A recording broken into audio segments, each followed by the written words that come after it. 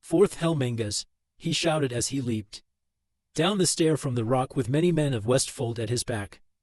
Their onset was erse and sudden, and the orcs gave way before them.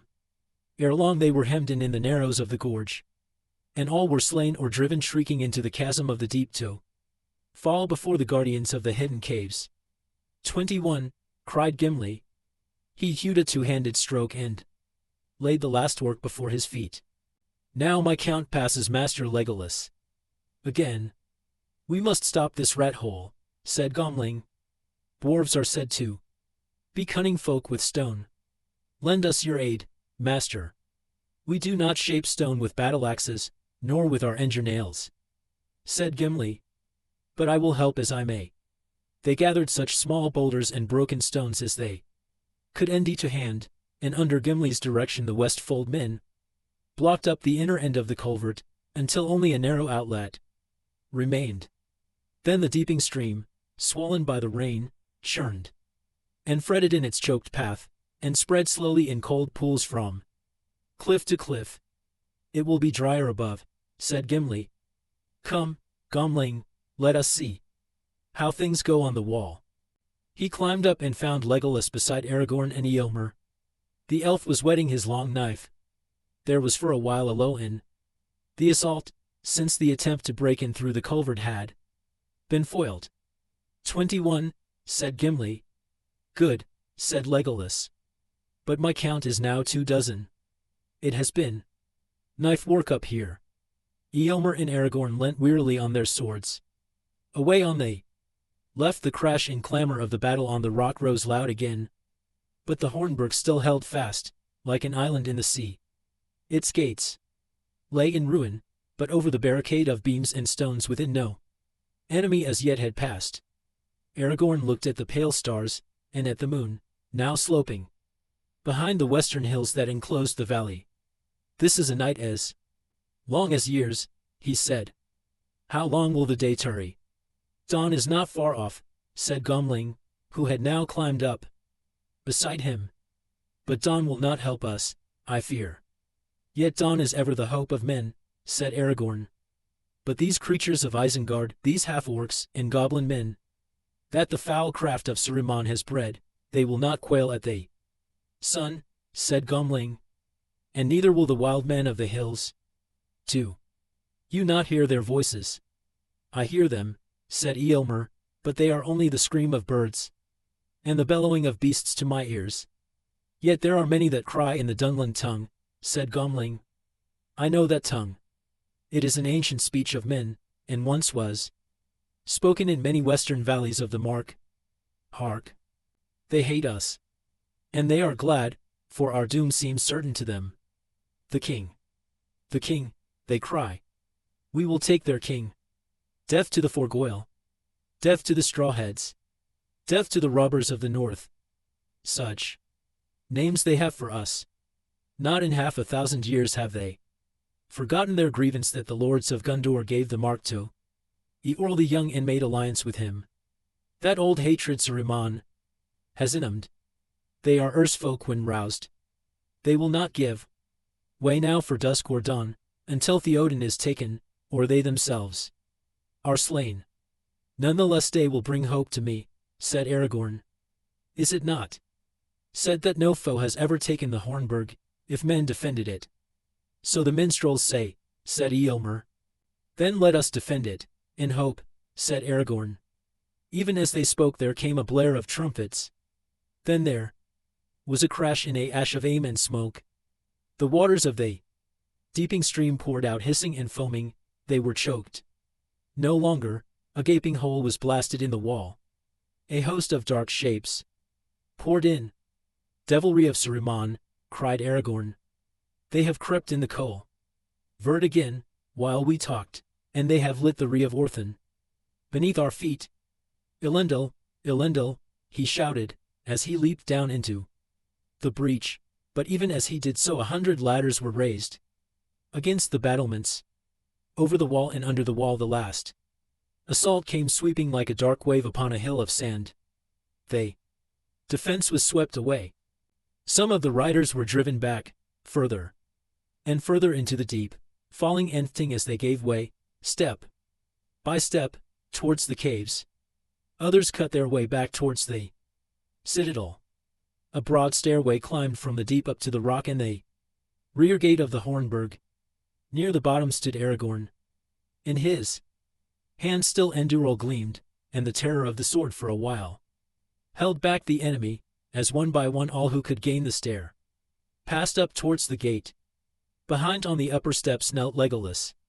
His bow was bent, but one gleamed arrow was all that he had left, and he peered out now, ready to shoot the RST orc that should dare to approach the stair. All who can have now got safe within, Aragorn, he called. Come. Vac. Aragorn turned and sped up the stair, but as he ran he stumbled. In his weariness. At once his enemies leapt forward. Up came they. Orcs, yelling, with their long arms stretched out to seize him. They foremost fell with Legolas' last arrow in his throat, but the rest sprang over him. Then a great boulder, cast from the outer wall above, crashed down upon the stair, and hurled them back into the deep. Aragorn gained the door, and swiftly it clanged to behind him. Things go ill, my friends, he said, wiping the sweat from his brow with his arm.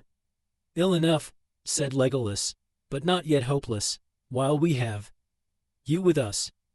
Where is Gimli? I do not know, said Aragorn. I last saw him ting on the ground behind the wall, but the enemy swept us apart. Alas! That is evil news, said Legolas. He is stout and strong, said Aragorn.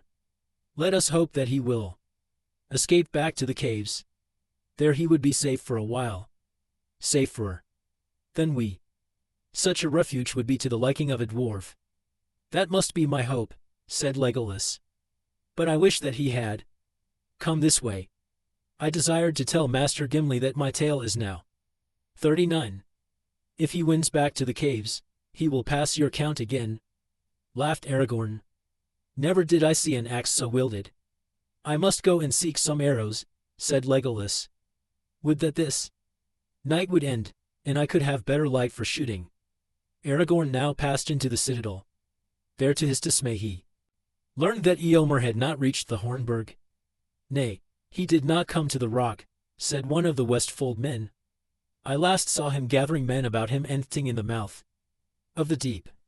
Gimli was with him, and the dwarf, but I could not come to them.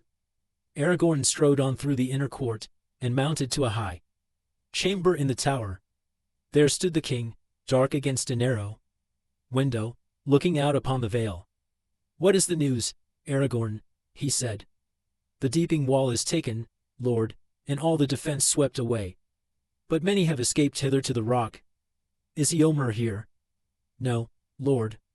But many of your men retreated into the deep, and some say that Eomer was amongst them.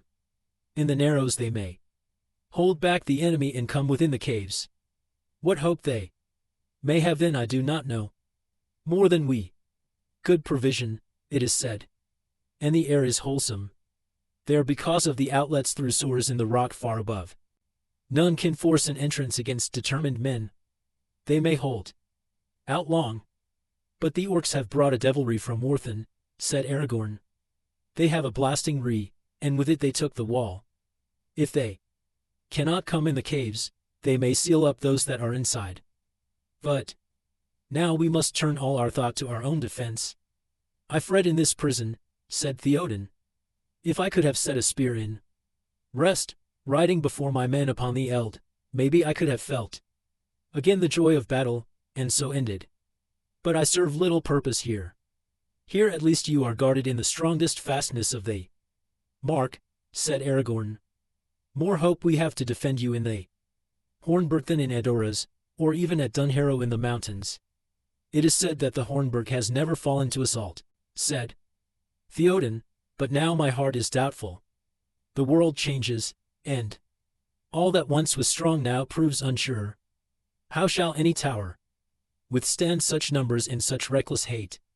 Had I known that the strength of Isengard was grown so great, maybe I should not so rashly have ridden forth to meet it, for all the arts of Gandalf His counsel seems not now so good as it did under the morning Sunday. Do not judge the counsel of Gandalf, until all is over, Lord, said Aragorn. The end will not be long, said the king. But I will not end here. Taken like an old badger in a trap, Snowmane and Hazifal and the horses of my guard are in the inner court. When dawn comes, I will bid men sound Helm's horn, and I will ride forth. Will you ride with me then, son of Arathorn? Maybe we shall cleave a road, or make such an end as will be worth a song if any be left to sing of us. Hereafter, I will ride with you, said Aragorn. Taking his leave, he returned to the walls, and passed round all their circuit, enheartening the men, and lending aid wherever they assault was hot. Legolas went with him. Blasts of leaped up from below, shaking the stones. Grappling hooks were hurled, and ladders raised. Again and again the orcs gained the summit of the outer wall, and again the defenders cast them down. At last Aragorn stood above the great gates, heedless of the darts of the enemy. As he looked forth he saw the eastern sky grow pale. Then he raised his empty hand, palm outward in token of parley. The orcs yelled and jeered. Come down, they cried. If you wish to speak to us, come down. Bring out your king. We are the Ting Uruk-hai. We will fetch him from his hole, if he does not come. Bring out your skulking king. The king stays or comes at his own will, said Aragorn. Then what are you doing here? They answered. Why do you look out? Do you wish to see the greatness of our army? We are the Ting Uruk-hai. I looked out to see the dawn, said Aragorn. What of the dawn? They jeered. We are the Uruk-hai. We do not stop the GHT for night or day, for fair weather or for storm. We come to kill, by sun or moon. What of the dawn? None knows what the new day shall bring him, said Aragorn. Get you gone, ere it turn to your evil. Get down or we will shoot you from the wall, they cried.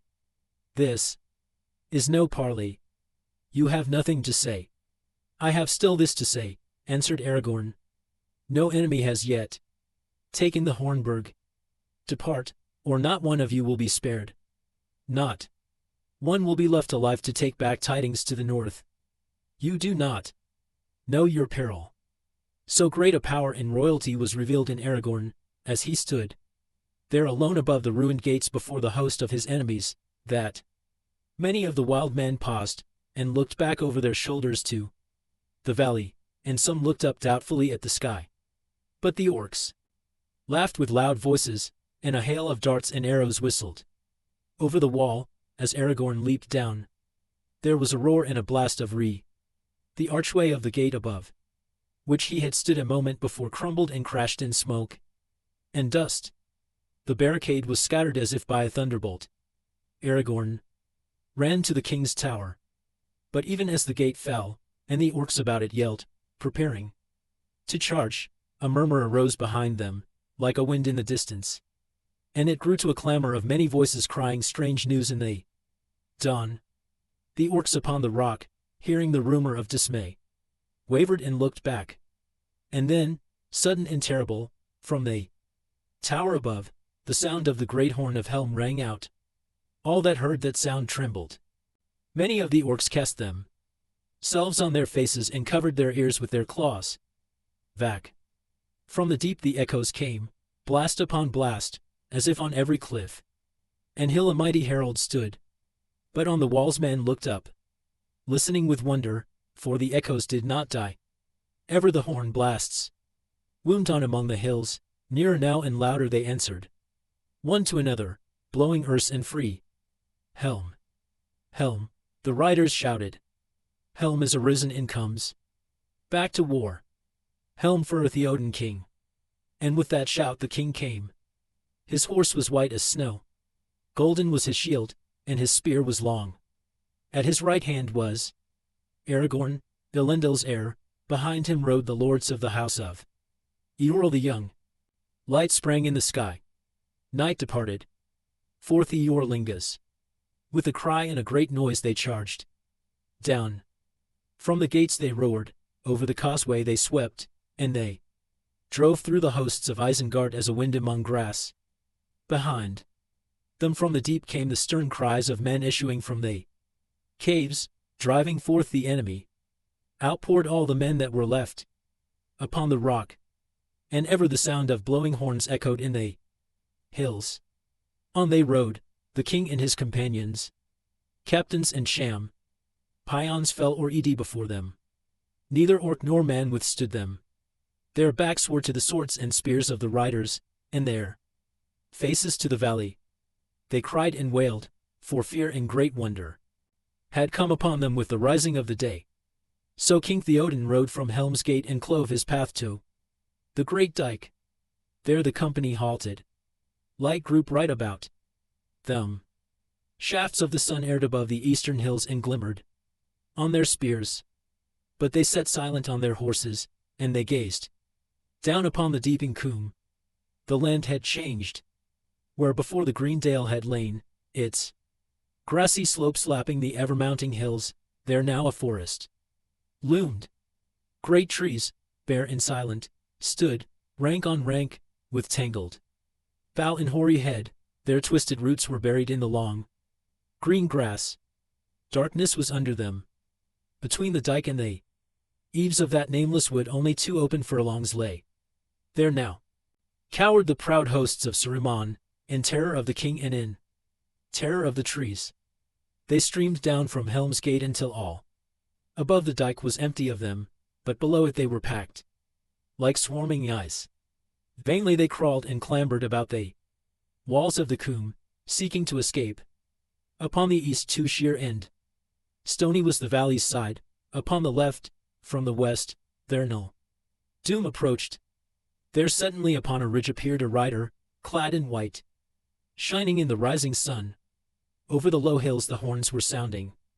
Behind him, hastening down the long slopes, were 1,000 men. On foot, their swords were in their hands. Amid them strode a man, tall and strong. His shield was red. As he came to the valley's brink, he set to his lips a great black horn and blew a ringing blast. Erkenbrund, the riders shouted. Erkenbrund. Behold the white rider, cried Aragorn. Gandalf is come again.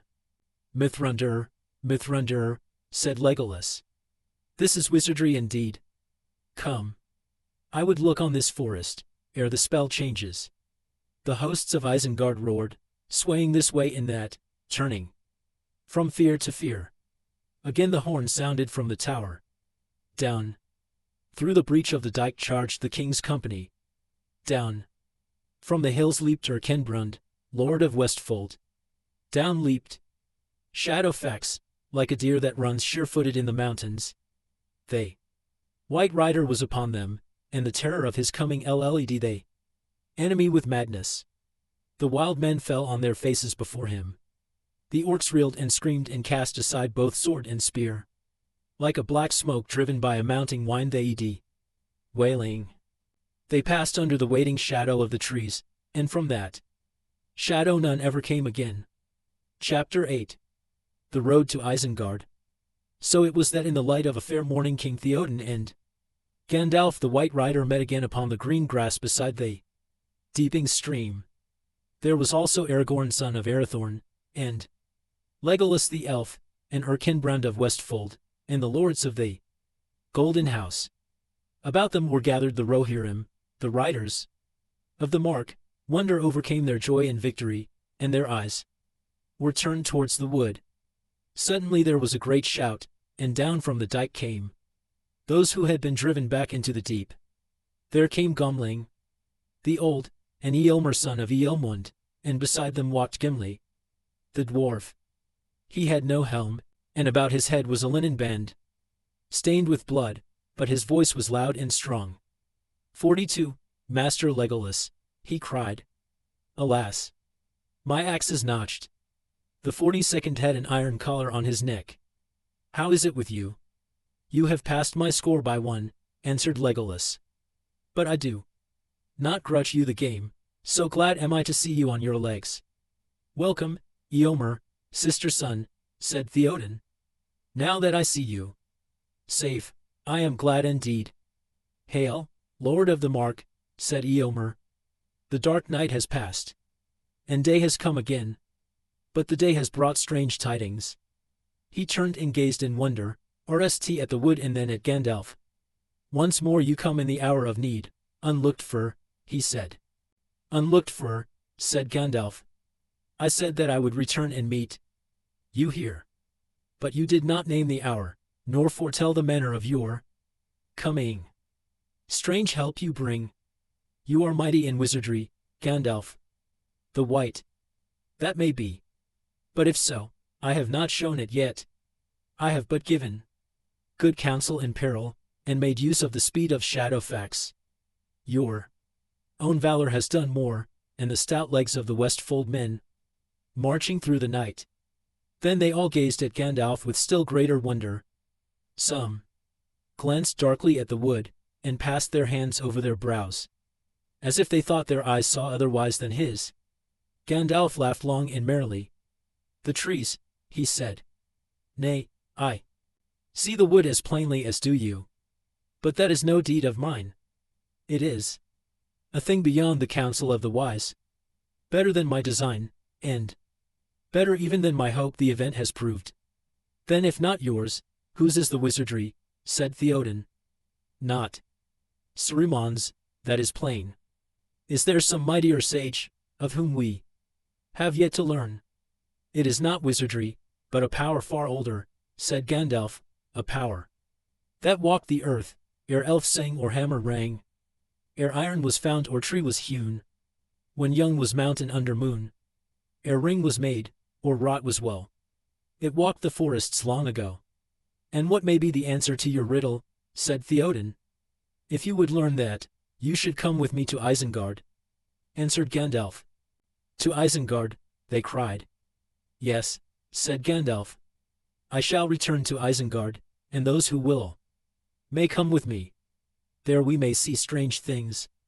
But there are not men enough in the Mark, not if they were all gathered together and healed of wounds and weariness, to assault the stronghold of Saruman," said Theoden.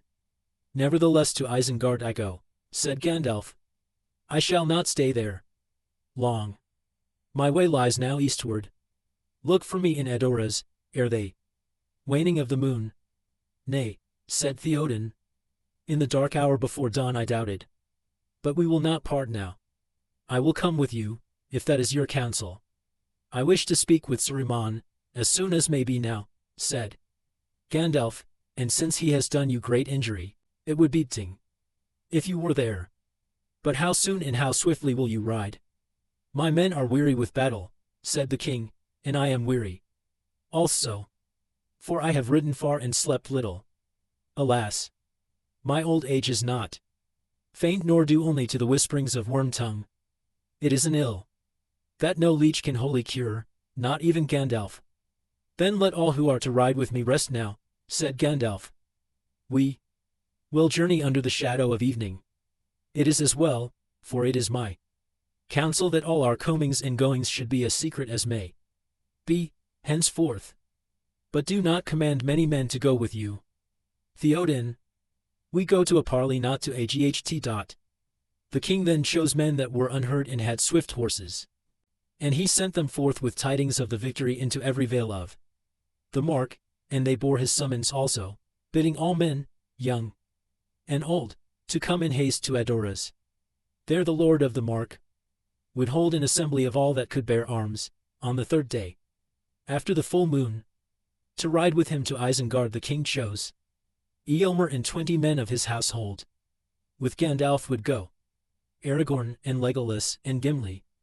In spite of his hurt the dwarf would not stay behind. It was only a feeble blow and the cap turned it, he said.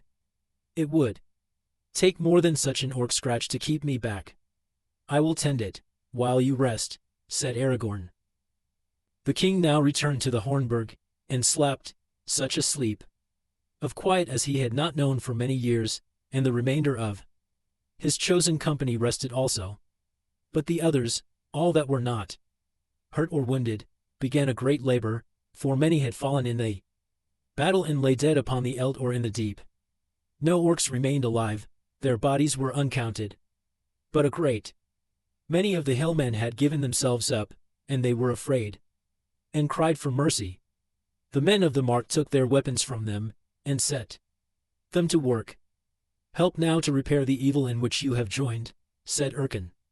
Friend, and afterwards you shall take an oath never again to pass the fords of Isen in arms, nor to march with the enemies of men, and then you shall go free back to your land. For you have been deluded by Saruman. Many of you have got death as the reward of your trust in him, but had you conquered, little better would your wages have been. The men of Dunland were amazed, for Saruman had told them that the men of Rohan were cruel and burned their captives alive. In the midst of the Eld before the Hornburg 2 mounds were raised, and beneath them were laid all the riders of the mark who fell in the defense, those of the East Dales upon one side, and those of Westfold upon the other. But the men of Dunland were set apart in a mound below the dike. In a grave alone under the shadow of the Hornburg lay Hama, captain of the King's Guard. He fell before the gate.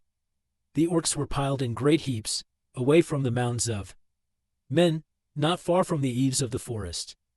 And the people were troubled in their minds, for the heaps of carrion were too great for burial or for burning.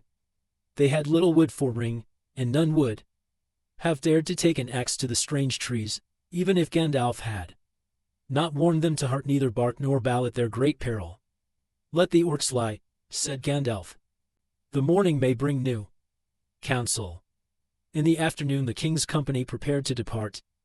The work of burial was then but beginning, and Theoden mourned for the loss of Hama, his captain, and cast the rst earth upon his grave. Great injury indeed has Saruman done to me in all this land, he said, and I will remember it when we meet. The sun was already drawing near the hills upon the west of the Coombe, when at last Theoden and Gandalf and their companions rode down from the dike. Behind them were gathered a great host, both of the riders and of the people of Westfold, old and young, women and children, who had come out from the caves. A song of victory they sang with clear voices, and then they fell silent, wondering what would chance, for their eyes were on the trees and they feared them. The riders came to the wood, and they halted, horse and man. They were unwilling to pass in. The trees were gray and menacing, and a shadow or a mist was about them.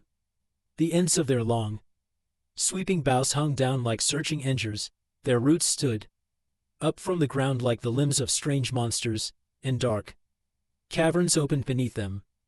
But Gandalf went forward, leading the company, and where the road from the Hornburg met the trees, they saw now an opening like an arched gate under mighty boughs.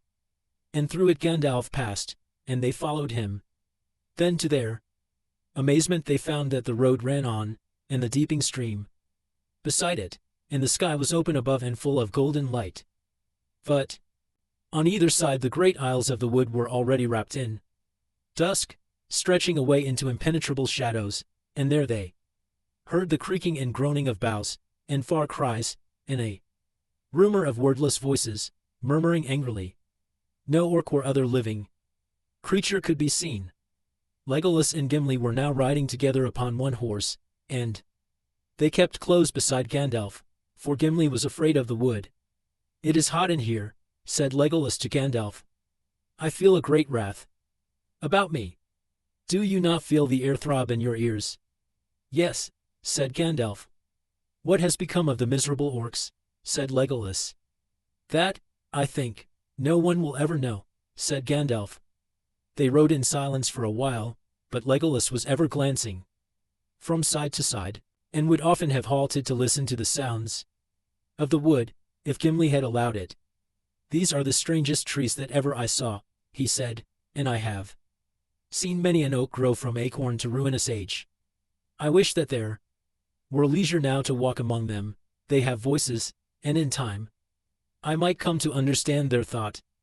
"No, no," said Gimli. "Let us leave them. I guess their thought already, hatred of all that go on two legs, and their speech is of crushing and strangling. Not of all that go on two legs, said Legolas. There I think you are wrong. It is orcs that they hate. For they do not belong here and know little of elves and men. Far away are the valleys where they sprang. From the deep dales of Fangorn, Gimli, that is whence they come, I guess. Then that is the most perilous wood in Middle-earth, said Gimli. I should be grateful for the part they have played, but I do not love them. You may think them wonderful, but I have seen a greater wonder in this land, more beautiful than any grove or glade that ever grew. My heart is still full of it. Strange are the ways of men, Legolas. Here they have one of the marvels of the northern world, and what do they say of it? Caves, they say. Caves. Holes to Waitu in time of war, to store fodder in. My good Legolas, do you know that the caverns of Helm's Deep are vast and beautiful? There would be an endless pilgrimage of dwarves merely to gaze at them, if such things were known to be. Aye, indeed. They would pay pure gold for a brief glance. And I would give gold to be excused, said Legolas, and double to be let out, if I strayed in. You have not seen, so I forgive your jest, said Gimli. But you speak like a fool. Do you think those halls are fair, where your king dwells under the hill in Mirkwood, and dwarves helped in there making long ago? They are but hovels compared with the caverns I have seen here, immeasurable halls, LLED with an everlasting music of water that tinkles into pools, as fair as Keeld Zerum in the starlight. And, Legolas, when the torches are kindled and men walk on the sandy ores under the echoing domes, then, Legolas, gems and crystals and veins of precious ore glint in the polished walls, and they light glows through folded marbles, shell-like, translucent as the living hands of Queen Galadriel. There are columns of white and saffron, and dawn rose, Legolas, hued and twisted into dreamlike forms. They spring up from many-colored ores to meet the glistening pendants of the roof, wings, ropes, curtains any as frozen clouds. Spears, banners, pinnacles of suspended palaces. Still lakes mirror them. A glimmering world looks up from dark pools covered with clear glass, cities, such as the mind of Durin could scarce have imagined in his sleep, stretch on through avenues and pillared courts, on into the dark recesses where no light can come. And plink! A silver drop falls, and the round wrinkles in the glass make all the towers bend and waver like weeds and corals in a grotto of the sea. Then evening comes, they fade and twinkle out, the torches pass on into another chamber in another dream. There is chamber after chamber, Legolas, hall opening out of hall, dome after dome, stair beyond stair. And still the winding paths lead on into the mountain's heart. Caves. The caverns of Helm's Deep. Happy was the chance that drove me there. It makes me weep to leave them. Then I will wish you this fortune for your comfort, Gimli, said the elf, that you may come safe from war and return to see them again. But do not tell all your kindred. There seems little left for them to do, from your account. Maybe the men of this land are wise to say little. One family of busy dwarves with hammer and chisel might mar more than they made. No, you do not understand, said Gimli. No dwarf could be unmoved by such loveliness. None of Durin's race would mind those caves for stones or ore, not if diamonds and gold could be got there. Do you cut down groves of blossoming trees in the springtime for reward? We would tend these glades of owering stone, not quarry them. With cautious skill, tap by tap a small chip of rock and no more, perhaps, in a whole anxious day so we could work, and as the years went by, we should open up new ways, and display far chambers that are still dark, glimpsed only as a void beyond soars in the rock. And lights, Legolas. We should make lights, such lamps as once shone in Hazad-dûm, and when we wished we would drive away the night that has lain there since the hills were made, and when we desired rest, we would let the night return. You move me, Gimli, said Legolas. "I have never heard you speak like this before. Almost you make me regret that I have not seen these caves. Come, let us make this bargain. If we both return safe out of the perils that await us, we will journey for a while together.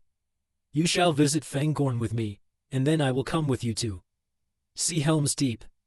"That would not be the way of return that I should choose," said Gimli. "But I will endure Fangorn, if I have your promise to come back to the caves and share their wonder with me." "You have my promise," said Legolas. "But alas, now we must leave behind both cave and wood for a while. See, we are coming to the end of the trees." "How far is it to Isengard, Gandalf?" "About 15 leagues, as the crows of Saruman make it," said Gandalf. "Ve from the mouth of Deeping Combe to the fords, and 10 more from there to the gates of Isengard. But we shall not ride all the way this night." "And when we come there, what shall we see?" asked Gimli. "You may know, but I cannot guess." "I do not know myself for certain," answered the wizard. "I was there at nightfall yesterday, but much may have happened since. Yet, I think that you will not say that the journey was in vain. Not though the glittering caves of Aglarond be left behind." At last the company passed through the trees, and found that they had come to the bottom of the combe, where the road from Helm's Deep branched, going one way east to Edoras, and the other north to the forts of Isen. As they rode from under the eaves of the wood, Legolas halted and looked back with regret. Then he gave a sudden cry. "There are eyes," he said. "Eyes looking out from the shadows of the boughs. I never saw such eyes before." The others, surprised by his cry, halted and turned, but Legolas started to ride back. "No, no," cried Gimli. "Do as you please in your madness, but let me get down from this horse. I wish to see no eyes." "Stay, Legolas Greenleaf," said Gandalf. "Do not go back into the wood, not yet. Now is not your time." Even as he spoke, there came forward out of the trees 3 strange shapes. As tall as trolls they were, 12 feet or more in height. Their strong bodies, stout as young trees, seemed to be clad with raiment, or with hide of close-fitting gray and brown. Their limbs were long, and their hands had many engers. Their hair was stiff, and their beards gray-green as moss. They gazed out with solemn eyes, but they were not looking at the riders. Their eyes were bent northwards. Suddenly, they lifted their long hands to their mouths, and sent forth ringing calls, clear as notes of a horn, but more musical and various. They calls were answered, and turning again, the riders saw other creatures of the same kind approaching, striding through the grass. They came swiftly from the north, walking like wading herons in their gait, but not in their speed, for their legs in their long paces beat quicker than the heron's wings. The riders cried aloud in wonder, and some set their hands upon their sword hilts. "You need no weapons," said Gandalf. "These are but herdsmen. They are not enemies, indeed they are not concerned with us at all." So it seemed to be, for as he spoke the tall creatures, without a glance at the riders, strode into the wood and vanished. "Herdsmen," said Theoden. "Where are their icks?" "What are they, Gandalf? For it is plain that to you, at any rate, they are not strange." "They are the shepherds of the trees," answered Gandalf. "Is it so? Long since you listened to tales by the reside. There are children in your land who, out of the twisted threads of story, could pick the answer to your question. You have seen ants, O king, ants out of Fangorn forest, which in your tongue you call the Entwood. Did you think that the name was given only in idle fancy? Nay, Theoden, it is otherwise. To them you are but the passing tale, all the years. From me you were all the young, to Theoden the old are of little count to them. And all the deeds of your house but a small matter." The king was silent. "Ants," he said at length.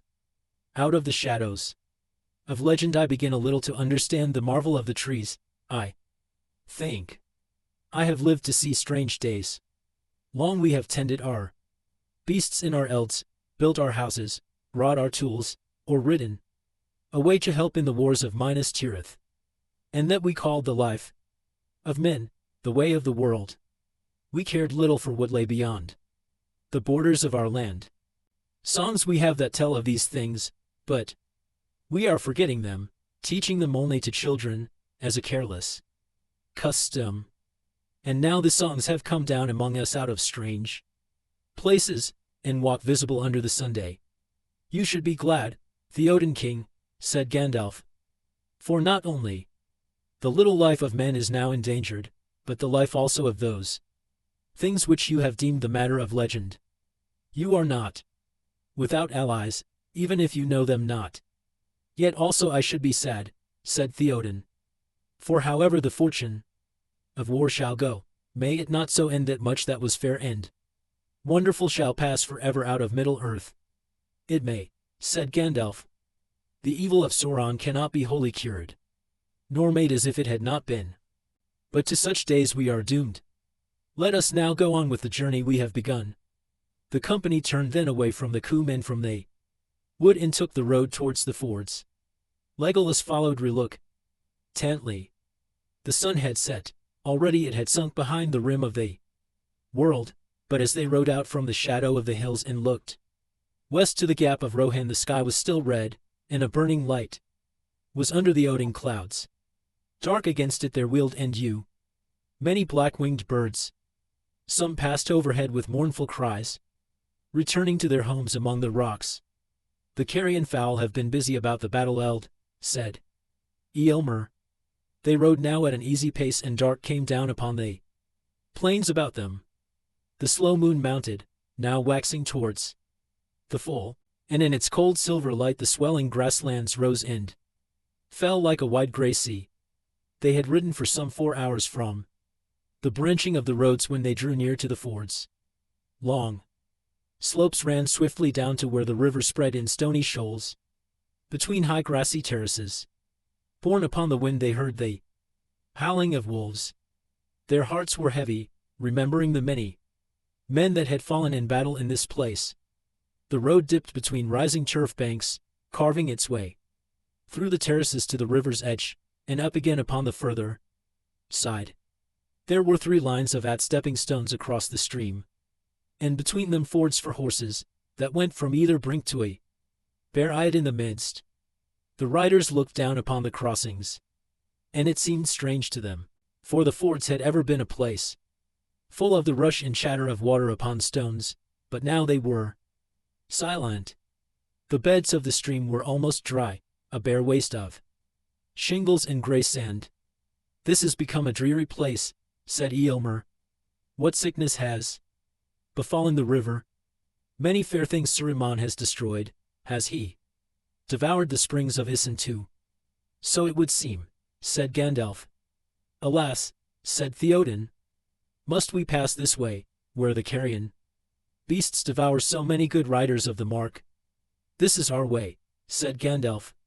Grievous is the fall of your men, but you shall see that at least the wolves of the mountains do not devour them. It is with their friends, the orcs, that they hold their feast. Such indeed is the friendship of their kind. Come. They rode down to the river, and as they came the wolves ceased their howling and slunk away.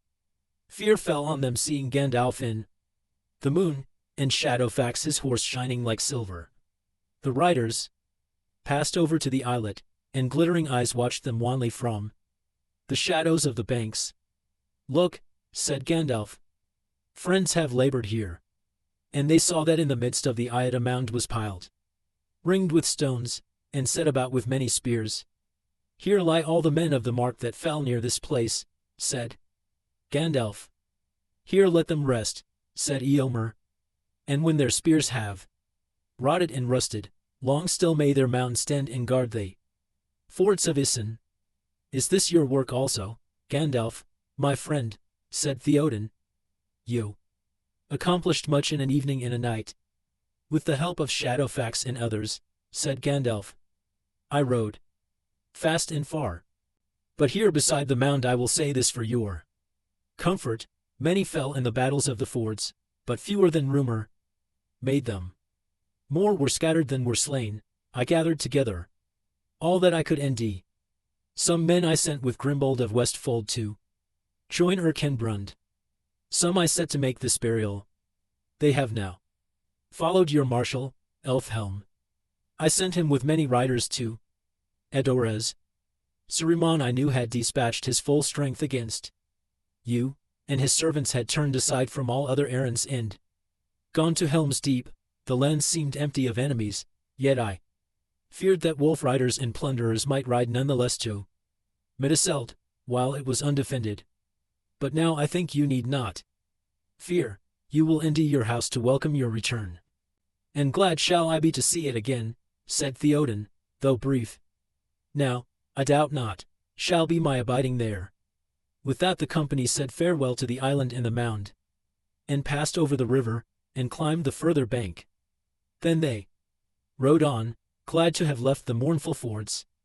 As they went the howling of the wolves broke out anew. There was an ancient highway that ran down from Isengard to the crossings.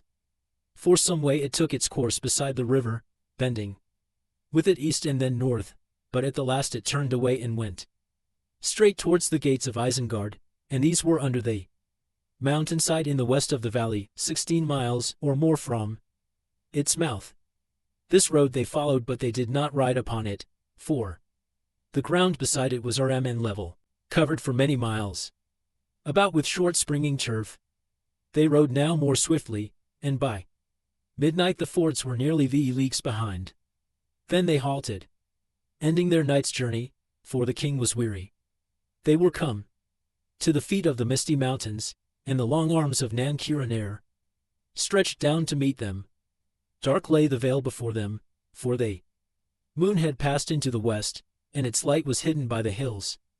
But out of the deep shadow of the dale rose a vast spire of smoke and vapor. As it mounted, it caught the rays of the sinking moon, and spread in shimmering billows, black and silver, over the starry sky.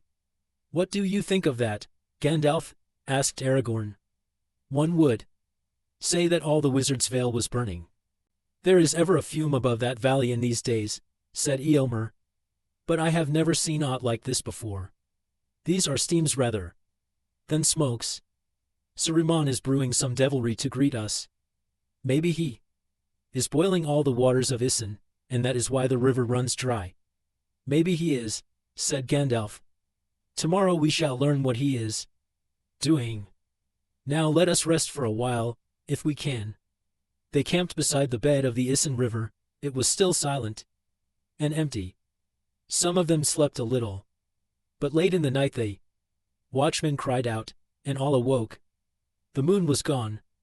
Stars were shining above, but over the ground there crept a darkness blacker than the night. On both sides of the river it rolled towards them, going northward. "Stay where you are," said Gandalf. "Draw no weapons. Wait, and it will pass you by." A mist gathered about them. Above them a few stars still mirrored faintly, but on either side there arose walls of impenetrable gloom. They were in a narrow lane between moving towers of shadow. Voices they heard, whisperings and groanings and an endless rustling. Sigh, the earth shook under them. Long it seemed to them that they sat and were afraid, but at last the darkness and the rumor passed, and vanished between the mountain's arms. Away south upon the Hornburg, in the middle night men heard a great noise, as a wind in the valley, and the ground trembled, and all were afraid and no one ventured to go forth. But in the morning they went out and were amazed, for the slain orcs were gone, and the trees also. Far down into the valley of the deep the grass was crushed and trampled brown, as if giant herdsmen had pastured great droves of cattle there. But a mile below the dike a huge pit had been delved in the earth, and over its stones were piled into a hill. Men believed that the orcs whom they had slain were buried there, but whether those who had ed into the wood were with them, none could say, for no man ever set foot upon that hill. The Death Down it was afterwards called, and no grass would grow there. But they Strange trees were never seen in Deeping Coombe again. They had returned at night, and had gone far away to the dark dales of Fangorn. Thus they were revenged upon the orcs.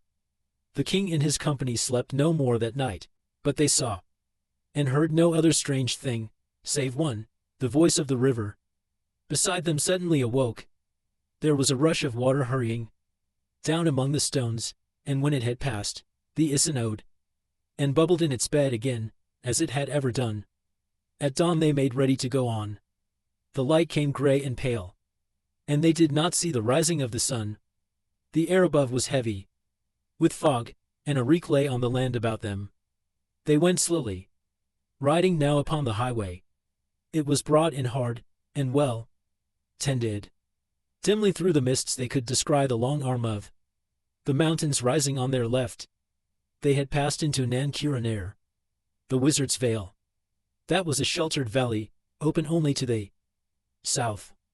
Once it had been fair and green, and through it the Isin owed, already deep and strong before it found the plains, for it was fed by many springs and lesser streams among the rain-washed hills. And all about it there had lain a pleasant, fertile land. It was not so now. Beneath the walls of Isengard there still were acres tilled by the slaves of Saruman, but most of the valley had become a wilderness of weeds and thorns. Brambles trailed upon the ground, or clambering over bush and bank, made shaggy caves where small beasts housed. No trees grew there, but among the rank grasses could still be seen the burned and axe-hewn stumps of ancient groves. It was a sad country, silent now but for the stony noise of quick waters. Smokes and steams drifted in sullen clouds and lurked in the hollows. The riders did not speak. Many doubted in their hearts, wondering to what dismal end their journey led. After they had ridden for some miles, the highway became a wide street, paved with great stones, squared and laid with skill. No blade of grass was seen in any joint. Deep gutters, LED with trickling water, ran down on either side. Suddenly a tall pillar loomed up before them. It was black, and set upon it was a great stone, carved and painted in the likeness of a long white hand. Its endure pointed north.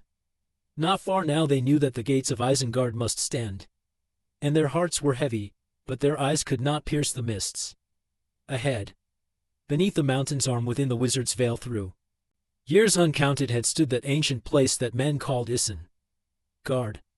Partly it was shaped in the making of the mountains, but mighty works the men of Westerness had wrought there of old, and Saruman had dwelt there long and had not been idle.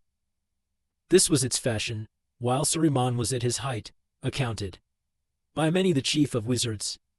A great ring wall of stone, like towering cliffs, stood out from the shelter of the mountainside, from which it ran and then returned again. One entrance only was there made. In it, a great arch delved in the southern wall.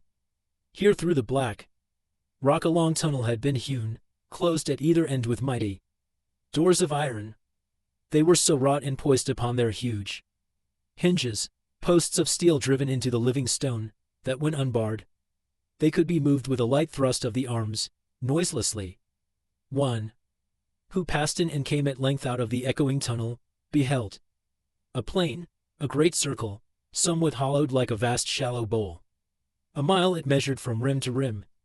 Once it had been green and LED with avenues, and groves of fruitful trees, watered by streams that owed from the mountains to a lake. But no green thing grew there in the latter days of Saruman. The roads were paved with stone ags, dark and hard, and beside their borders instead of trees there marched long lines of pillars, some of marble, some of copper, and of iron, joined by heavy chains.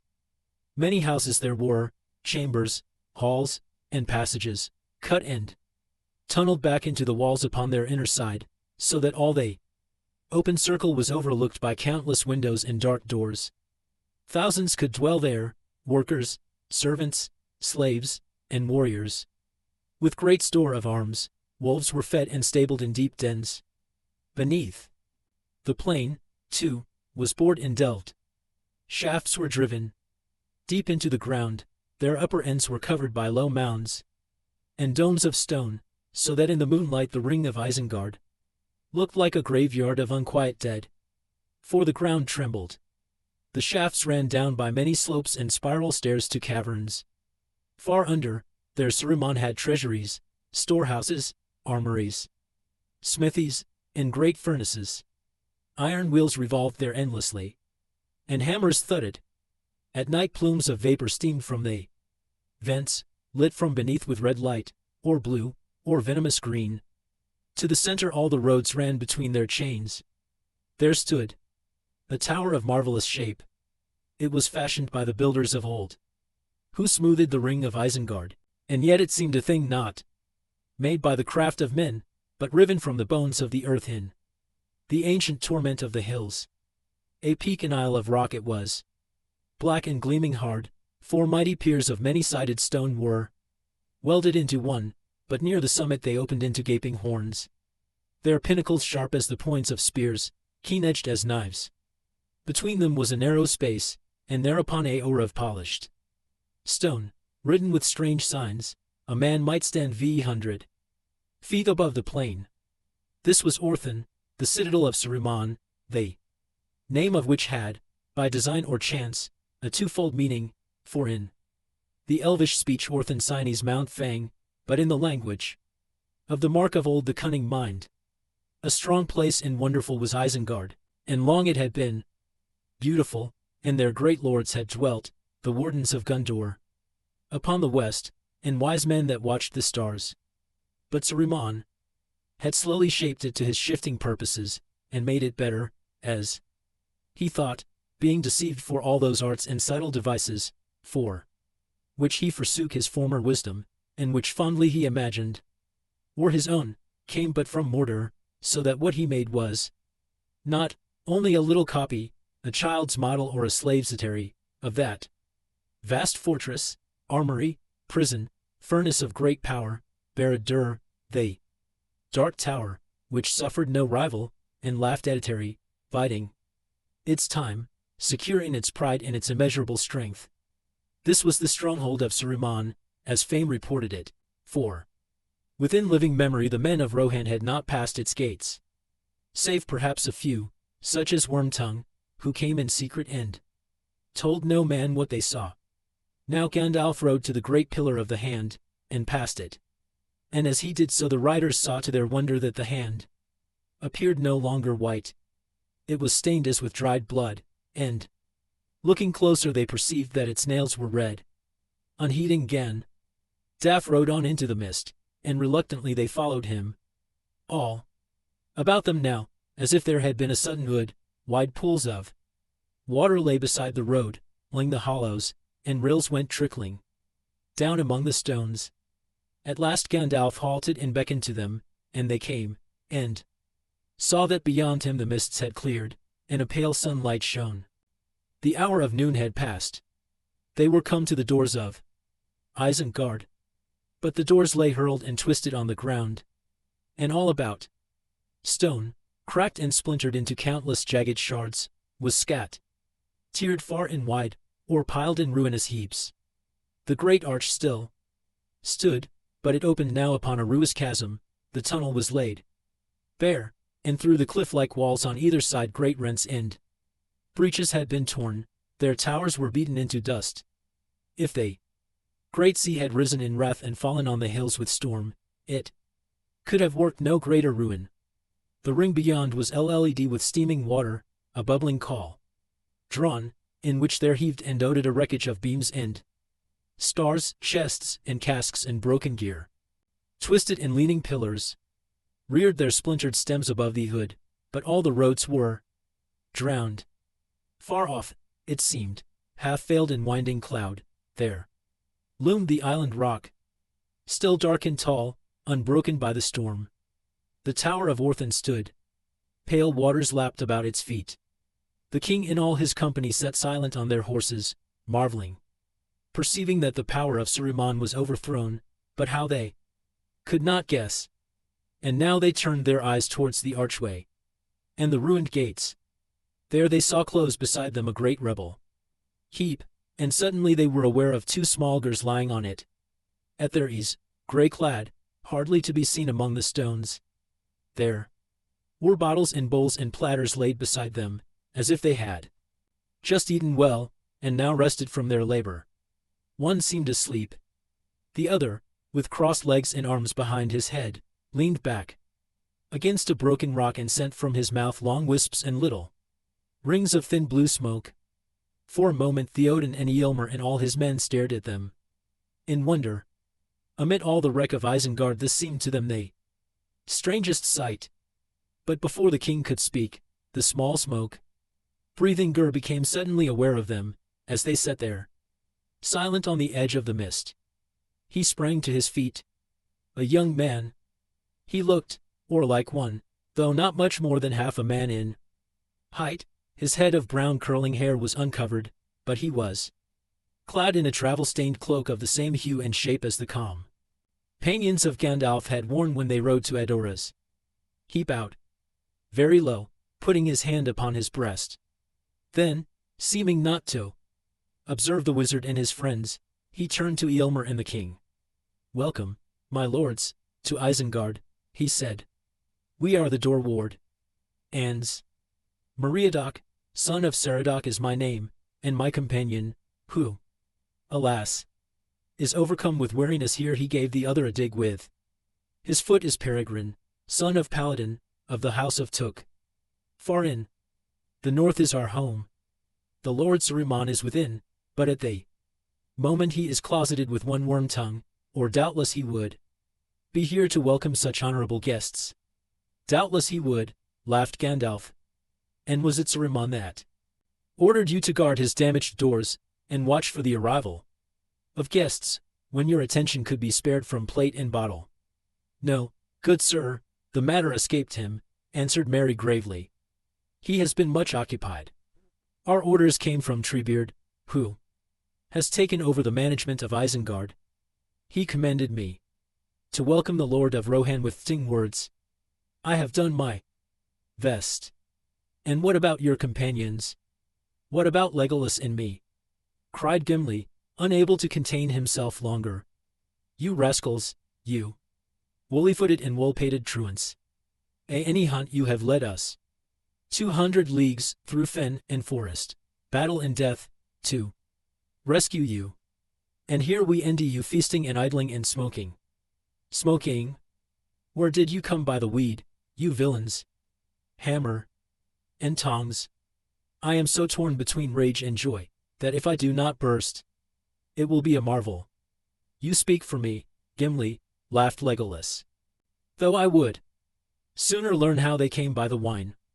One thing you have not found in your hunting, and that's brighter wits," said Pippin, opening an eye. "Here you envy us sitting on a eld of victory, amid the plunder of armies, and you wonder how we came by a few well-earned comforts." "Well-earned," said Gimli. "I cannot believe that." The riders laughed. "It cannot be doubted that we witnessed the meeting of dear friends," said Theoden. "So these are the lost ones of your company, Gandalf. The days are fated to be led with marvels. Already I have seen many since I left my house, and now here before my eyes stand yet another of the folk of legend. Are not these the hailings that some among us call the Hobbitlan?" "Hobbits, if you please, Lord," said Pippin. "Hobbits," said Theoden. "Your tongue is strangely changed, but the name sounds not unting so. Hobbits. No report that I have heard does justice to the truth." Merry bowed, and Pippin got up and bowed low. "You are JRR. Sias, Lord, or I hope that I may so take your words," he said. "And here is another marvel. I have wandered in many lands since I left my home, and never till now have I found people that knew any story concerning hobbits." "My people came out of the north long ago," said Theoden. "But I will not deceive you, we know no tales about hobbits. All that is said among us is that far away, over many hills and rivers, live they hailing folk that dwell in holes and sand dunes. But there are no legends of their deeds, for it is said that they do little, and avoid the sight of men, being able to vanish in a twinkling, and they can change their voices to resemble the piping of birds. But it seems that more could be said. It could indeed, Lord, said Mary. For one thing, said Theoden, I had not heard that they spouted smoke from their mouths. That is not surprising, answered Mary, for it is an art which we have not practiced for more than a few generations. It was Tobalt, hornblower, of Long Bottom in the South Farthing, who RST grew the true pipe wheat in his gardens, about the year 1070 according to our reckoning. How old Toby came by the plant. You do not know your danger, Theoden, interrupted Gandalf. These hobbits will sit on the edge of ruin and discuss the pleasures of the table, or the small doings of their fathers, grandfathers, and great-grandfathers, and remoter cousins to the 9th degree, if you encourage them with undue patience. Some other time would be morting for the history of smoking. Where is Treebeard, Mary? Away on the north side, I believe. He went to get a drink of clean water. Most of the other Ents are with him, still busy at their work over there. Mary waved his hand towards the steaming lake, and as they looked, they heard a distant rumbling and rattling, as if an avalanche was falling from the mountainside. Far away came a hum-hum, as of horns blowing triumphantly. And is Orthan then left unguarded? Asked Gandalf. There is the water, said Mary. But Quickbeam and some others are watching it. Not all those posts and pillars in the plain are of Saruman's planting. Quickbeam, I think, is by the rock, near the foot of the stair. Yes, a tall grey Ent is there, said Legolas, but his arms are at his sides, and he stands as still as a door-tree. It is past noon, said Gandalf, and we at any rate have not eaten since early morning. Yet I wish to see Treebeard as soon as may be. Did he leave me no message, or has plate and bottle driven it from your mind? He left a message, said Mary, and I was coming to it, but I have been hindered by many other questions. I was to say that, if the Lord of the Mark and Gandalf will ride to the northern wall, they will end Treebeard there, and he will welcome them. I may add that they will also end food of the best there. It was discovered and selected by your humble servants. Heap out. Gandalf laughed. That is better, he said. Well, Theoden, will you ride with me to Endi Treebeard? We must go round about, but it is not far. When you see Treebeard, you will learn much. For Treebeard is Fangorn, and the eldest and chief of the Ents, and when you speak with him you will hear the speech of the oldest of all living things. I will come with you, said Theoden. Farewell, my hobbits. May we meet again in my house.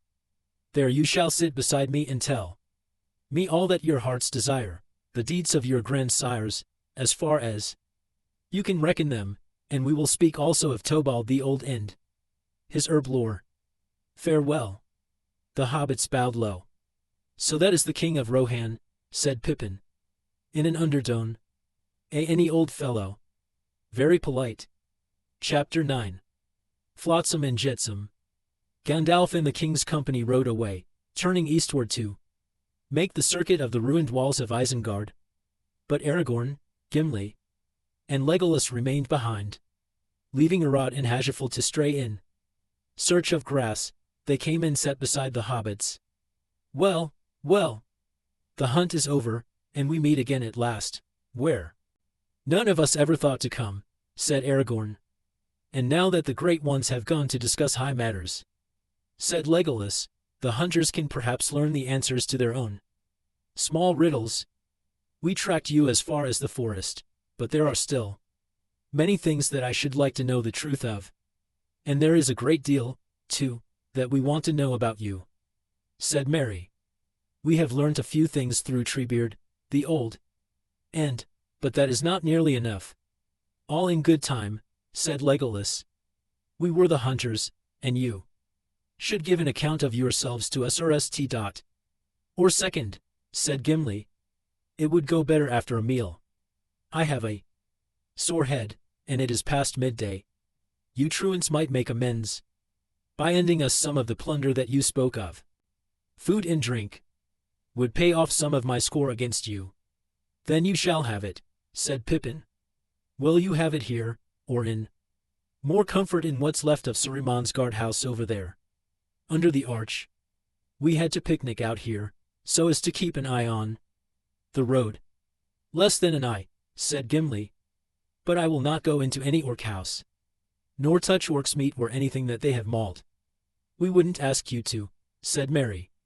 We have had enough of orcs ourselves to last a lifetime. But there were many other folk in Isengard. Saruman kept enough wisdom not to trust his orcs.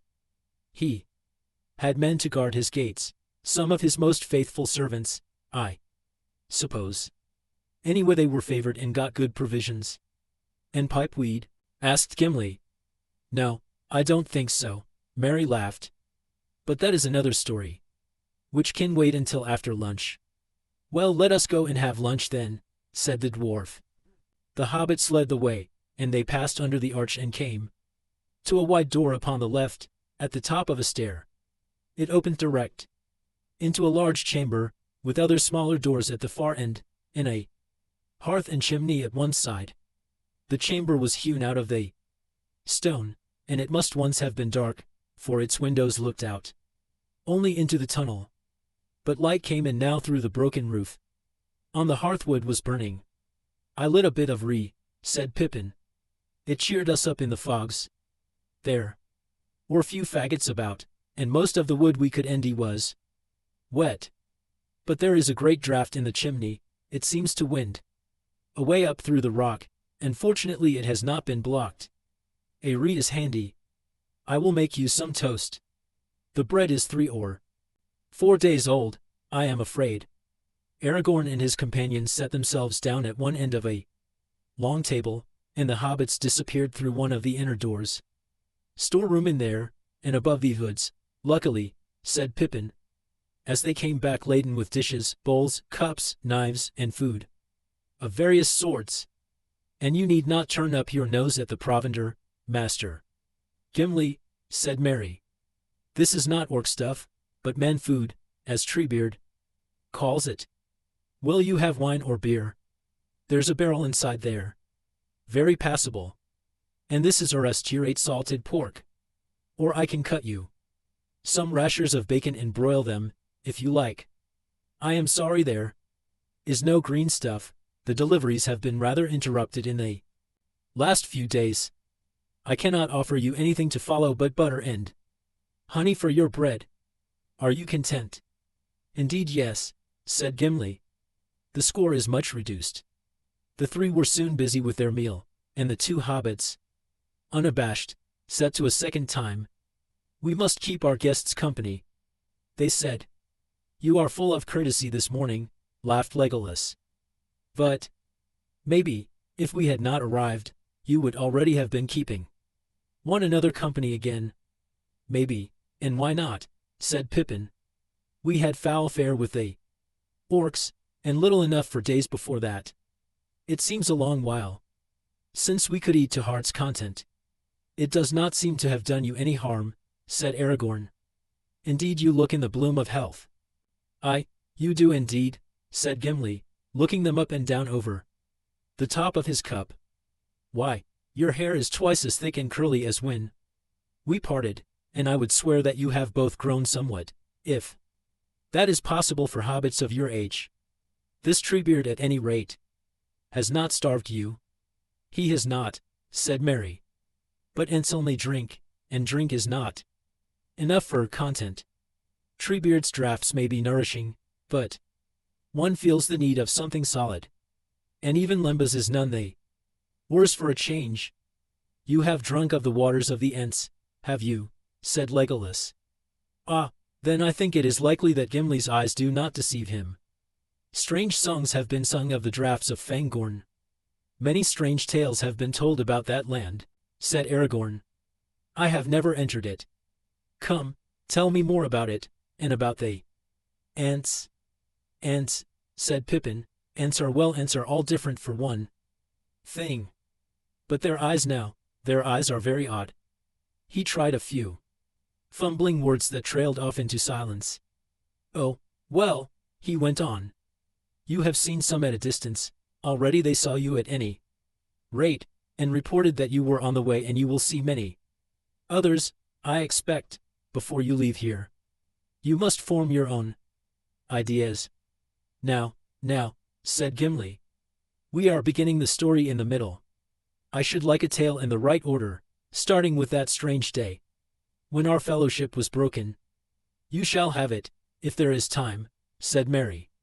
But RST, if you have nished eating, you shall LL your pipes and light up. And then, for a little while, we can pretend that we are all back safe at Bree again, or in Rivendell.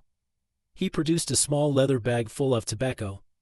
We have heaps of it, he said, and you can all pack as much as you wish when we go. We did some salvage work this morning, Pippin and I. There are lots of things floating about. It was Pippin who found 2 small barrels, washed up out of some cellar or storehouse, I suppose. When we opened them, we found they were LLED with this, as any a pipeweed as you could wish for, and quite unspoilt. Gimli took some and rubbed it in his palms and sniffed it. It feels good, and it smells good, he said. It is good, said Merry. My dear Gimli, it is Longbottom Leaf. There were the Hornblower brand marks on the barrels, as plain as plain. How it came here, I can't imagine. For Saruman's private use, I fancy. I never knew that it went so far abroad. But it comes in handy now. It would, said Gimli, if I had a pipe to go with it. Alas, I lost mine in Moria, or before. Is there no pipe in all your plunder? No, I am afraid not, said Merry. We have not found any, not even here in the guardrooms. Saruman kept this dainty to himself, it seems. And I don't think it would be any use knocking on the doors of Orthan to beg a pipe of him. We shall have to share pipes, as good friends must at a pinch. Half a moment, said Pippin. Putting his hand inside the breast of his jacket, he pulled out a little soft wallet on a string. I keep a treasure or 2 near my skin, as precious as rings to me. Here's one, my old wooden pipe. And here's another, an unused one. I have carried it a long way, though I don't know why. I never really expected to any pipeweed on the journey, when my own ran out. But now it comes in useful after all. He held up a small pipe with a wide leaden bowl, and handed it to Gimli. Does that settle the score between us? He said. Settle it, cried Gimli. Most noble hobbit, it leaves me deep in your debt. Well, I am going back into the open air, to see what the wind and sky are doing, said Legolas. We will come with you, said Aragorn. They went out and seated themselves upon the piled stones before the gateway. They could see far down into the valley now. The mists were lifting and doting away upon the breeze. Now let us take our ease here for a little, said Aragorn. We will sit on the edge of ruin and talk, as Gandalf says, while he is busy elsewhere. I feel a weariness such as I have seldom felt before. He wrapped his gray cloak about him, hiding his mail shirt, and stretched out his long legs. Then he lay back and sent from his lips a thin stream of smoke. Look, said Pippin.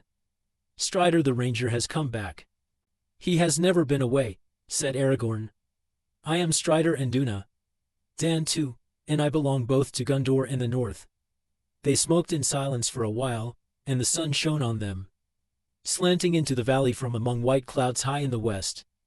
Legolas lay still, looking up at the sun and sky with steady eyes, and singing softly to himself. At last he sat up. Come now, he said.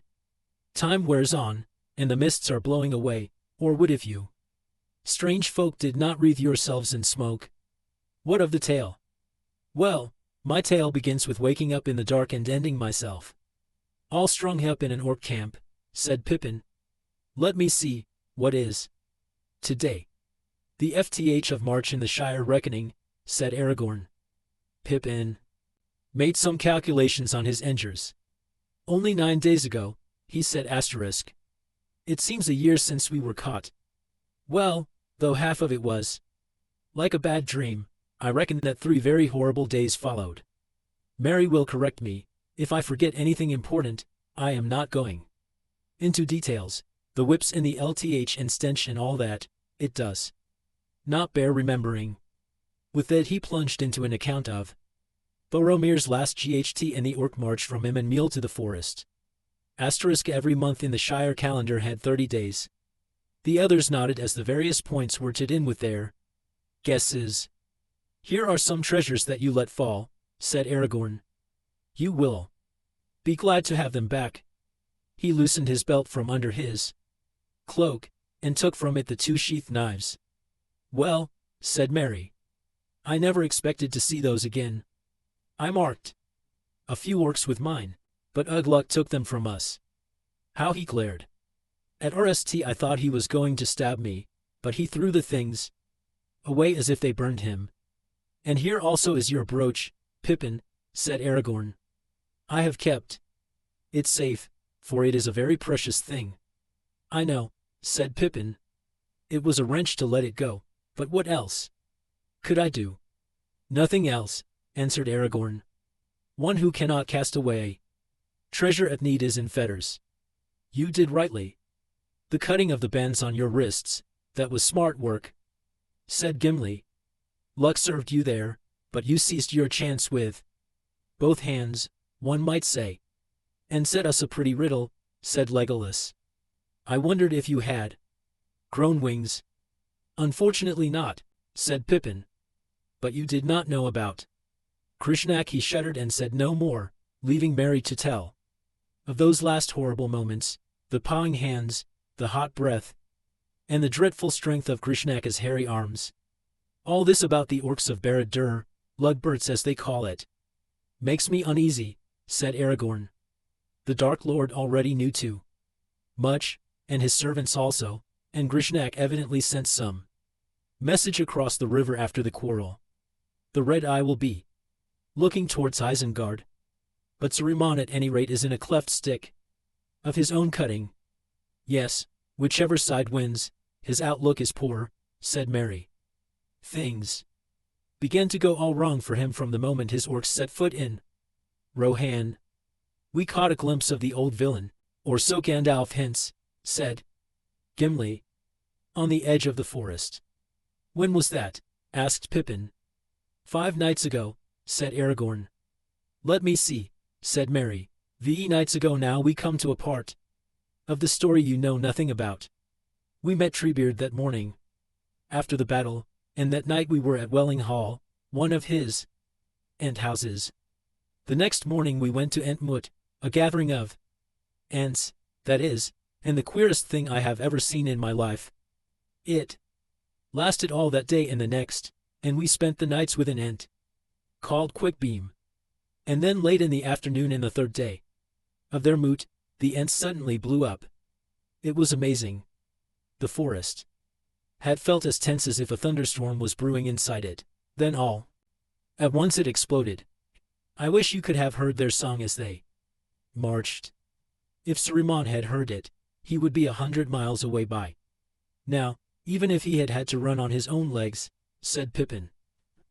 Though Isengard be strong and hard, as cold as stone and bare as bone, we go to war, to hew the stone and break the door. There was very much more. A great deal of the song had no words, and was like a music of horns and drums. It was very exciting.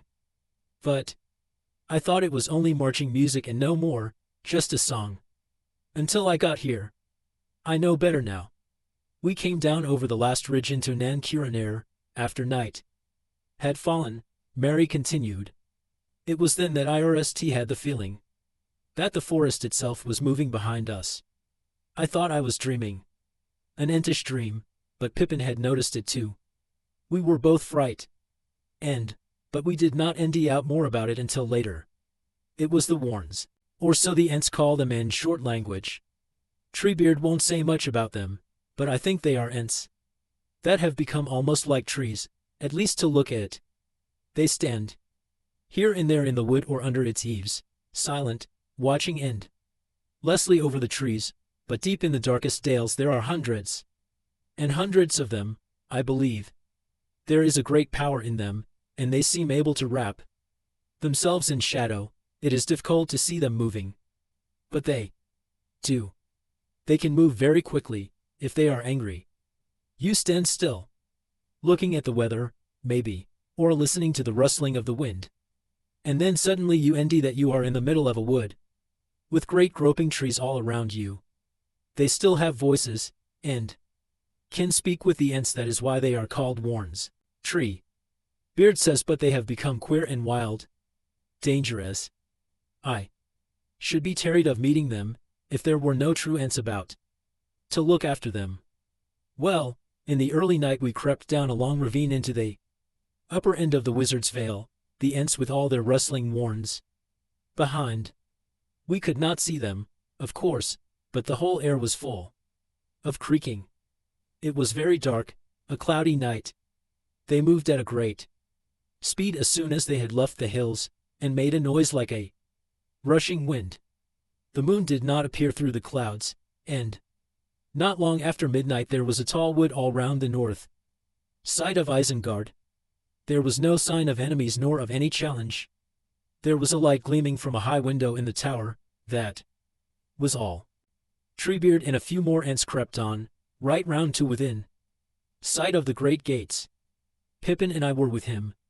We were sitting on Treebeard's shoulders, and I could feel the quivering tenseness in him. But even when they are roused, Ents can be very cautious and patient. They stood still as carved stones, breathing and listening. Then all at once there was a tremendous stir. Trumpets blared, and the walls of Isengard echoed. We thought that we had been discovered, and that battle was going to begin. But nothing of the sort. All Saruman's people were marching away. I don't know much about this war, or about the horsemen of Rohan, but Saruman seems to have meant to finish off the king and all his men with one null blow. He emptied Isengard. I saw the enemy go, endless lines of marching orcs, and troops of them mounted on great wolves. And there were battalions of men, too. Many of them carried torches, and in the air I could see their faces. Most of them were ordinary men, rather tall and dark-haired, and grim but not particularly evil-looking. But there were some others that were horrible, man-high, but with goblin faces, sallow, leering, squint-eyed. Do you know? They reminded me at once of that southerner at Bree, only he was not so obviously orc-like as most of these were. I thought of him too, said Aragorn. We had many of these half-orcs to deal with at Helm's Deep. It seems plain now that that southerner was a spy of Saruman's, but whether he was working with the Black Riders, or for Saruman alone, I do not know. It is difficult with these evil folk to know when they are in league, and when they are cheating one another. Well, of all sorts together, there must have been 10,000 at the very least, said Mary. They took an hour to pass out of the gates. Some went off down the highway to the fords, and some turned away and went eastward. A bridge has been built down there, about a mile away, where the river runs in a very deep channel. You could see it now, if you stood up. They were all singing with harsh voices, and laughing, making a hideous din. I thought things looked very black for Rohan. But Treebeard did not move. He said, My business is with Isengard tonight, with rock and stone. But, though I could not see what was happening in the dark, I believe that Warns began to move south, as soon as the gates were shut again. Their business was with orcs, I think. They were far down the valley in the morning, or at any rate there was a shadow there that one couldn't see through. As soon as Saruman had sent off all his army, our turn came. Treebeard put us down, and went up to the gates, and began hammering on the doors, and calling for Saruman. There was no answer, except arrows and stones from the walls. But arrows are no use against Ents. They hurt them, of course, and infuriate them, like stinging eyes. But an Ent can be stuck as full of orc arrows as a pincushion, and take no serious harm. They cannot be poisoned, for one thing, and their skin seems to be very thick, and tougher than bark. It takes a very heavy axe stroke to wound them seriously. They don't like axes. But there would have to be a great many axemen. To one Ent, a man that hacks once at an Ent never gets a chance of a second blow. A punch from an Ent st crumbles up iron like thin tin. When Treebeard had got a few arrows in him, he began to warm up, to get positively hasty, as he would say. He let out a great hum-hum, and a dozen more Ents came striding up. An angry Ent is terrifying. Their engers, and their toes, just freeze onto rock, and they tear it up like bread crust. It was like watching the work of great tree roots in 100 years, all packed into a few moments. They pushed, pulled, tore, shook, and hammered, and clang bang, crash crack, in minutes they had these huge gates just lying in ruin, and some were already beginning to eat into the walls, like rabbits in a sand pit. I don't know what Saruman thought was penning, but anyway he did not know how to deal with it. His wizardry may have been falling off lately, of course, but anyway I think he has not much grit, not much plain courage alone in a tight place without a lot of slaves and machines and things, if you know what I mean. Very different from old Gandalf. I wonder if his fame was not all along mainly due to his cleverness in settling at Isengard. No, said Aragorn. Once he was as great as his fame made him. His knowledge was deep, his thought was subtle, and his hands marvelously skilled, and he had a power over the minds of others. They wise he could persuade, and the smaller folk he could daunt. That power he certainly still keeps. There are not many in Middle-earth that I should say were safe, if they were left alone to talk with him, even now when he has suffered a defeat. Gandalf, Elrond, and Galadriel, perhaps, now that his wickedness has been laid bare, but very few others. The Ents are safe, said Pippin. He seems at one time to have got round them, but never again. And anyway he did not understand them, and he made the great mistake of leaving them out of his calculations. He had no plan for them, and there was no time to make any, once they had set to work. As soon as our attack began, the few remaining rats in Isengard started bolting through every hole that the Ents made. The Ents let the men go, after they had Tionied them, 2 or 3 dozen only down at this end. I don't think many orc folk, of any size, escaped. Not from the warns. There was a wood full of them all round Isengard by that time, as well as those that had gone down the valley, when the Ents had reduced a large part of the southern walls to rubbish, and what was left of his people had bolted and deserted him. Saruman in a panic. He seems to have been at the gates when we arrived. I expect he came to watch his splendid army march out. When the Ents broke their way in, he left in a hurry. They did not spot him at RST. But the night had opened out, and there was a great light of stars, quite enough for Ents to see by, and suddenly Quickbeam gave a cry. The tree killer, the tree killer. Quickbeam is a gentle creature, but he hates Saruman all the more earnestly for that. His people suffered cruelly from orc axes. He leapt down the path from the inner gate, and he can move like a wind when he is roused. There was a pale girl hurrying away in and out of the shadows of the pillars, and it had nearly reached the stairs to the tower door. But it was a near thing.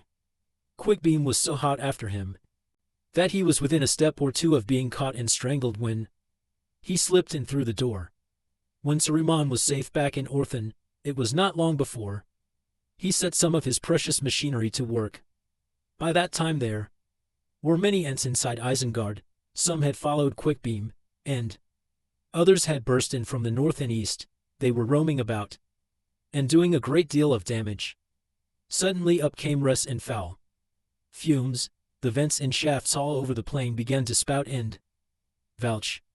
Several of the ants got scorched and blistered. One of them, Beachbone I think he was called, a very tall handsome ant, got caught in a spray of some liquid and burned like a torch, a horrible sight. That sent them mad. I thought that they had been really roused before, but I was wrong. I saw what it was like at last. It was Ing. They roared and boomed and trumpeted, until stones began to crack and fall at the mere noise of them. Mary and I lay on the ground and stuffed our cloaks into our ears.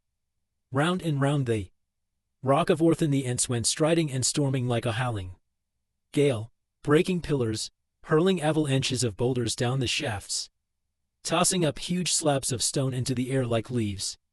The tower was in the middle of a spinning whirlwind. I saw iron posts and blocks of masonry go rocketing up hundreds of feet and smash against the windows of Orthan. But Treebeard kept his head. He had not had any burns, luckily. He did not want his folk to hurt themselves in their fury, and he did not want Saruman to escape out of some hole. In the confusion, many of the ants were hurling themselves against the Orthan rock, but that defeated them. It is very smooth and hard. Some wizardry is in it, perhaps, older and stronger than Saruman's. Anyway, they could not get a grip on it, or make a crack in it, and they were bruising and wounding themselves against it. So Treebeard went out into the ring and shouted. His enormous voice rose above all the din. There was a dead silence. Suddenly, in it we heard a shrill laugh from a high window in the tower. That had a queer effect on the ants. They had been boiling over, now they became cold, grim as ice, and quiet. They left the plain and gathered round Treebeard, standing quite still. He spoke to them for a little. In their own language, I think he was telling them of a plan he had made in his old head long before. Then they just faded silently away in the gray light. Day was dawning by that time. They set a watch on the tower, I believe, but the watchers were so well hidden in shadows and kept so still that I could not see them. The others went away north. All that day they were busy, out of sight. Most of the time we were left alone. It was a dreary day, and we wandered about a bit, though we kept out of the view of the windows of Orthan, as much as we could. They stared at us so threateningly. A good deal of the time we spent looking for something to eat. And also we sat and talked, wondering what was happening away south in Rohan, and what had become of all the rest of our company. Every now and then we could hear in the distance the rattle and fall of stone, and thudding noises echoing in the hills. In the afternoon we walked round the circle, and went to have a look at what was going on. There was a great shadowy wood of warns at the head of the valley, and another round the northern wall. We did not dare to go in, but there was a rending, tearing noise of work going on inside. Ents and warns were digging great pits and trenches, and making great pools and dams, gathering all the waters of the Isen and every other spring and stream that they could. And we left them to it. At dusk Treebeard came back to the gate. He was humming and booming to himself, and seemed pleased. He stood and stretched his great arms and legs and breathed deep. I asked him if he was tired. Tired, he said. Tired? Well, no, not tired, but stiff. I need a good draught of entwash. We have worked hard. We have done more stone cracking and earth gnawing today than we have done in many a long year before. But it is nearly nished. When night falls, do not linger near this gate or in the old tunnel. Water may come through, and it will be foul water for a while, until all the LTH of Saruman is washed away. Then Isen can run clean again. He began to pull down a bit more of the walls, in a leisurely sort of way, just to amuse himself. We were just wondering where it would be safe to lie and get some sleep, when the most amazing thing of all happened. There was the sound of a rider coming swiftly up the road. Mary and I lay quiet, and Treebeard hid himself in the shadows under the arch. Suddenly a great horse came striding up, like a ash of silver. It was already dark, but I could see the rider's face clearly. It seemed to shine, and all his clothes were white. I just sat up, staring, with my mouth open. I tried to call out, and couldn't. There was no need. He halted just by us and looked down at us. "Gandalf," I said at last, but my voice was only a whisper. Did he say, "Hello, Pippin. This is a pleasant surprise"? No, indeed. He said, "Get up, you tomfool of a took. Where, in the name of wonder, in all this ruin is Treebeard? I want him. Quick." Treebeard heard his voice and came out of the shadows at once. And there was a strange meeting. I was surprised, because neither of them seemed surprised at all. Gandalf obviously expected to end Treebeard here, and Treebeard might almost have been loitering about near the gates on purpose to meet him. Yet we had told the old ent all about Moria. But then I remembered a queer look he gave us at the time. I can only suppose that he had seen Gandalf or had some news of him, but would not say anything in a hurry. Dante. Be hasty is his motto, but nobody, not even elves, will say much about Gandalf's movements when he is not there. Alone. "Gandalf," said Treebeard, "I am glad you have come. Wood and water, stock and stone, I can master, but there is a wizard to manage here." "Treebeard," said Gandalf, "I need your help. You have done much, but I need more. I have about 10,000 orcs to manage." Then those two went off and had a council together in some corner. It must have seemed very hasty to Treebeard, for Gandalf was in a tremendous hurry, and was already talking at a great pace. Before they passed out of hearing, they were only away a matter of minutes, perhaps a quarter of an hour. Then Gandalf came back to us, and he seemed relieved, almost merry. He did say he was glad to see us, then. "But Gandalf," I cried, "where have you been? And have you seen the others?" "Wherever I have been, I am back," he answered in the genuine Gandalf manner. "Yes, I have seen some of the others. But news must wait. This is a perilous night, and I must ride fast. But the dawn may be brighter, and if so, we shall meet again.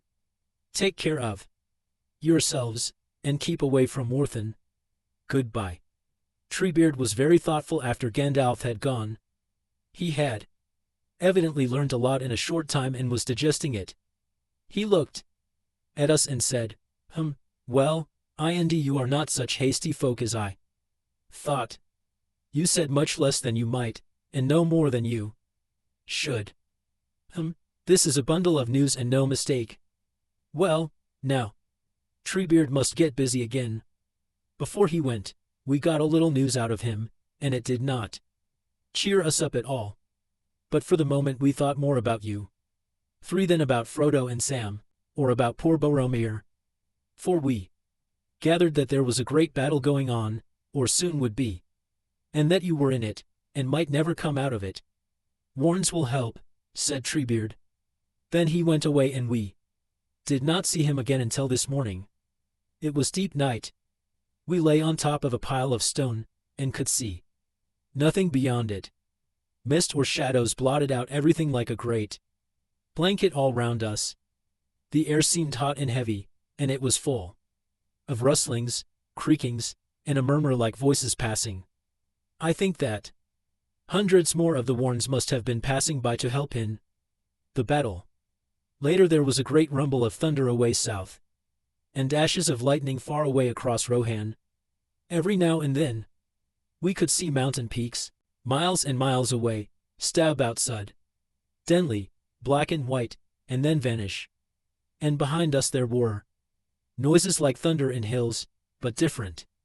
At times the whole valley echoed. It must have been about midnight when the Ents broke the dams. and poured all the gathered waters through a gap in the northern wall, down into Isengard. The warm dark had passed, and the thunder had rolled away. The moon was sinking behind the western mountains. Isengard began to ell up with black creeping streams and pools. They glittered in the last light of the moon, as they spread over the plain. Every now and then the waters found their way down into some shaft or spout hole.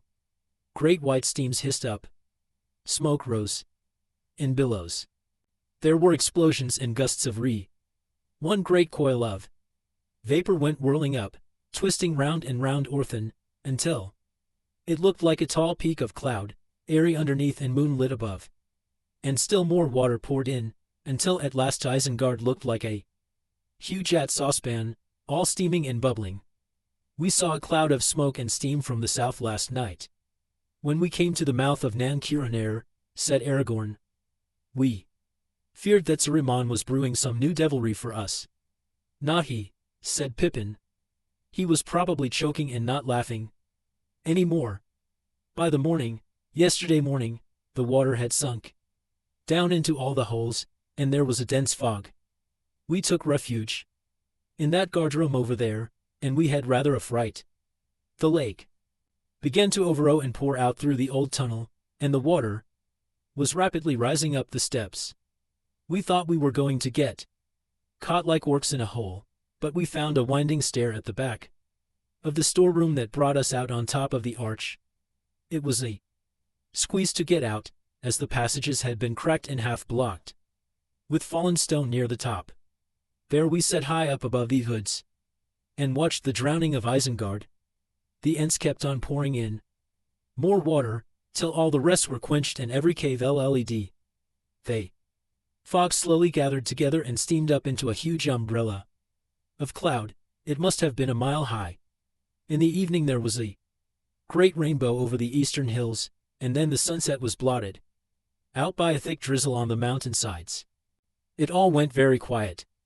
A few wolves howled mournfully, far away. The Ents stopped and now in the night, and sent the Isen back into its old course. And that was the end of it all. Since then the water has been sinking again. There must be outlets somewhere from the caves underneath, I think. If Saruman peeps out of any of his windows, it must look an untidy, dreary mess. We felt very lonely.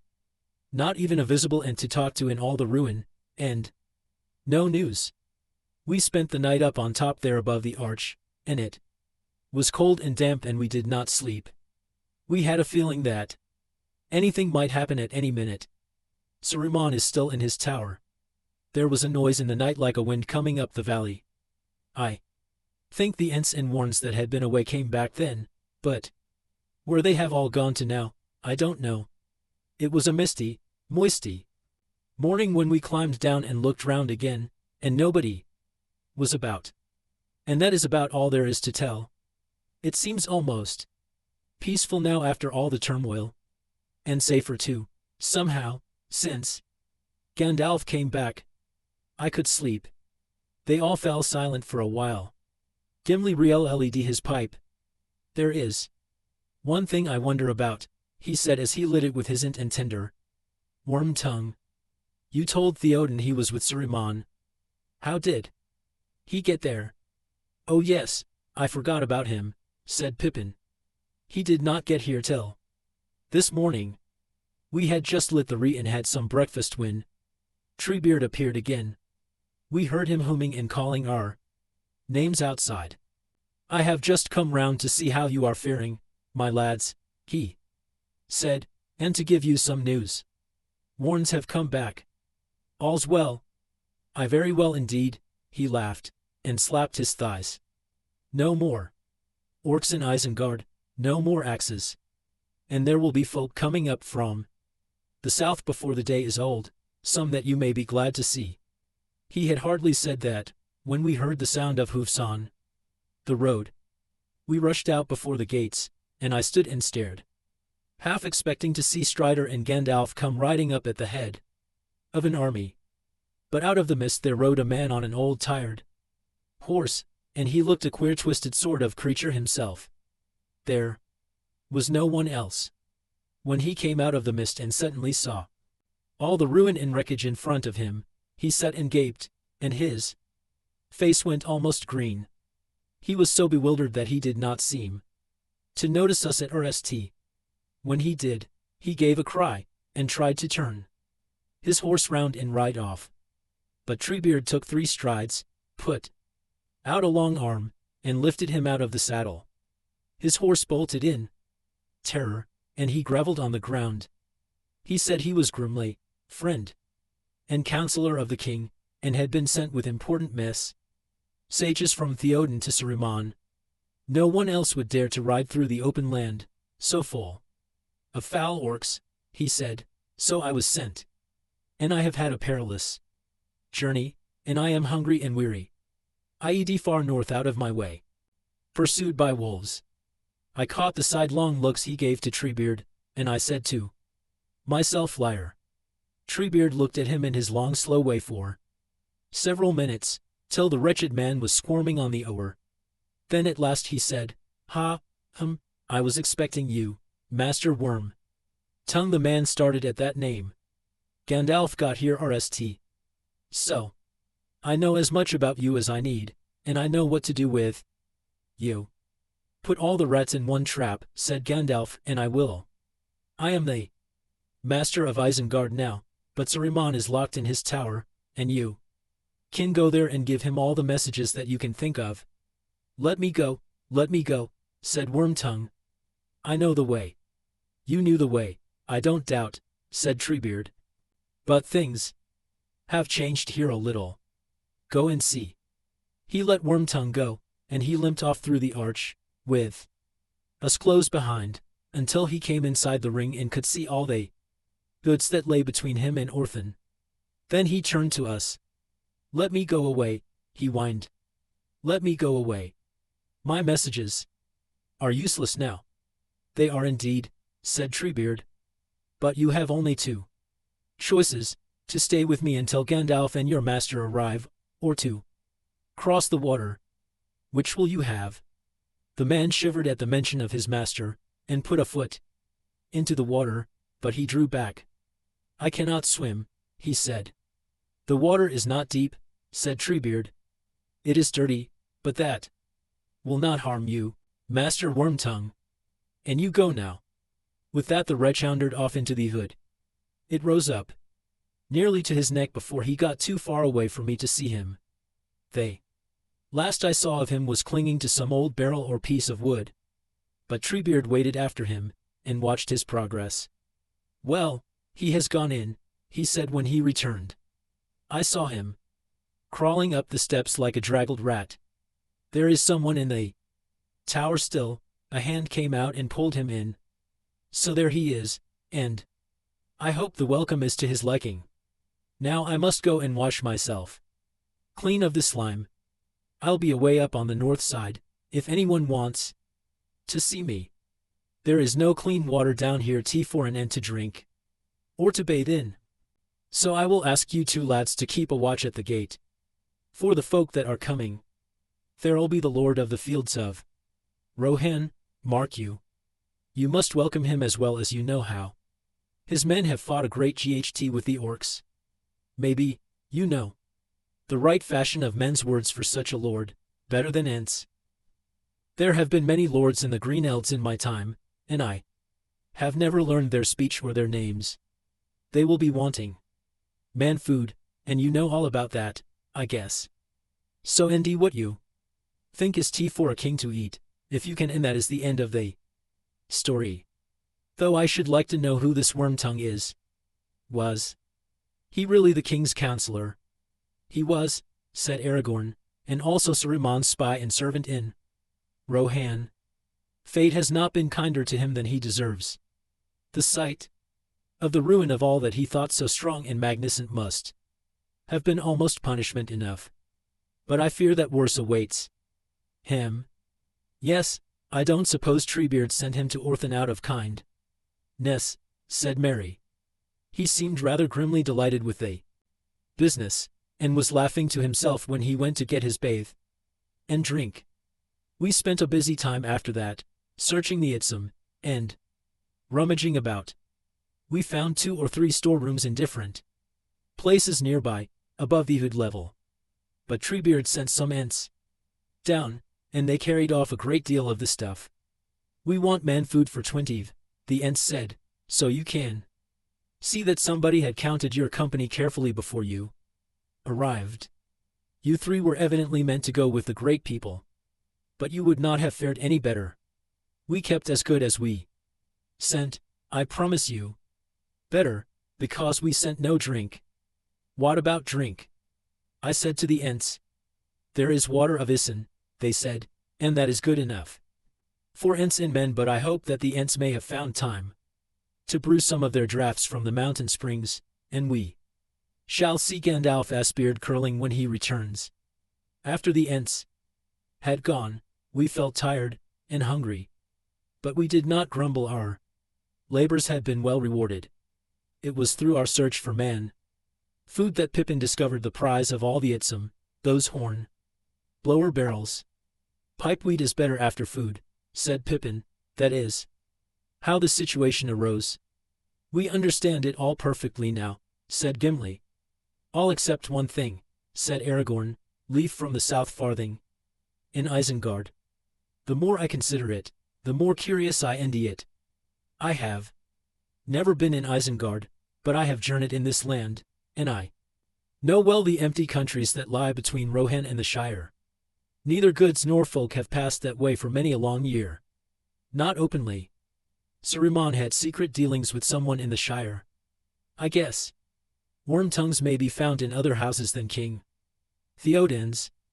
Was there a date on the barrels? Yes, said Pippin. It was the 1417 crop, that is last year's. No, the year before, of course. Now, a good year. Ah well, whatever evil was afoot is over now, I hope, or else it is beyond our reach at present, said Aragorn. Yet I think I shall mention it to Gandalf, small matter though it may seem among his great affairs. I wonder what he is doing, said Merry. The afternoon is getting on. Let us go and look round. You can enter Isengard now at any rate, Strider, if you want to. But it is not a very cheerful sight. Chapter 10. The Voice of Saruman.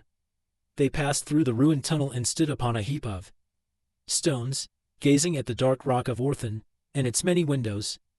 A menace still in the desolation that lay all about it. The waters had now nearly all subsided.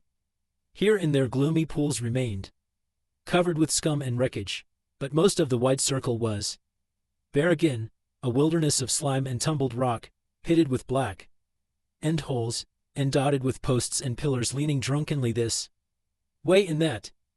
At the rim of the shattered bowl there lay vast mounds and slopes, like the shingles cast up by a great storm, and beyond them the green entangled valley ran up into the long ravine between the dark arms of the mountains. Across the waste they saw riders picking their way. They were coming from the north side, and already they were drawing near to Orthan. There is Gandalf and Theoden and his men, said Legolas. Let us go and meet them. Walk warily, said Merry. There are loose slabs that may tilt up and throw you down into a pit, if you don't take care. They followed what was left of the road from the gates to Orthan, going slowly, for the eggstones were cracked and slimed. The riders, seeing them approach, halted under the shadow of the rock and waited for them. Gandalf rode forward to meet them. Well, Treebeard and I have had some interesting discussions, and made a few plans, he said, and we have all had some much-needed rest. Now we must be going on again. I hope you companions have all rested, too, and refreshed yourselves. We have, said Merry. But our discussions began and ended in smoke. Still we feel less ill-disposed towards Saruman than we did. Do you indeed? Said Gandalf. Well, I do not. I have now a last task to do before I go. I must pay Saruman a farewell visit. Dangerous and probably useless, but it must be done. Those of you who wish may come with me, but beware, and do not jest. This is not the time for it. I will come, said Gimli. I wish to see him and learn if he really looks like you. And how will you learn that, Master Dwarf? Said Gandalf. Saruman could look like me in your eyes, if it suited his purpose. With you. And are you yet wise enough to detect all his counterfeits? Well, we shall see, perhaps. He may be shy of showing himself before many different eyes together. But I have ordered all the Ents to remove themselves from sight, so perhaps we shall persuade him to come out. What's the danger? Asked Pippin. Will he shoot at us, and pour out of the windows, or can he put a spell on us from a distance? The last is most likely, if you ride to his door with a light heart, said Gandalf. But there is no knowing what he can do, or may choose to try. A wild beast cornered is not safe to approach. And Saruman has powers you do not guess. Beware of his voice. They came now to the foot of Orthan. It was black, and the rock gleamed as if it were wet.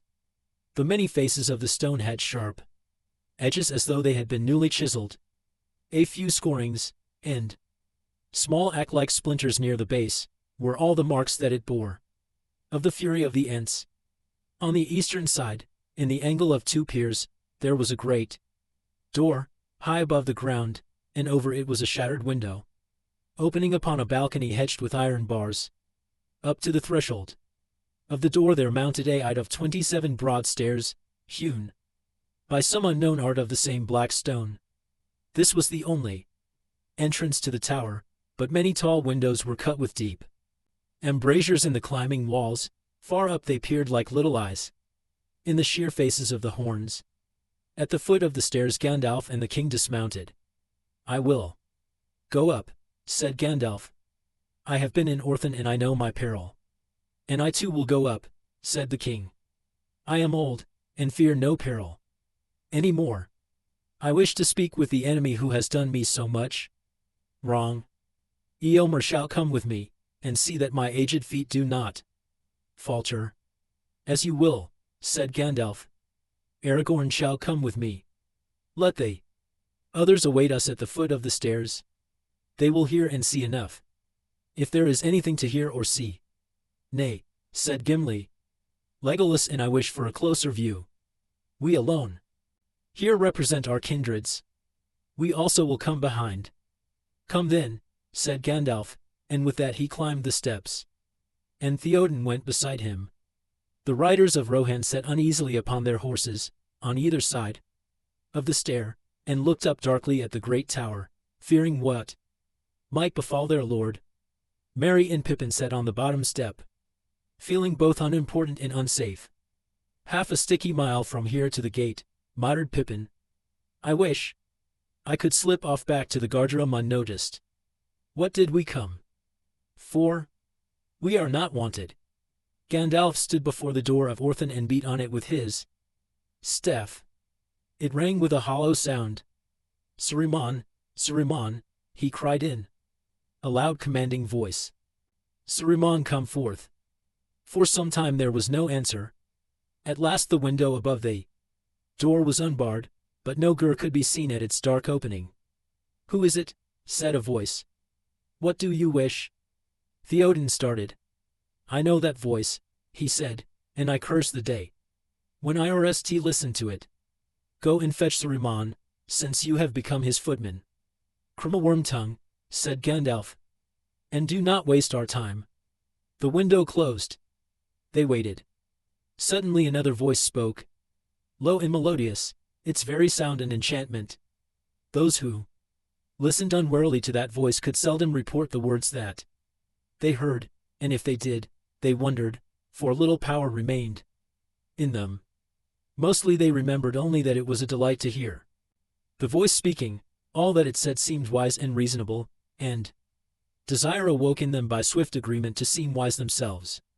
When others spoke they seemed harsh and uncouth by contrast, and, if they gainsaid the voice, anger was kindled in the hearts of those under the spell.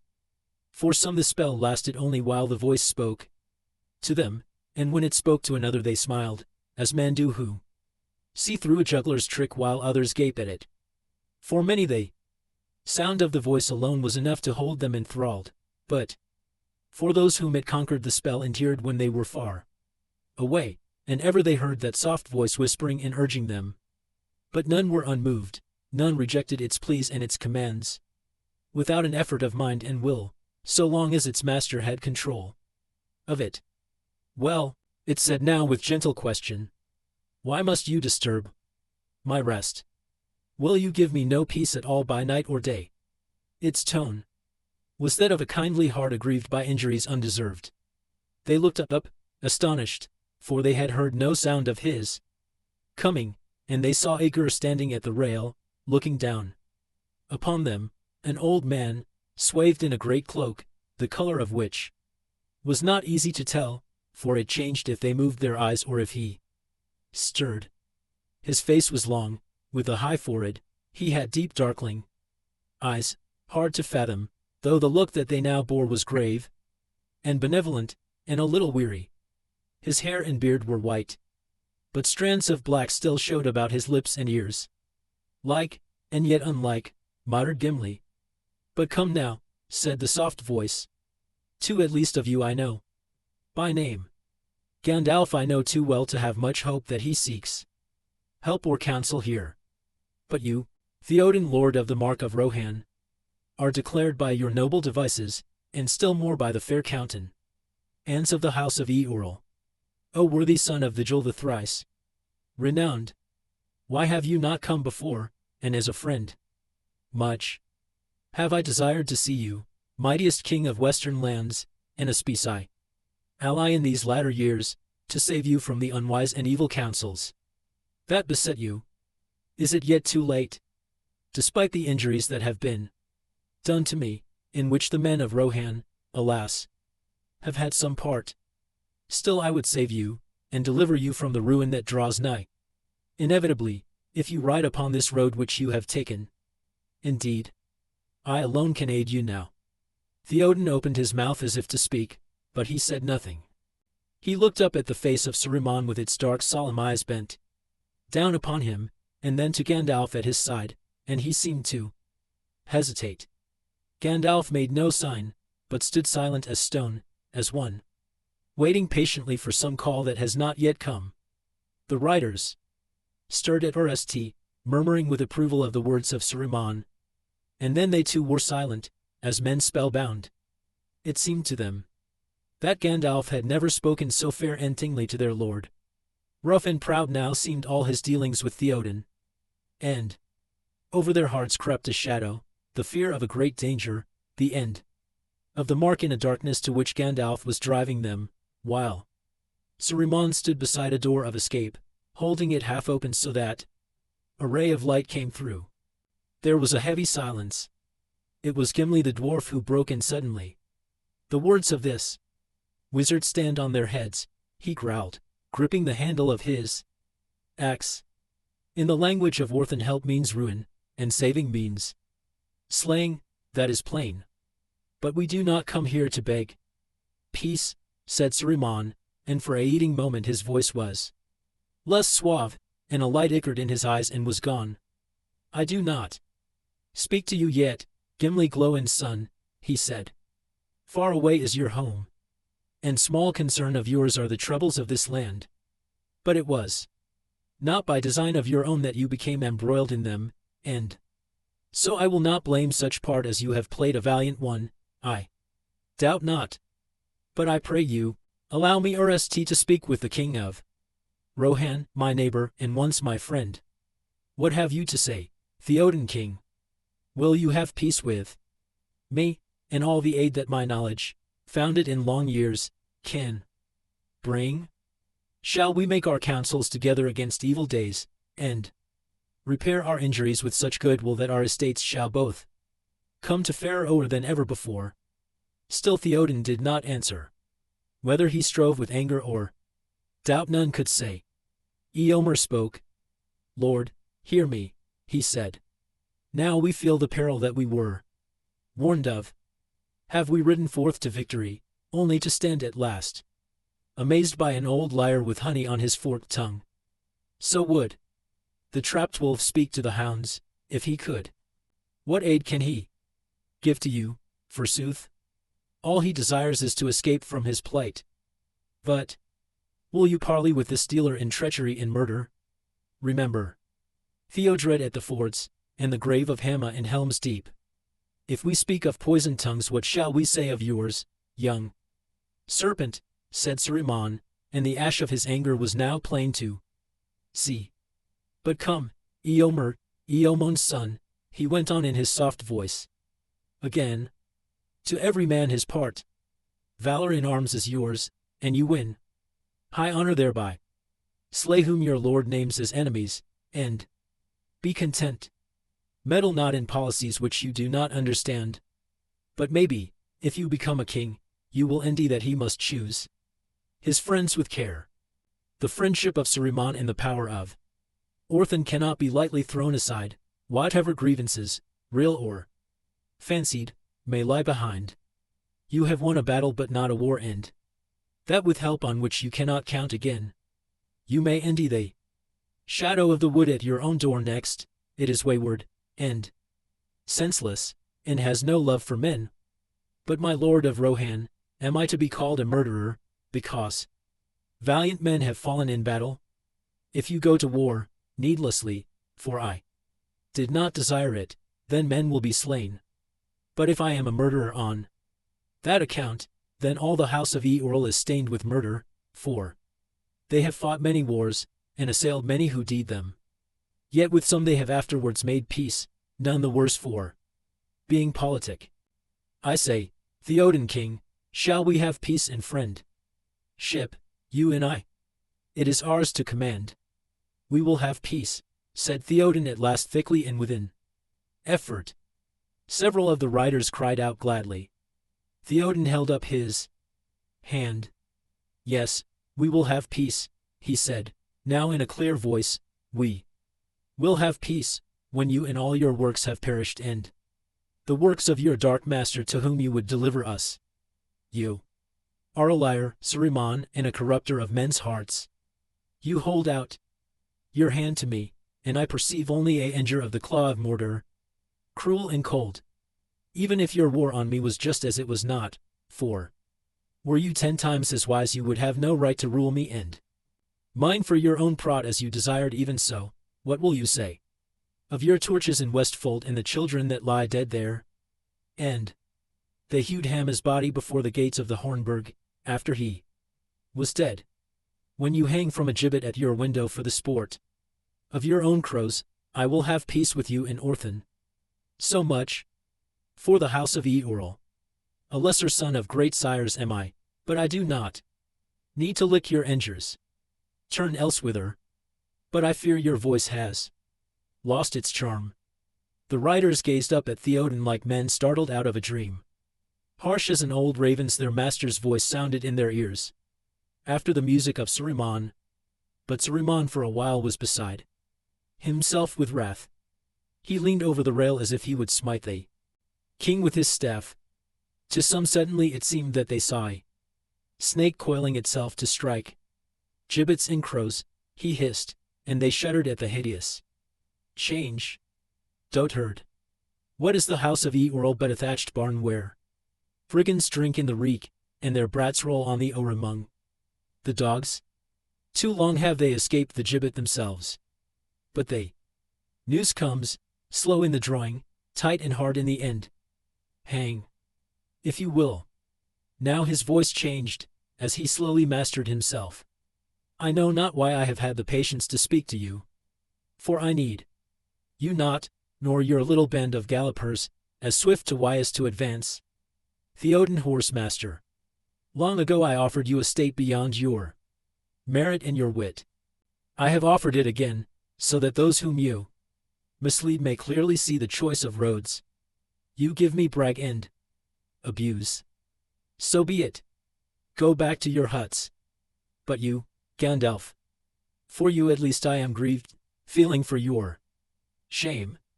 How comes it that you can endure such company? For you are proud, Gandalf, and not without reason, having a noble mind, and eyes that look both deep and far.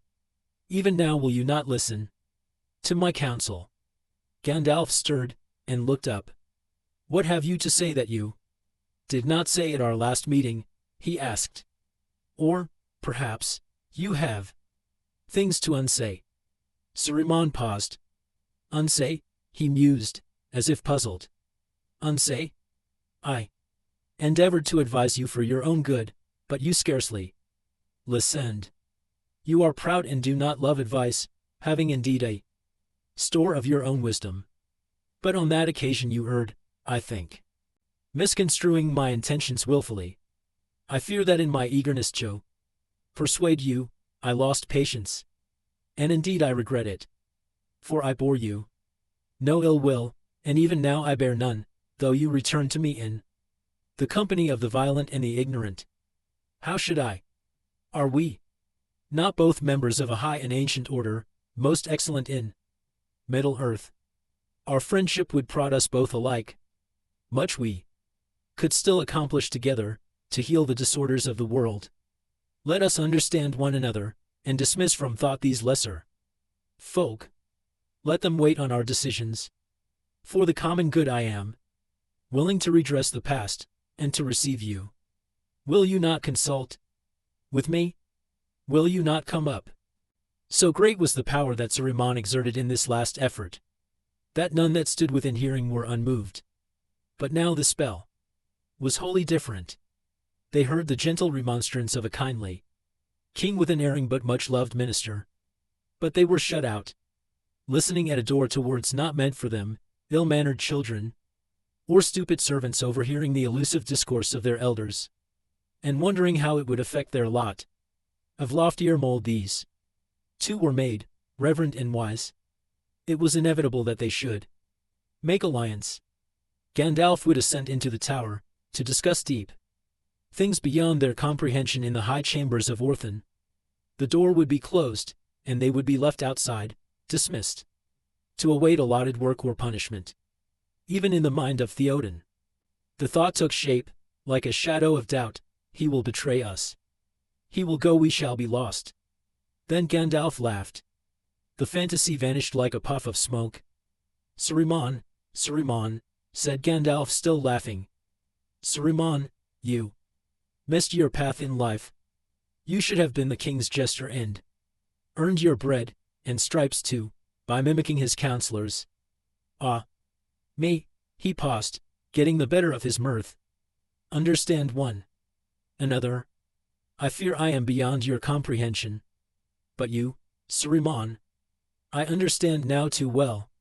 I keep a clearer memory of your arguments and deeds than you suppose. When last I visited you, you were the jailer of Mordor, and there I was to be sent. Nay, the guest who has escaped from the roof will think twice before he comes back in by the door. Nay, I do not think I will come up. But listen, Saruman, for the last time, will you not come down? Isengard has proved less strong than your hope and fancy made it. So may other things in which you still have trust. Would it not be well to leave it for a while, to turn to new things, perhaps? Think well, Saruman. Will you not come down?" A shadow passed over Saruman's face, then it went deathly white. Before he could conceal it, they saw through the mask the anguish of a mind in doubt, loathing to stay and dreading to leave its refuge. For a second he hesitated, and no one breathed. Then he spoke, and his voice was shrill and cold. Pride and hate were conquering him. "Will I come down?" he mocked. "Does an unarmed man come down to speak with robbers out of doors? I can hear you well enough. Here. I am no fool, and I do not trust you, Gandalf. They do not stand openly on my stairs, but I know where the wildwood demons are lurking, at your command." "The treacherous are ever distrustful," answered Gandalf wearily. "But you need not fear for your skin. I do not wish to kill you, or hurt you, as you would know, if you really understood me. And I have the power to protect you. I am giving you a last chance. You can leave Orthan, free if you choose. That sounds well, sneered Saruman. Very much in the manner of Gandalf the Grey, so condescending, and so very kind. I do not doubt that you would enter Orthan commodious, and my departure convenient. But why should I wish to leave? And what do you mean by free? There are conditions, I presume. Reasons for leaving you can see from your windows, answered Gandalf. Others will occur to your thought. Your servants are destroyed and scattered, your neighbors you have made your enemies, and you have cheated your new master, or tried to do so. When his eye turns hither, it will be the red eye of wrath. But when I say free, I mean free, free from bond of chain or command. To go where you will, even to Mordor, Saruman, if you desire. But you will surrender to me the key of Orthan, and your staff. They shall be pledges of your conduct, to be returned later, if you merit them. Saruman's face grew livid, twisted with rage, and a red light was kindled in his eyes. He laughed wildly. Later, he cried, and his voice rose to a scream. Later. Yes, when you also have the keys of Barad-dûr itself, I suppose, and the crowns of 7 kings, and the rods of the 5 wizards, and have purchased yourself a pair of boots, many sizes larger than those that you wear now. A modest plan, hardly one in which my help is needed. I have other things to do. Do not be a fool. If you wish to treat with me, while you have a chance, go away, and come back when you are sober, and leave behind these cutthroats and small ragtag that dangle at your tail. Good day. He turned and left the balcony. Come back, Saruman, said Gandalf in a commanding voice. To the amazement of the others, Saruman turned again, and as if dragged against his will, he came slowly back to the iron rail, leaning on it, breathing hard. His face was lined and shrunken. His hand clutched his heavy black staff like a claw. I did not give you leave to go, said Gandalf sternly. I have not. Nisht. You have become a fool, Saruman, and yet pitiable. You might still have turned away from folly and evil, and have been of service. But you choose to stay and gnaw the ends of your old plots. Stay then. But I warn you, you will not easily come out again. Not unless the dark hands of the east stretch out to take you. Saruman, he cried, and his voice grew in power and authority.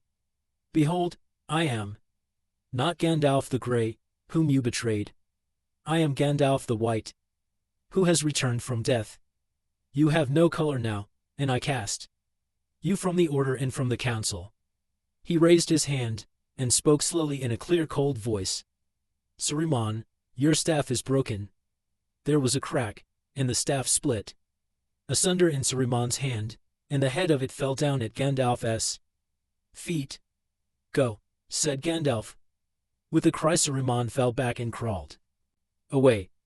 At that moment a heavy shining thing came hurtling down from above.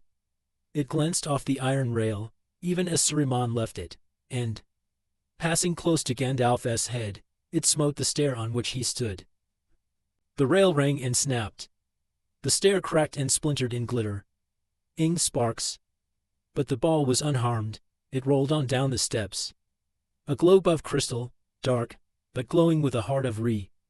As it bounded away towards a pool, Pippin ran after it and picked it up. The murderous rogue, cried Eomer. But Gandalf was unmoved.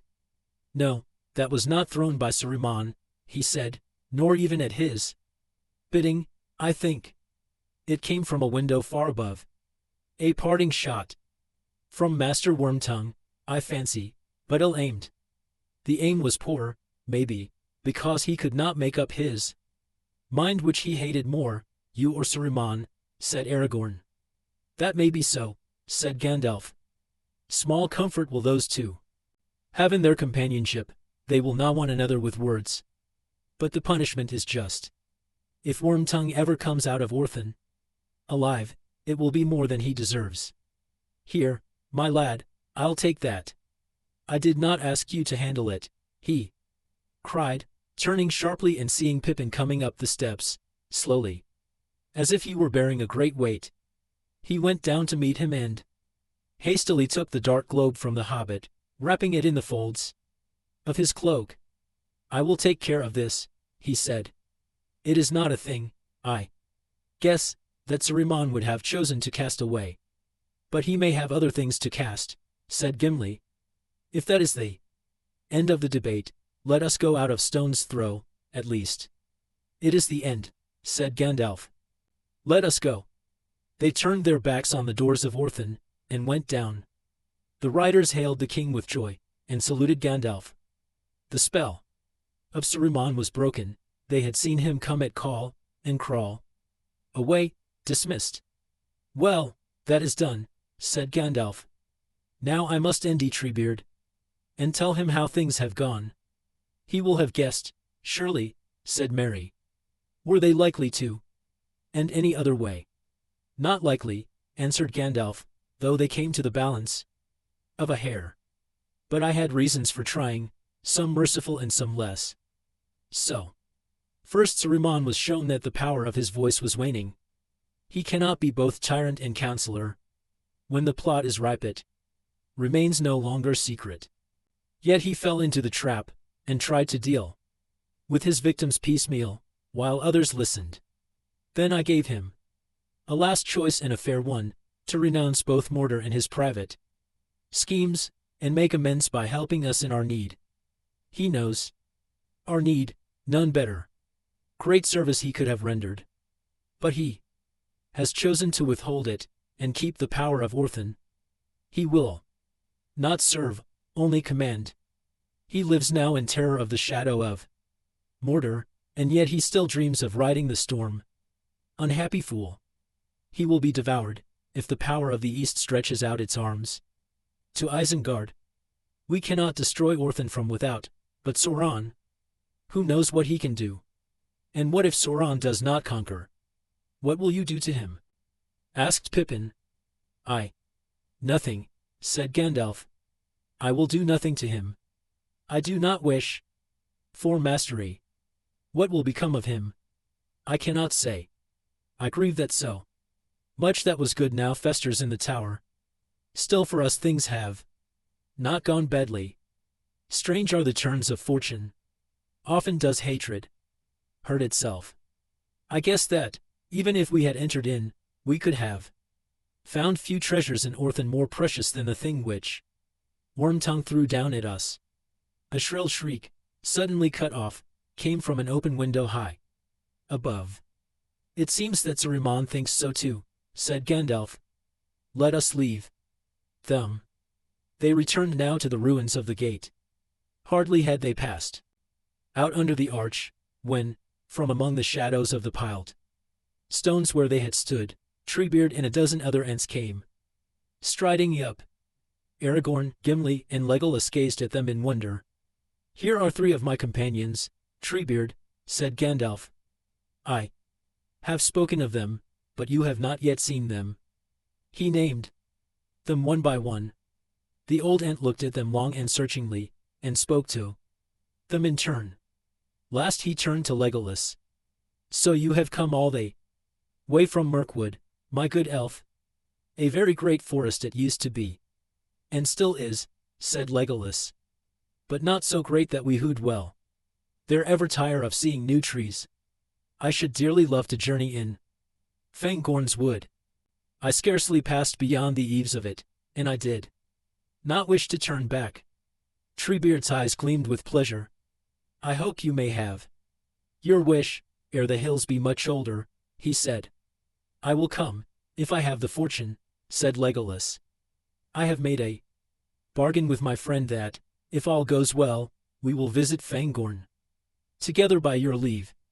Any elf that comes with you will be welcome, said Treebeard. The friend I speak of is not an elf, said Legolas. I mean Gimli, Gloin's son here. Gimli bowed low, and the axe slipped from his belt and clattered on the ground. Oh now, said Treebeard, looking dark-eyed at him. A dwarf and an axe-bearer. Alone. I have good will to elves, but you ask much. This is a strange friendship. Strange it may seem, said Legolas, but while Gimli lives I shall not come to Fangorn alone.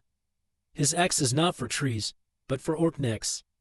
O Fangorn, master of Fangorn's wood. 42 He hewed in the battle. Who? Come now, said Treebeard. That is a better story. Well, things will go as they will, and there is no need to hurry to meet them. But now we must part for a while. Day is drawing to an end. Yet Gandalf says you must go ere nightfall, and the Lord of the Mark is eager for his own house. Yes, we must go, and go now, said Gandalf. I fear that I must take your gatekeepers from you. But you will manage well enough without them. Maybe I shall, said Treebeard. But I shall miss them. We have become friends in so short a while that I think I must be getting hasty. Crowing backwards towards youth, perhaps. But there, they are they. RST new thing under sun or moon that I have seen for many a long day. I shall not forget them. I have put their names into the long list. Ents will remember it. Ents the earthborn, old as mountains. The White Walkers, water drinking. And hungry as hunters, the hobbit children. The laughing folk, the little people. They shall remain friends as long as leaves are renewed. Fare you well. But if you hear news up in your pleasant land, in the Shire, send me word. You know what I mean, word or sight of the Entwives. Come yourselves if you can. We will, said Merry and Pippin together, and they turned away hastily. Treebeard looked at them, and was silent for a while, shaking his head thoughtfully. Then he turned to Gandalf. So Saruman would not leave, he said. I did not think he would. His heart is as rotten as a black warren's. Still, if I were overcome, and all my trees destroyed, I would not come while I had one dark hole left to hide in. No, said Gandalf. But you have not plotted to cover all the world with your trees and choke all other living things. But there it is. Saruman remains to nurse his hatred and weave again such webs as he can. He has the key of Orthan. But he must not be allowed to escape. Indeed no. Ents will see to that, said Treebeard. Saruman shall not set foot beyond the rock, without my leave. Ents will watch over him. Good, said Gandalf. That is what I hoped. Now I can go and turn to other matters with one care the less. But you must be wary. The waters have gone down. It will not be enough to put sentinels round the tower, I fear. I do not doubt that there were deep ways delved under Orthan, and that Saruman hopes to go and come unmarked before long. If you will undertake the labor, I beg you to pour in the waters again, and do so until Isengard remains a standing pool, or you discover the outlets. When all the underground places are drowned, and the outlets blocked, then Saruman must stay upstairs and look out of the windows. Leave it to the Ents, said Treebeard. We shall search the valley from head to foot and peer under every pebble. Trees are coming back to live here, old trees, wild trees. The watchwood we will call it. Not a squirrel will go here, but I shall know of it. Leave it to Ents. Until 7 times the years in which he tormented us have passed.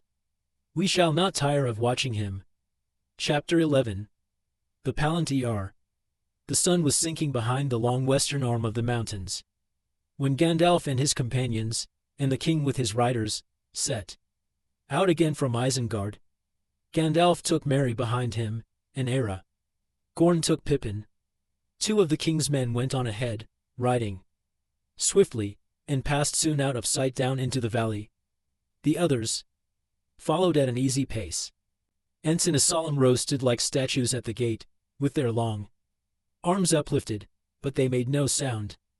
Merry and Pippin looked back.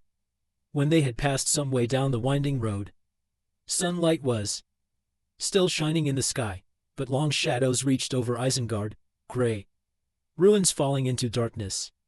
Treebeard stood alone there now, like the distant stump of an old tree. The hobbits thought of their RST meeting. Upon the sunny ledge far away on the borders of Fangorn, they came to the Pillar of the White Hand. The pillar was still standing, but the graven hand had been thrown down and broken into small pieces. Right in the middle of the road the long Ferenger lay, white in the dusk, its red nail darkening to black. "The Ents pay attention to every detail," said Gandalf. They rode on, and evening deepened in the valley. "Are we riding far tonight, Gandalf?" asked Merry after a while. "I don't know how you feel with small Ragtag dangling behind you, but the Ragtag is tired and will be glad to stop dangling and lie down." "So you heard that," said Gandalf. "Don't let it rankle. Be thankful. No longer words were aimed at you. He had his eyes on you. If it is any comfort to your pride, I should say that, at the moment, you and Pippin are more in his thoughts than all the rest of us. Who you are, how you came there, and why, what you know, whether you were captured, and if so, how you escaped when all the orcs perished. It is with those little riddles that the great mind of Saruman is troubled. A sneer from him, Meriadoc, is a compliment, if you feel honored by his concern." "Thank you," said Merry. "But it is a greater honor to dangle at your tail, Gandalf. For one thing, in that position one has a chance of putting a question a second time. Are we riding far tonight?" Gandalf laughed. "A most unquenchable hobbit. All wizards should have a hobbit or two in their care to teach them the meaning of the word, and to correct them. I beg your pardon, but I have given thought even to these simple matters. We will ride for a few hours, gently, until we come to the end of the valley. Tomorrow we must ride faster. When we came, we meant to go straight from Isengard back to the king's house at Adoras over the plains, a ride of some days. But we have taken thought and changed the plan. Messengers have gone ahead to Helm's Deep to warn them that the king is returning tomorrow. He will ride from there with many men to Dunharrow by paths among the hills. From now on no more than 2 or 3 together are to go openly over the land, by day or night, when it can be avoided. Nothing or a devil helping is your way," said Merry. "I am afraid I was not looking beyond tonight's bed. Where and what are Helm's Deep and all the rest of it? I don't know anything about this country." "Then you'd best learn something, if you wish to understand what is happening. But not just now, and not from me. I have too many pressing things to think about." "All right, I'll tackle Strider by the Campery, he's less testy. But why all this secrecy? I thought we'd won the battle." "Yes, we have won, but only the RST victory, and that in itself increases our danger. There was some link between Isengard and Mordor, which I have not yet fathomed. How they exchanged news, I am not sure, but they did so. The Eye of Barad-dûr will be looking impatiently towards the Wizard's Vale, I think, and towards Rohan. The less it sees the better."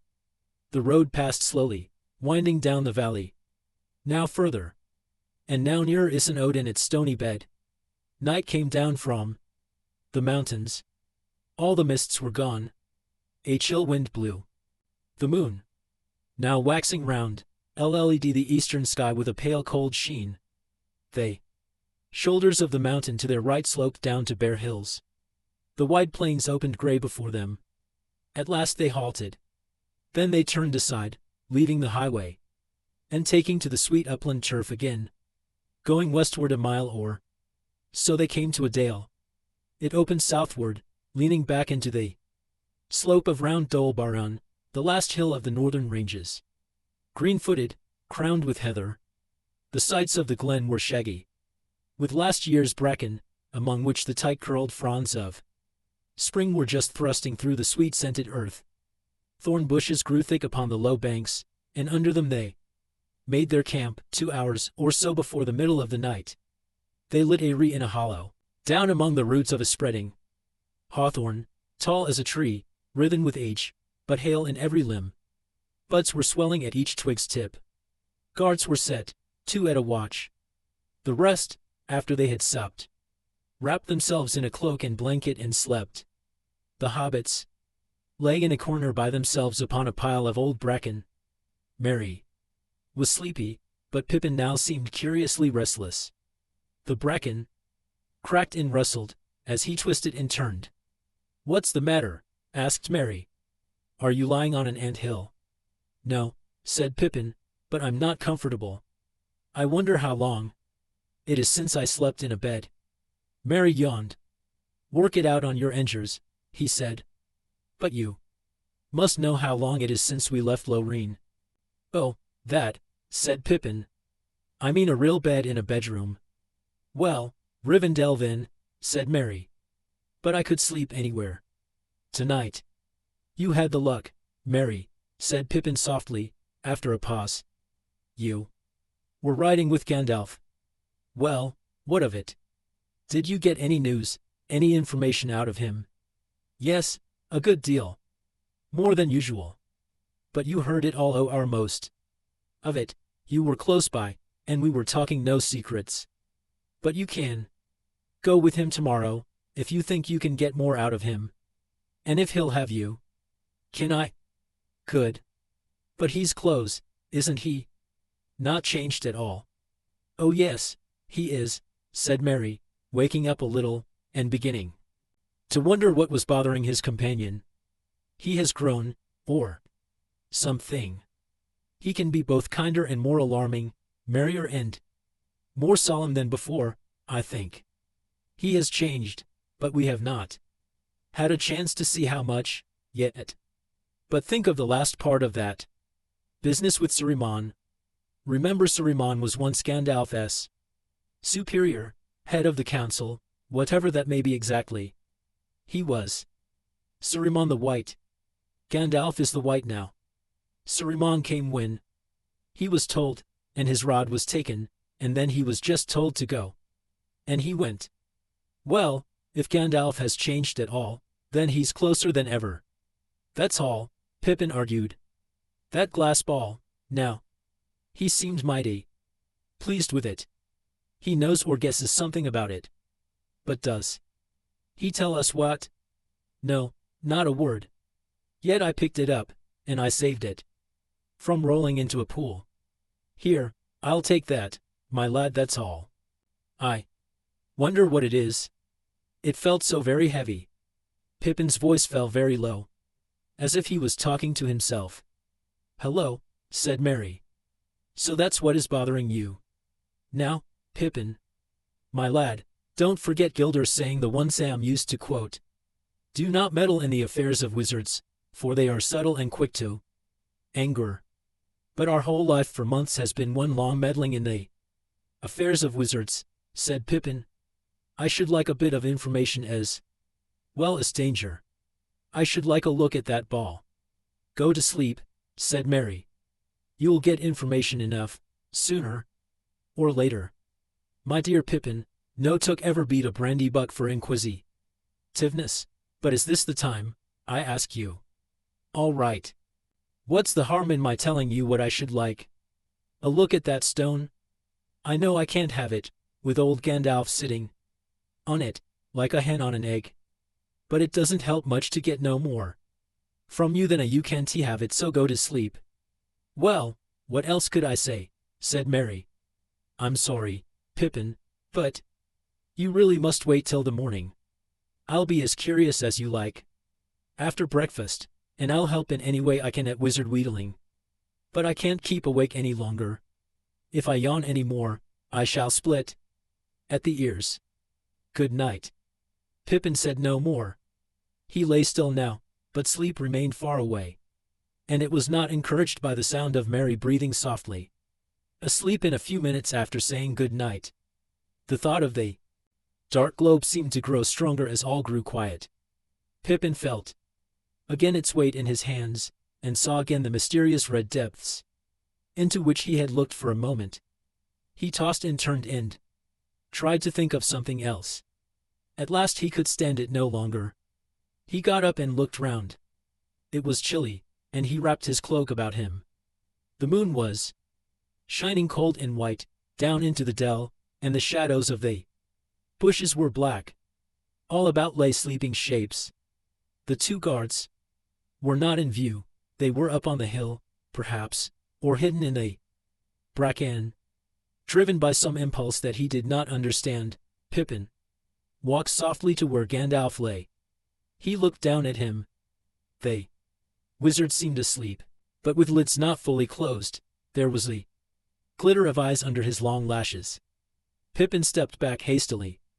But Gandalf made no sign, and drawn forward once more, half against his will, the hobbit crept up again from behind the wizard's head. He was rolled in a blanket, with his cloak spread over the top, and close beside him, between his right side and his bent arm, there was a hummock, something round wrapped in a dark cloth. His hand seemed only just to have slipped off it to the ground. Hardly breathing, Pippin crept nearer, foot by foot. At last he knelt down. Then he put his hands out stealthily, and slowly lifted the lump up. It did not seem quite so heavy as he had expected. Only some bundle of oddments, perhaps, after all, he thought with a strange sense of relief, but he did not put the bundle down again. He stood for a moment clasping it. Then an idea came into his mind. He tiptoed away, found a large stone, and came back. Quickly now he drew off the cloth, wrapped the stone in it and, kneeling down, laid it back by the wizard's hand. Then at last he looked at the thing that he had uncovered. There it was, a smooth globe of crystal, now dark and dead, lying bare before his knees. Pippin lifted it, covered it hurriedly in his own cloak, and half turned to go back to his bed. At that moment Gandalf moved in his sleep, and muttered some words. They seemed to be in a strange tongue. His hand groped out and clasped the wrapped stone. Then he sighed, and did not move again. "You idiotic fool," Pippin muttered to himself. "You are going to get yourself into frightful trouble. Put it back quick." But he found, now that his knees quaked, and he did not dare to go near enough to the wizard to reach the bundle. "I'll never get it back now without waking him," he thought, "not till I'm a bit calmer. So I may as well have a look RST. Not just here though." He stole away, and sat down on a green hillock not far from his bed. The moon looked in over the edge of the dell. Pippin sat with his knees drawn up and the ball between them. He bent low over it, looking like a greedy child stooping over a bowl of food, in a corner away from others. He drew his cloak aside and gazed at it. The air seemed still intense about him. At RST the globe was dark, black as jet, with the moonlight gleaming on its surface. Then there came a faint glow and stir in the heart of it, and it held his eyes, so that now he could not look away. Soon all the inside seemed Henri. The ball was spinning, or the lights within were revolving. Suddenly the lights went out. He gave a gasp and struggled. But he remained bent, clasping the ball with both hands. Closer and closer he bent, and then became rigid. His lips moved soundlessly for a while. Then with a strangled cry he fell back and lay still. The cry was piercing. The guards leapt down from the banks. All the camp was soon astir. "So this is the thief," said Gandalf. Hastily he cast his cloak over the globe where it lay. "But you, Pippin, this is a grievous turn to things." He knelt by Pippin's body. The hobbit was lying on his back, rigid, with unseeing eyes staring up at the sky. "The devilry! What mischief has he done to himself, and to all of us?" The wizard's face was drawn and haggard. He took Pippin's hand and bent over his face, listening for his breath. Then he laid his hands on his brow. The hobbit shuddered. His eyes closed. He cried out, and sat up, staring in bewilderment at all the faces round him, pale in the moonlight. "It is not for you, Saruman," he cried in a shrill and toneless voice, shrinking away from Gandalf. "I will send for it at once." Do you understand? Say just that. Then he struggled to get up and escape. But Gandalf held him gently and Rmly. Peregrine Took, he said. Come back. The hobbit relaxed and fell back, clinging to the wizard's hand. Gandalf, he cried. Gandalf. Forgive me. Forgive you, said the wizard. Tell me Rst what you have done. I took the ball and looked at it, stammered Pippin, and I saw things that frightened me. And I wanted to go away, but I couldn't. And then he came and questioned me, and he looked at me, and that is all I remember. That won't do, said Gandalf sternly. What did you see, and what did you say? Pippin shut his eyes and shivered, but said nothing. They all stared at him in silence, except Merry, who turned away. But Gandalf's face was still hard. Speak, he said. In a low, hesitating voice Pippin began again, and slowly his words grew clearer and stronger. I saw a dark sky, and tall battlements, he said, and tiny stars. It seemed very far away and long ago, yet hard and clear. Then the stars went in and out. They were cut off by things with wings. Very big, I think, really, but in the glass they looked like bats wheeling round the tower.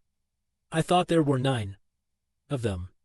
One began to fly straight towards me, getting bigger and bigger.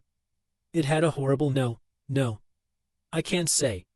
I tried to get away, because I thought it would fly out, but when it had covered all the globe, it disappeared. Then he came. He did not speak so that I could hear words. He just looked, and I understood. So you have come back. Why have you neglected to report for so long? I did not answer. He said, Who are you? I still did not answer. But it hurt me horribly, and he pressed me, so I said, A hobbit. Then suddenly he seemed to see me, and he laughed at me.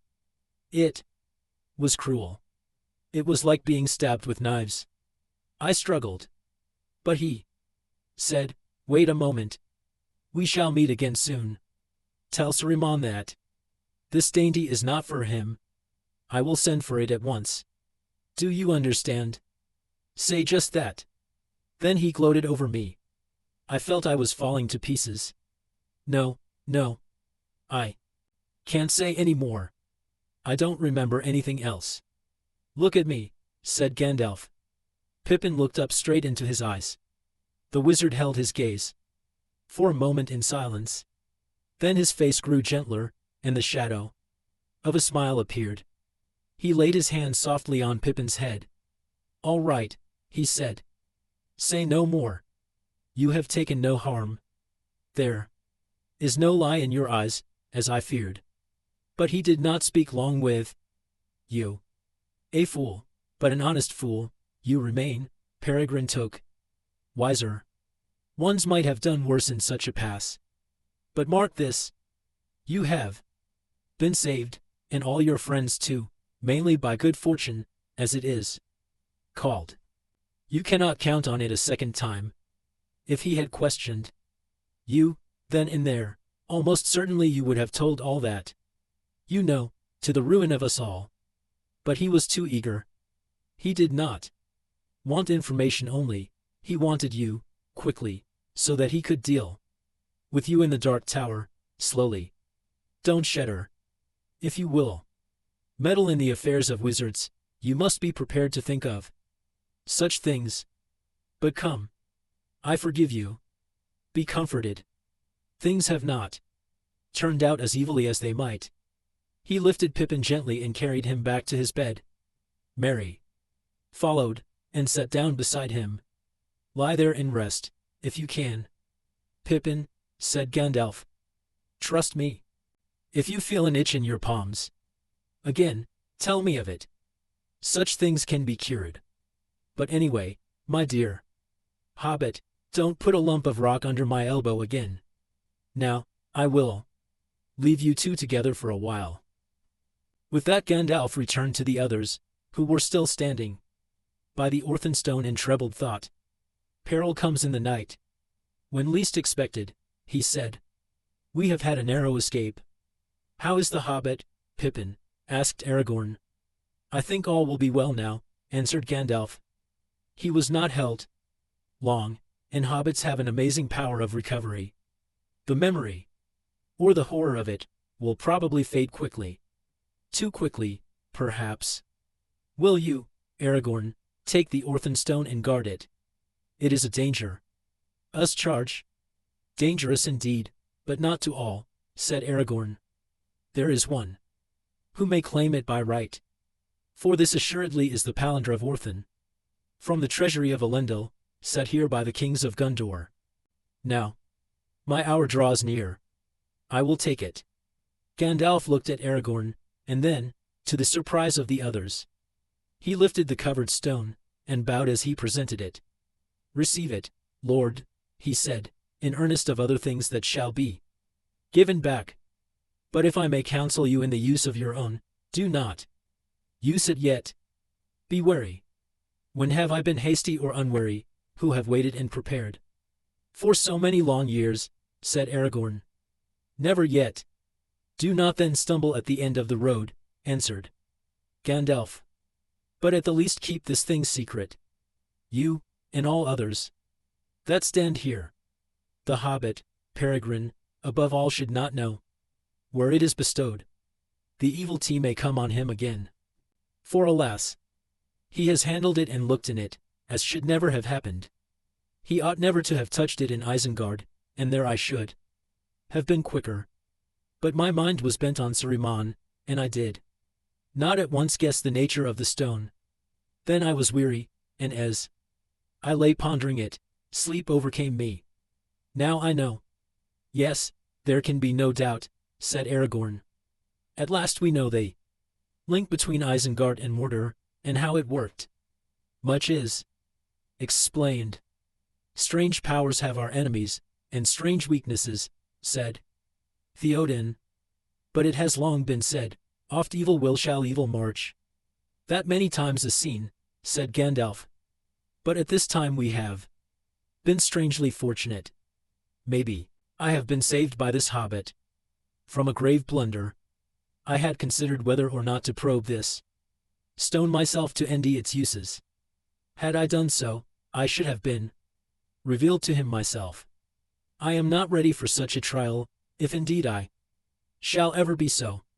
But even if I found the power to withdraw myself, it would be disastrous for him to see me, yet until the hour comes when secrecy will avail no longer." "That hour is now come, I think," said Aragorn. "Not yet," said Gandalf. "There remains a short while of doubt, which we must use. The enemy, it is clear, thought that the stone was in Orthan. Why should he not? And that therefore the hobbit was captive there, driven to look in the glass for his torment by Saruman. That dark mind will be led now with the voice and face of the hobbit, and with expectation. It may take some time before he learns his error. We must snatch that time. We have been too leisurely. We must move. The neighborhood of Isengard is no place now to linger in. I will ride ahead at once with Peregrine Took. It will be better for him than lying in the dark while others sleep. I will keep Eomer and 10 riders," said the king. "They shall ride with me at early day. The rest may go with Aragorn and ride as soon as they have a mind." "As you will," said Gandalf. "But make all the speed you may to the cover of the hills, to Helm's Deep." At that moment a shadow fell over them. The bright moonlight seemed to be suddenly cut off. Several of the riders cried out, and crouched, holding their arms above their heads, as if to ward off a blow from above. A blind fear and a deadly cold fell on them. Cowering, they looked up. A vast winged shape passed over the moon like a black cloud. It wheeled and went north, ying at a speed greater than any wind of Middle-earth. The stars fainted before it. It was gone. They stood up, rigid as stones. Gandalf was gazing up, his arms out and downwards, stiff, his hands clenched. "Nazgul," he cried. "The messenger of Mordor. The storm is coming." The Nazgul have crossed the river. Ride, ride. Wait not for the dawn. Let not the swift wait for the slow. Ride. He sprang away, calling Shadowfax as he ran. Aragorn followed him. Going to Pippin, Gandalf picked him up in his arms. You shall come with me this time, he said. Shadowfax shall show you his paces. Then he ran to the place where he had slept. Shadowfax stood there already, slinging the small bag which was all his luggage across his shoulders. The wizard leapt upon the horse's back. Aragorn lifted Pippin and set him in Gandalf's arms, wrapped in cloak and blanket. Farewell. Follow fast, cried Gandalf. Away, Shadowfax. The great horse tossed his head. His owing tail icked in the moonlight. Then he leapt forward, spurning the earth, and was gone, like the north wind from the mountains. A beautiful, restful night, said Merry to Aragorn. Some folk have wonderful luck. He did not want to sleep, and he wanted to ride with Gandalf, and there he goes. Instead of being turned into a stone himself to stand here forever as a warning. If you had been the RST to lift the Orthan stone, and not he, how would it be now? Said Aragorn. You might have done worse. Who can say? But now it is your luck to come with me, I fear. At once. Go and get ready, and bring anything that Pippin left behind. Make haste. Over the plains Shadowfax was ying, needing no urging and no guidance. Less than an hour had passed, and they had reached the fords of Isen and crossed them. The mound of the riders in its cold spears lay grey behind them. Pippin was recovering. He was warm, but the wind in his face was keen and refreshing. He was with Gandalf. The horror of the stone and of the hideous shadow over the moon was fading, things left behind in the mists of the mountains or in a passing dream. He drew a deep breath. I did not know you rode bareback, Gandalf, he said. You haven't a saddle or a bridle.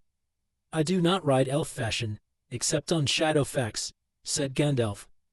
But Shadowfax will have no harness. You do not ride Shadowfax. He is willing to carry you or not. If he is willing, that is enough. It is then his business to see that you remain on his back, unless you jump off into the air. How fast is he going? Asked Pippin. Fast by the wind, but very smooth. And how light his footfalls are. He is running now as fast as the swiftest horse could gallop, answered Gandalf, but that is not fast for him. The land is rising a little here, and is more broken than it was beyond the river. But see how the white mountains are drawing near under the stars.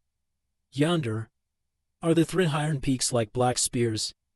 It will not be long before we reach the branching roads and come to the Deeping Coombe, where the battle was fought 2 nights ago.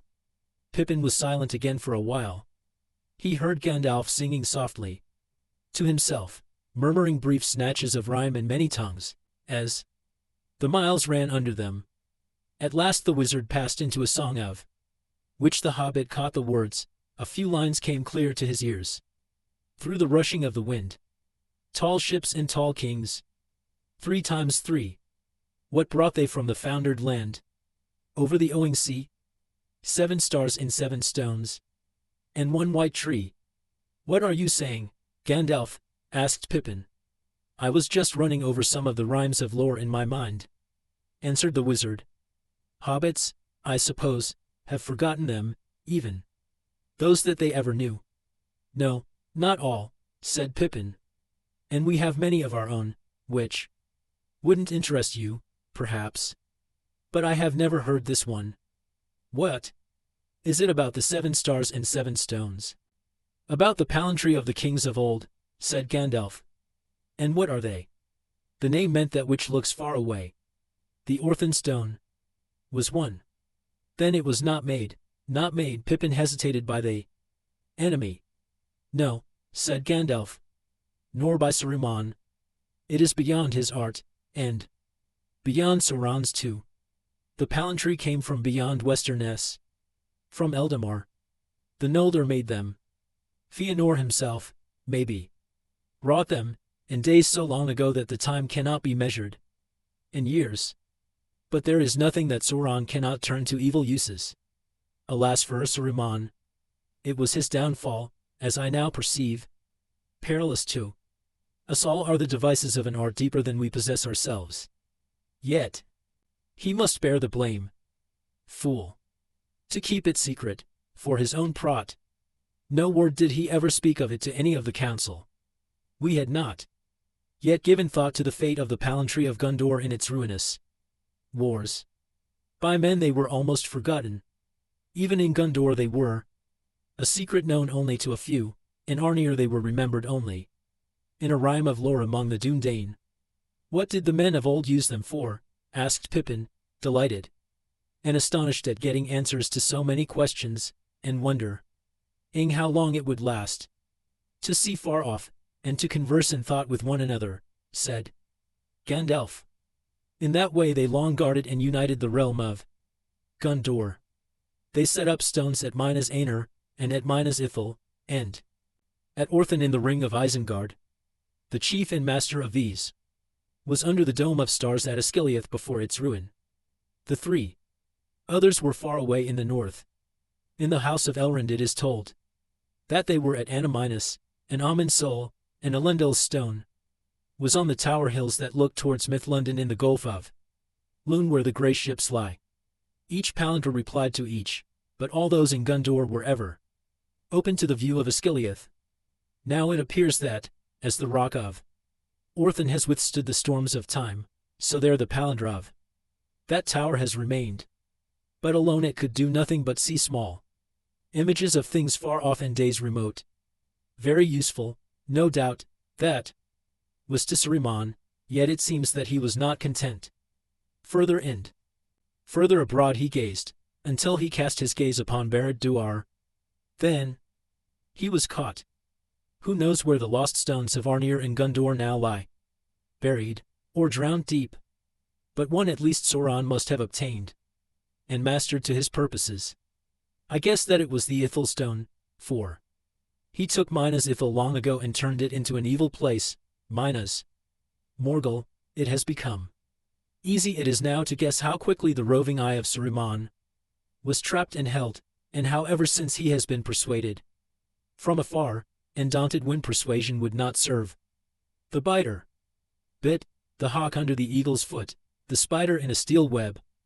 How long, I wonder, has he been constrained to come often to his glass for inspection and instruction, and the Orthan stone so bent towards Barad-dûr that, if any save a will of adamant now looks into it, it will bear his mind and sight swiftly thither? And how it draws one to itself. Have I not felt it? Even now my heart desires to test my will upon it, to see if I could not wrench it from him and turn it where I would to look across the wide seas of water and of time to Tirion the fair, and perceive the unimaginable hand and mind of Fëanor at their work, while both the white tree and the golden were in o'er. He sighed and fell silent. I wish I had known all this before, said Pippin. I had no notion of what I was doing. Oh yes, you had, said Gandalf. You knew you were behaving wrongly and foolishly, and you told yourself so, though you did not listen. I did not tell you all this before, because it is only by musing on all that has happened that I have at last understood, even as we ride together. But if I had spoken sooner, it would not have lessened your desire, or made it easier to resist. On the contrary. No, they burned hand teaches best. After that advice about goes to the heart. It does, said Pippin. If all the 7 stones were laid out before me now, I should shut my eyes and put my hands in my pockets. Good, said Gandalf. That is what I hoped. But I should like to know, Pippin began. Mercy, cried Gandalf. If the giving of information is to be the cure of your inquisitiveness, I shall spend all the rest of my days in answering you. What more do you want to know? The names of all the stars, and of all living things, and the whole History of Middle-earth and over heaven and of the sundering seas. Laughed Pippin. Of course. What less? But I am not in a hurry. Tonight. At the moment I was just wondering about the Black Shadow. I heard you shout, Messenger of Mordor. What was it? What could it do at Isengard? It was a black rider on wings, a Nazgul, said Gandalf. It could have taken you away to the Dark Tower. But it was not coming for me, was it? Faltered Pippin. I mean, it didn't know that I had. Of course not, said Gandalf. It is 200 leagues or more. In straight from Barad-dûr to Orthan, and even a Nazgul would take a few hours to way between them. But Saruman certainly looked in the stone since the orc raid, and more of his secret thought, I do not doubt, has been read than he intended. A messenger has been sent to find out what he is doing. And after what has happened, tonight another will come, I think, and swiftly. So Saruman will come to the last pinch of the vice that he has put his hand in. He has no captive to send.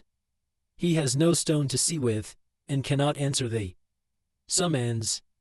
Sauron will only believe that he is withholding the captive, and refusing to use the stone. It will not help Saruman to tell the truth to the messenger. For Isengard may be ruined, yet he is still safe in Orthan. So whether he will or no, he will appear a rebel. Yet he rejected us, so as to avoid that very thing. What he will do in such a plight, I cannot guess. He has power still, I think, while in Orthan, to resist the 9 riders. He may try to do so. He may try to trap the Nazgul, or at least to slay the thing on which it now rides the air. In that case let Rohan look to its horses. But I cannot tell how it will fall out, well or ill for us. It may be that the counsels of the enemy will be confused, or hindered by his wrath with Saruman. It may be that he will learn that I was there, and stood upon the stairs of Orthan with hobbits at my tail. Or that an heir of Elendil lives and stood beside me. If Wormtongue was not deceived by the armor of Rohan, he would remember Aragorn and the title that he claimed. That is what I fear. And so we why not from danger but into greater danger. Every stride of Shadowfax bears you nearer to the land of shadow, Peregrine took. Pippin made no answer, but clutched his cloak, as if a sudden chill had struck him. Grey land passed under them. See now, said Gandalf. The Westfold dales are opening before us. Here we come back to the eastward road. The dark shadow. Yonder is the mouth of the deeping combe. That way lies a Glaurond. And the glittering caves. Do not ask me about them. Ask Gimli, if you meet again, and for the RST time you may get an answer longer than you wish. You will not see the caves yourself, not on this journey. Soon they will be far behind. I thought you were going to stop at Helm's Deep, said Pippin. Where are you going then? To Minas Tirith, before the seas of war surround it. Oh. And how far is that? Leagues upon leagues, answered Gandalf. Thrice as far as the dwellings of King Theoden, and they are more than 100 miles east from here, as the messengers of Mordor why. Shadowfax must run a longer road, which will prove the swifter. We shall ride now till daybreak, and that is some hours away. Then even Shadowfax must rest, in some hollow of the hills, at Edoras, I hope. Sleep, if you can. You may see the RST glimmer of dawn upon the golden roof of the house of Eorl. And in 3 days, thence you shall see the purple shadow of Mount Mindalloin end. The walls of the tower of Deenthor white in the morning. Away now, Shadowfax. Run, great heart, run as you have never run before. Now we are come to the lands where you were foaled, and every stone you know. Run now. Hope is in speed. Shadowfax tossed his head and cried aloud, as if a trumpet had summoned him to battle. Then he sprang forward. Fire you from his feet, night rushed over him. As he fell slowly into sleep, Pippin had a strange feeling. He and Gandalf were still as stone, seated upon the statue of a running horse, while the world rolled away beneath his feet with a great noise of wind. Book 4. Chapter 1. The Taming of Smeagol. Well, master, we're in AX and no mistake, said Sam Gamgee. He stood despondently with hunched shoulders beside Frodo, and peered out with puckered eyes into the gloom. It was the third evening since they had ED from the company. As far as they could tell, they had almost lost count of the hours, during which they had climbed and labored among the barren slopes and stones of the Emyn Muil, sometimes retracing their steps because they could see no way forward, sometimes discovering that they had wandered in a circle back to where they had been hours before. Yet, on the whole they had worked steadily eastward, keeping as near as they could away to the outer edge of this strange twisted knot of hills.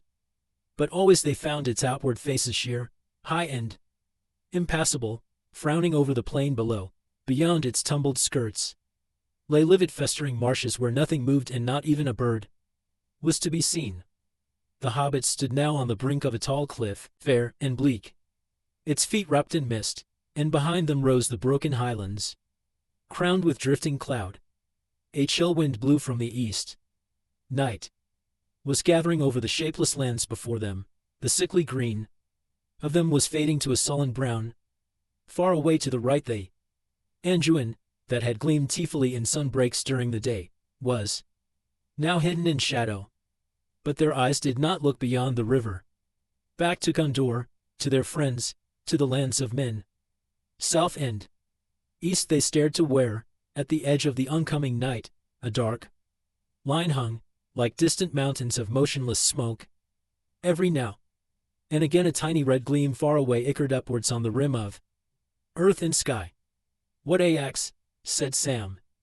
That's the one place in all the lands we've ever heard of that we don't want to see any closer, and that's the one place we're trying to get to.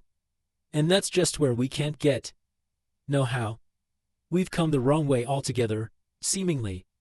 We can't get down, and if we did get down, we'd endy all that green land a nasty bog, I'll warrant. Phew. Can you smell it? He sniffed at the wind. Yes, I can smell it, said Frodo, but he did not move, and his eyes remained XED, staring out towards the dark line and the acre. Aim. Mordor, he muttered under his breath. If I must go there, I wish I could come there quickly and make an end. He shuddered. The wind was chilly and yet heavy with an odor of cold decay. Well, he said, at last withdrawing his eyes, we cannot stay here all night, X or no X. We must endy a more sheltered spot, and camp once more, and perhaps another day will show us a path. Or another and another and another, muttered Sam. Or maybe no day. We've come the wrong way. I wonder, said Frodo. It's my doom, I think, to go to that shadow yonder, so that a way will be found. But will good or evil show it to me? What hope we had was in speed. Delay plays into the enemy's hands, and here I am, delayed. Is it the will of the Dark Tower that steers us? All my choices have proved ill.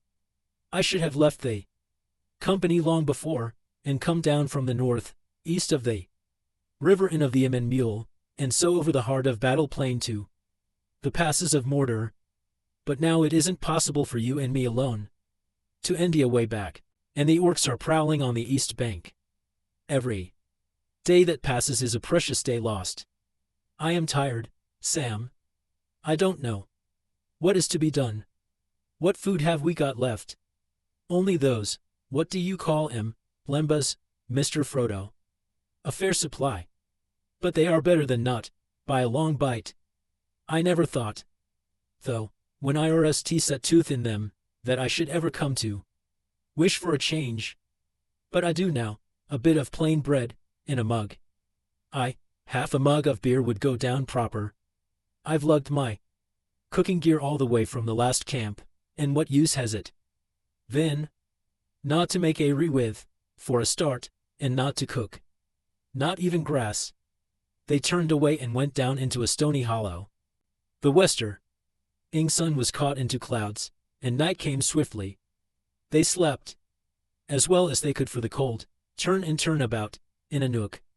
Among great jagged pinnacles of weathered rock, at least they were sheltered from the easterly wind. "Did you see them again, Mr. Frodo?" asked Sam, as they sat, stiff and chilled, munching wafers of lembas, in the cold grey of early morning. "No," said Frodo. "I've heard nothing, and seen nothing, for 2 nights now." "Nor me," said Sam. "Cur, those eyes did give me a turn. But perhaps we've shaken him off at last, the miserable slinker. Gollum. I'll give him Gollum in his throat, if ever I get my hands on his neck." "I hope you'll never need to," said Frodo.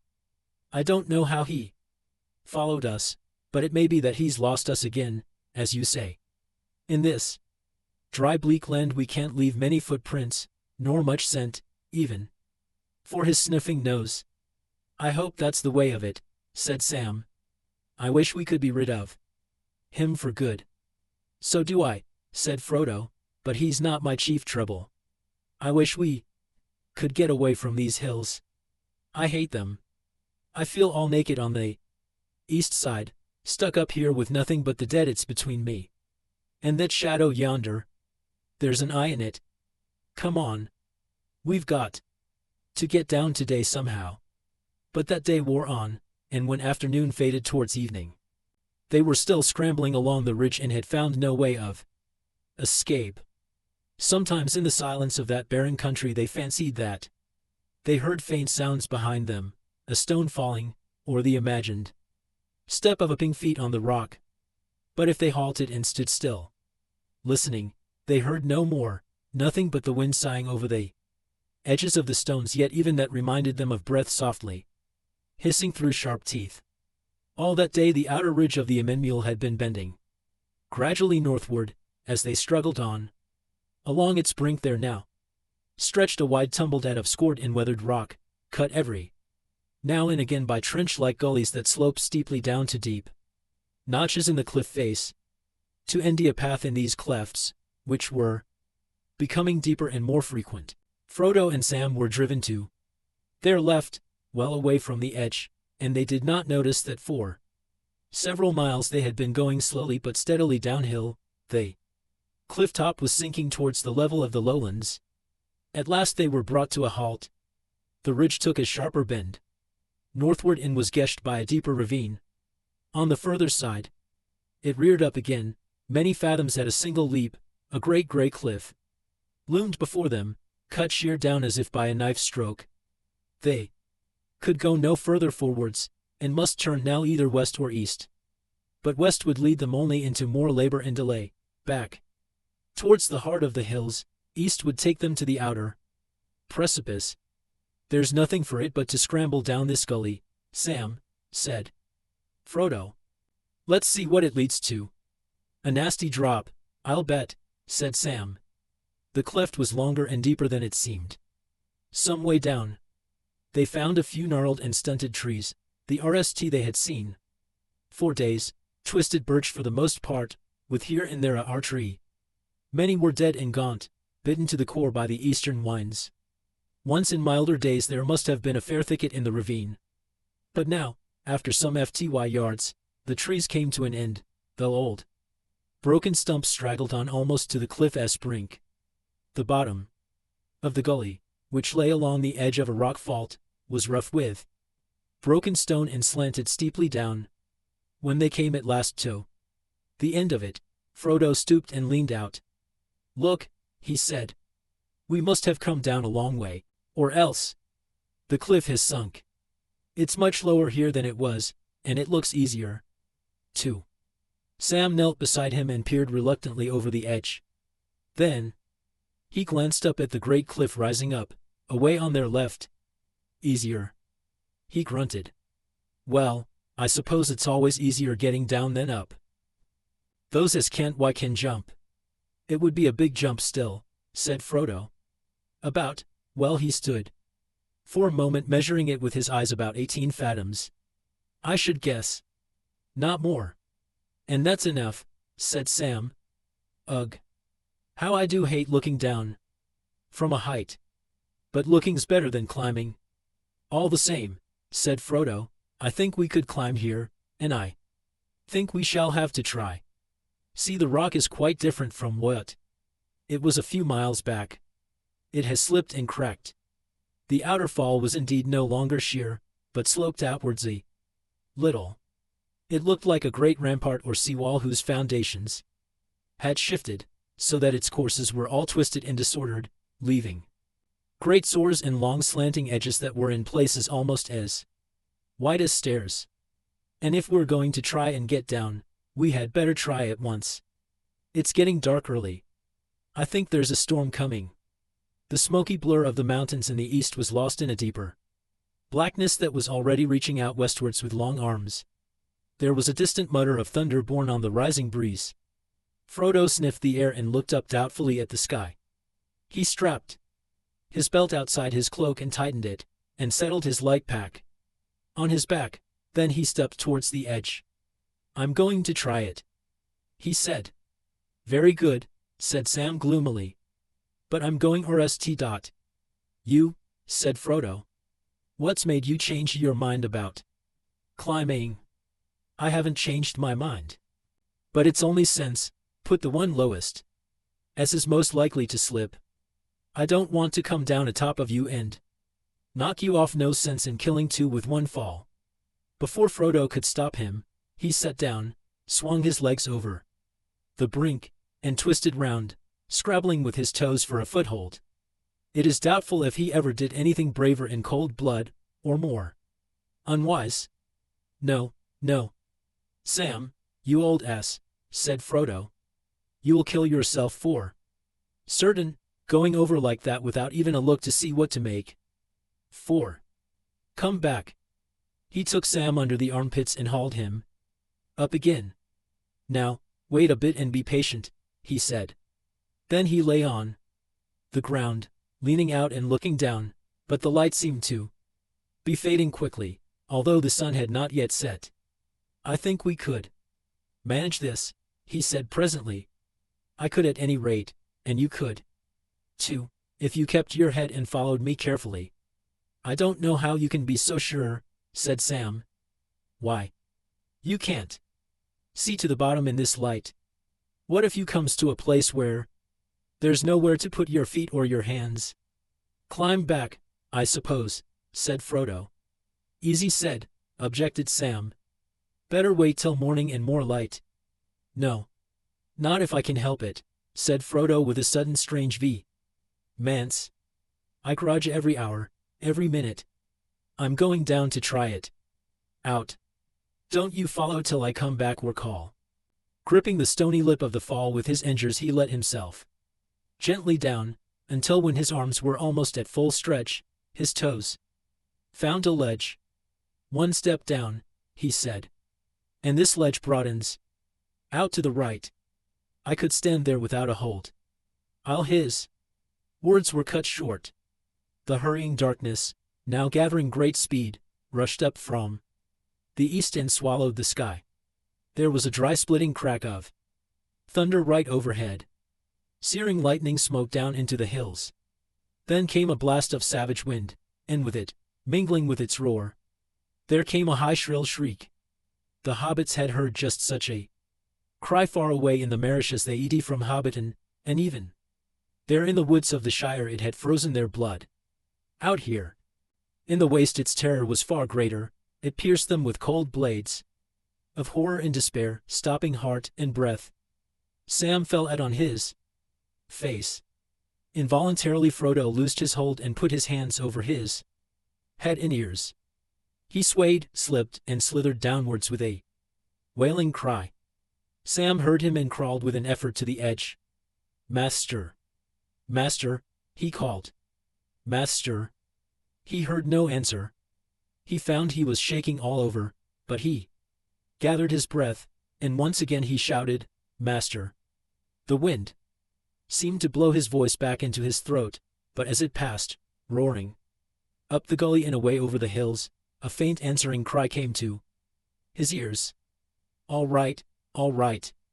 I'm here. But I can't see.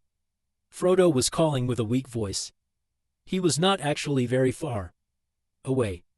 He had slid and not fallen, and had come up with a jolt to his feet on a wider ledge not many yards lower down.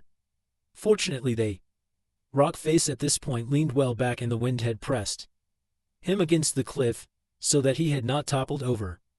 He steadied himself a little, laying his face against the cold stone, feeling his heart pounding.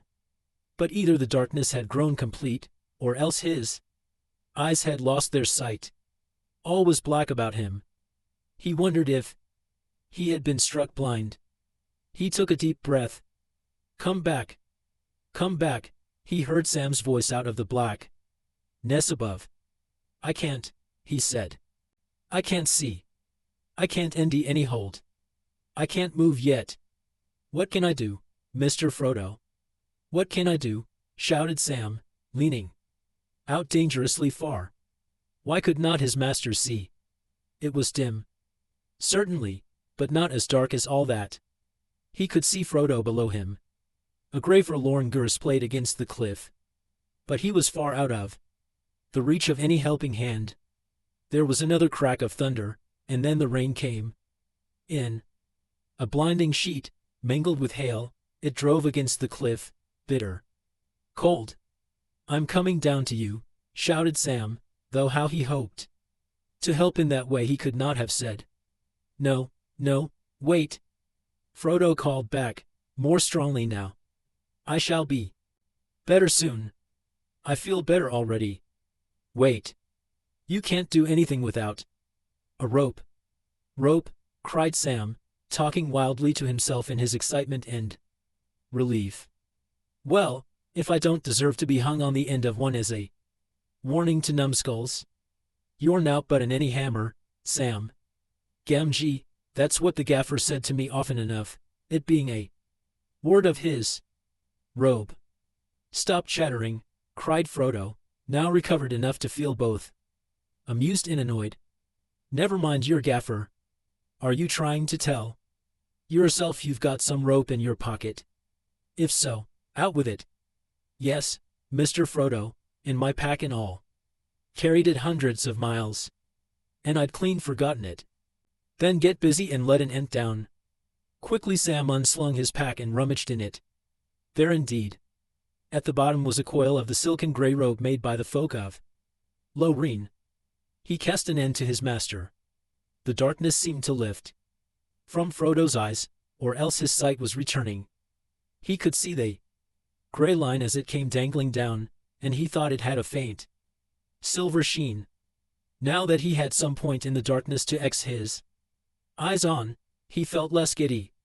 Leaning his weight forward, he made the end fast round his waist, and then he grasped the line with both hands. Sam stepped back and braced his feet against a stump a yard or two from the edge. Half hauled, half scrambling, Frodo came up and threw himself on the ground. Thunder growled and rumbled in the distance, and the rain was still falling heavily. The hobbits crawled away back into the gully. But they did not endy much shelter there. Rills of water began to run down. Soon they grew to a spate that splashed and fumed on the stones, and spouted out over the cliff like the gutters of a vast roof. I should have been half drowned down there, or washed clean off, said Frodo. What a piece of luck you had that rope. Better luck if I'd thought of it sooner, said Sam. Maybe you remember them putting the ropes in the boats, as we started off, in the Elvish country. I took a fancy to it, and I stowed a coil in my pack. Years ago, it seems. It may be a help in many needs, he said. Halder, or one of those folk. And he spoke right. A pity I didn't think of bringing another length, said Frodo, but I left the company in such a hurry and confusion. If only we had enough we could use it to get down. How long is your rope, I wonder? Sam paid it out slowly, measuring it with his arms. 5, 10, 20, 30 ells, more or less, he said. Who'd have thought it? Frodo exclaimed. "Ah, who would?" said Sam. "Elves are wonderful folk. It looks a bit thin, but it's tough, and soft as milk to the hand. Packs clothes too. And as light as light. Wonderful folk to be sure." 30 ells, said Frodo, considering. "I believe it would be enough. If the storm passes before nightfall, I'm going to try it." "The rain's nearly given over already," said Sam, "but don't you go doing anything risky in the dim again, Mr. Frodo. And I haven't got over that shriek on the wind yet, if you have. Like a black rider. It sounded but one up in the air, if they can. Why, I'm thinking we'd best lay up in this crack till night's over. And I'm thinking that I won't spend a moment longer than I need, stuck up on this edge with the eyes of the dark country looking over the marshes," said Frodo. With that he stood up and went down to the bottom of the gully. Again he looked out. Clear sky was growing in the east once more. The skirts of the storm were lifting, ragged and wet, and the main battle had passed to spread its great wings over the Immen Mule, upon which the dark thought of Sauron brooded for a while. Thence it turned, smiting the vale of Anduin with hail and lightning, and casting its shadow upon Minas Tirith with threat of war.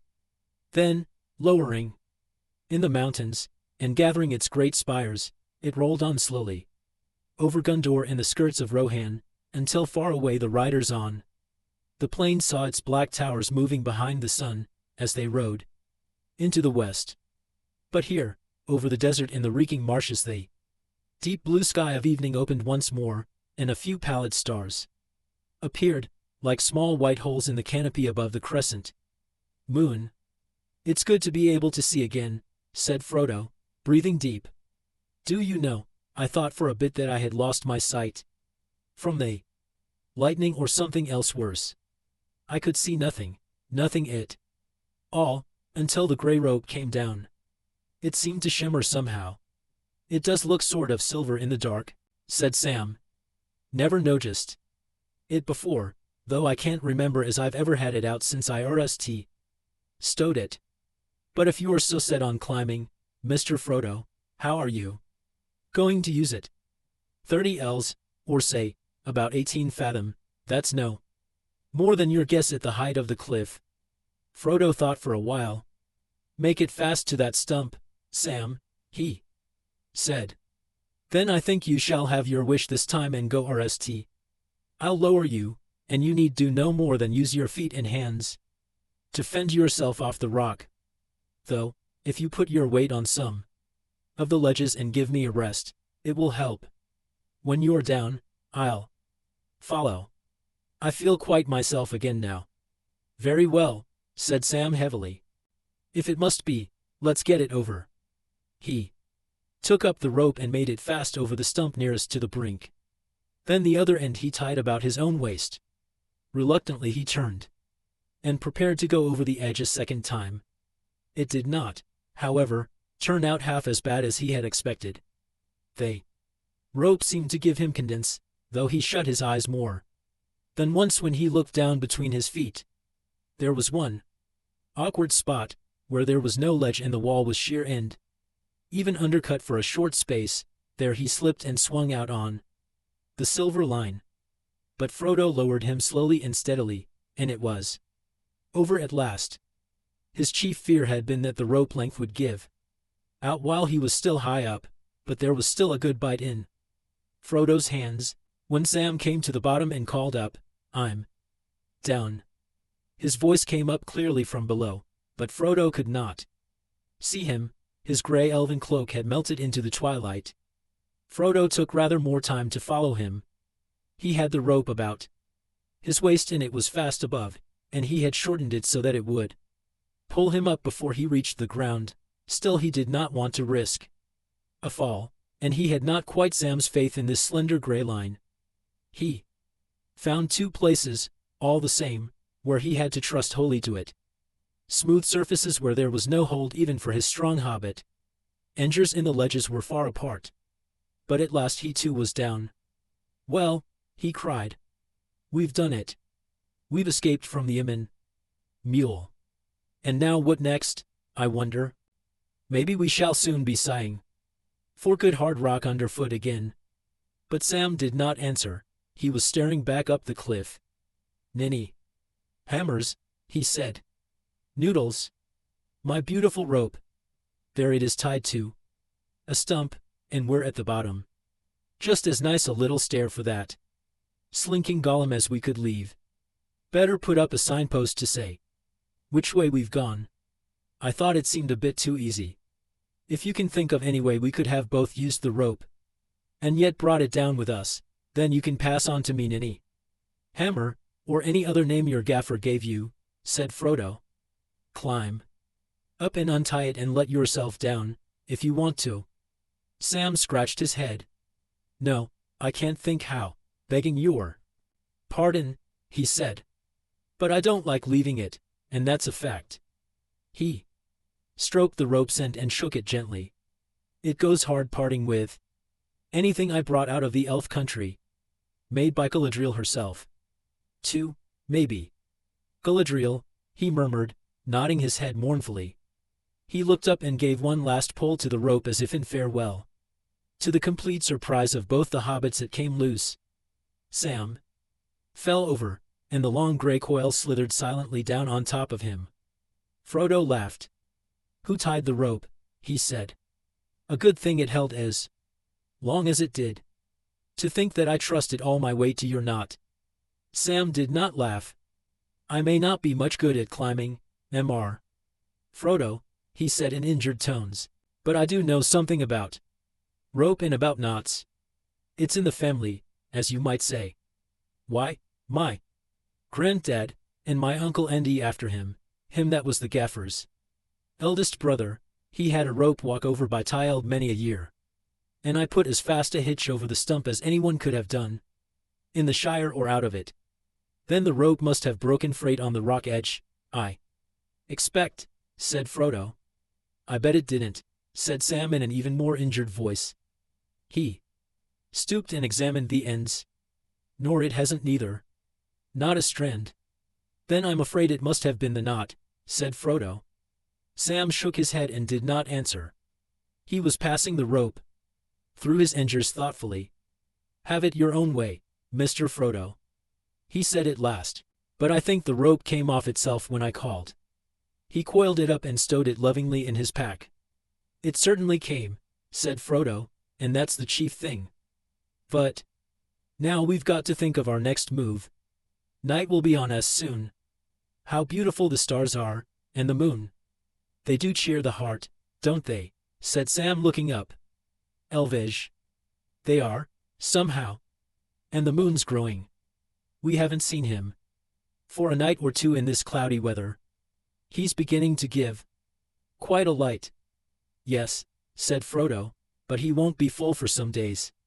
I don't think we'll try the marshes by the light of half a moon. Under the RST shadows of night they started out on the next stage of their journey. After a while Sam turned and looked back at the way they had come. The mouth of the gully was a black notch in the dim cliff. I'm glad we've got the rope, he said. We've set a little puzzle for that footpad, anyhow. He can try his nasty uppy feet on those ledges. They picked their steps away from the skirts of the cliff, among a wilderness of boulders and rough stones, wet and slippery with a heavy rain. The ground still fell away sharply. They had not gone very far when they came upon a great sword that yawned suddenly, black before their feet. It was not wide, but it was too wide to jump across in the dim light. They thought they could hear water gurgling in its depths. It curved away on their left northward, back towards the hills, and so barred their road in that direction, at any rate while darkness lasted. We had better try way back southwards along the line of the cliff, I think, said Sam. We might enter some nook there, or even a cave or something. I suppose so, said Frodo. I'm tired, and I don't think I can scramble among stones much longer tonight, though I grudge the delay. I wish there was a clear path in front of us, then I'd go on till my legs gave way. They did not envy the going any easier at the broken feet of the Emin mule. Nor did Sam envy any nook or hollow to shelter in, only bare stony slopes frowned over by the cliff, which now rose again, higher and more sheer as they went back. In the end, worn out, they just cast themselves on the ground under the lee of a boulder lying not far from the foot of the precipice. There for some time they sat, huddled mournfully together in the cold stony night, while sleep crept upon them in spite of all they could do to hold it off. The moon now rode high and clear. Its thin white light lit up the faces of the rocks and drenched the cold frowning walls of the cliff, turning all the wide, looming darkness into a chill pale gray scored with black shadows. "Well," said Frodo, standing up and drawing his cloak more closely round him, "you sleep for a bit, Sam, and take my blanket. I'll walk up and down on sentry for a while." Suddenly he stiffened, and, stooping, he gripped Sam by the arm. "What's that?" he whispered. "Look over there on the cliff." Sam looked and breathed in sharply through his teeth. "SSSS," he said. "That's what it is. It's that Gollum. Snakes and adders. And to think that I thought that we'd puzzle him with our bit of a climb. Look at him. Like a nasty crawling spider on a wall. Down the face of a precipice, sheer and almost smooth it seemed. In the pale moonlight, a small black shape was moving with its thin limbs splayed out. Maybe its soft clinging hands and toes were ending crevices and holds that no hobbit could ever have seen or used, but it looked as if it was just creeping down on sticky pads, like some large prowling thing of insect kind. And it was coming down head RST, as if it was smelling its way.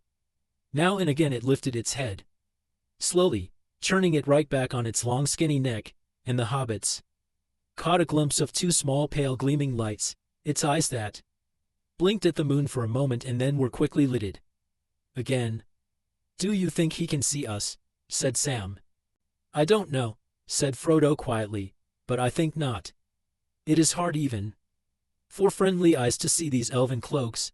I cannot see you in the shadow even at a few paces. And I've heard that he doesn't like sun or moon." "Then why is he coming down just here?" asked Sam. "Quietly, Sam," said Frodo. "He can smell us, perhaps. And he can hear as keen as elves, I believe. I think he has heard something. Now, our voices probably. We did a lot of shouting away back there. And we were talking far too loudly until a minute ago." "Well, I'm sick of him," said Sam. "He's come once too often for me, and I'm going to have a word with him, if I can.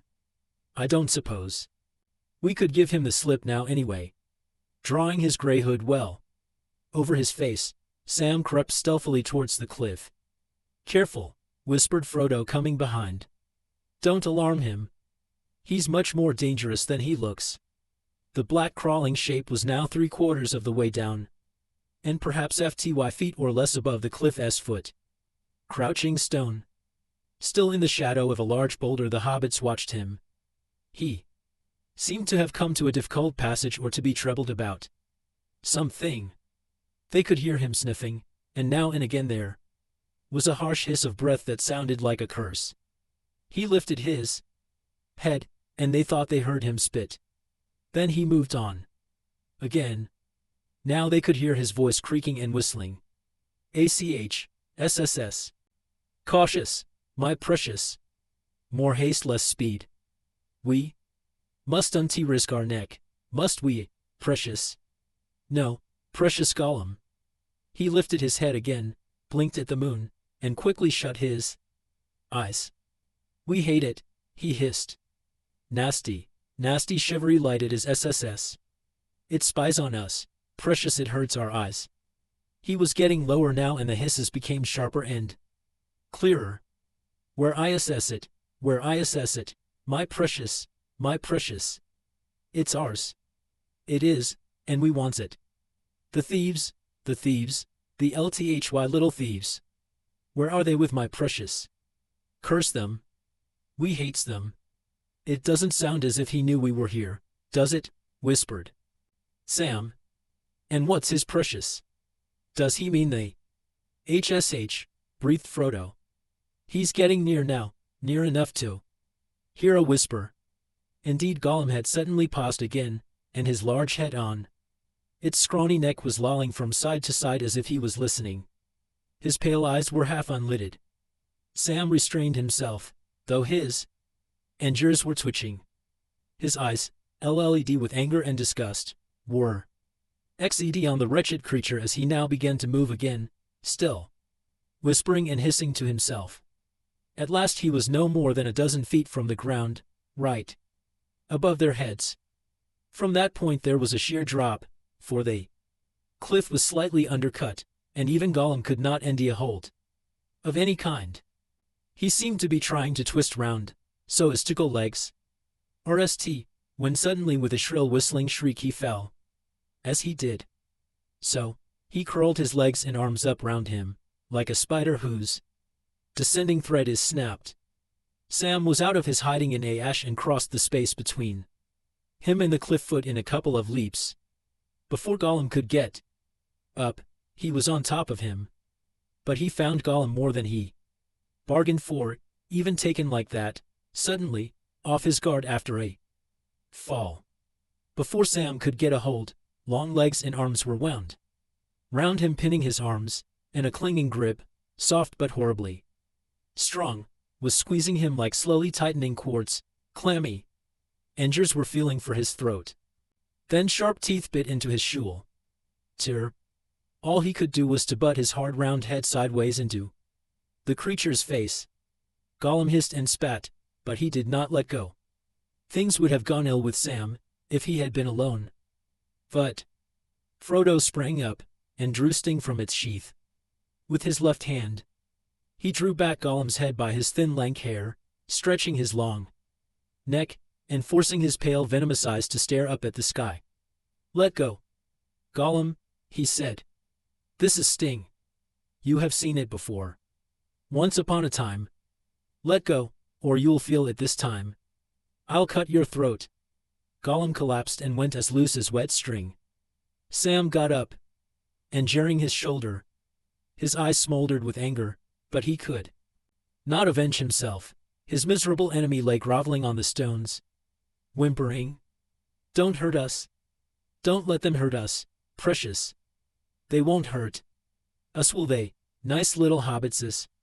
We didn't mean no harm, but they jumps on us like cats on poor mices, they did, precious. And we're so lonely, Gollum. We'll be nice to them, very nice, if they'll be nice to us, won't we? Yes, yes." "Well, what's to be done with it?" said Sam. "Tie it up, so is it. Can't come sneaking after us no more, I say." "But that would kill us, whimpered Gollum. "Cruel little hobbit says.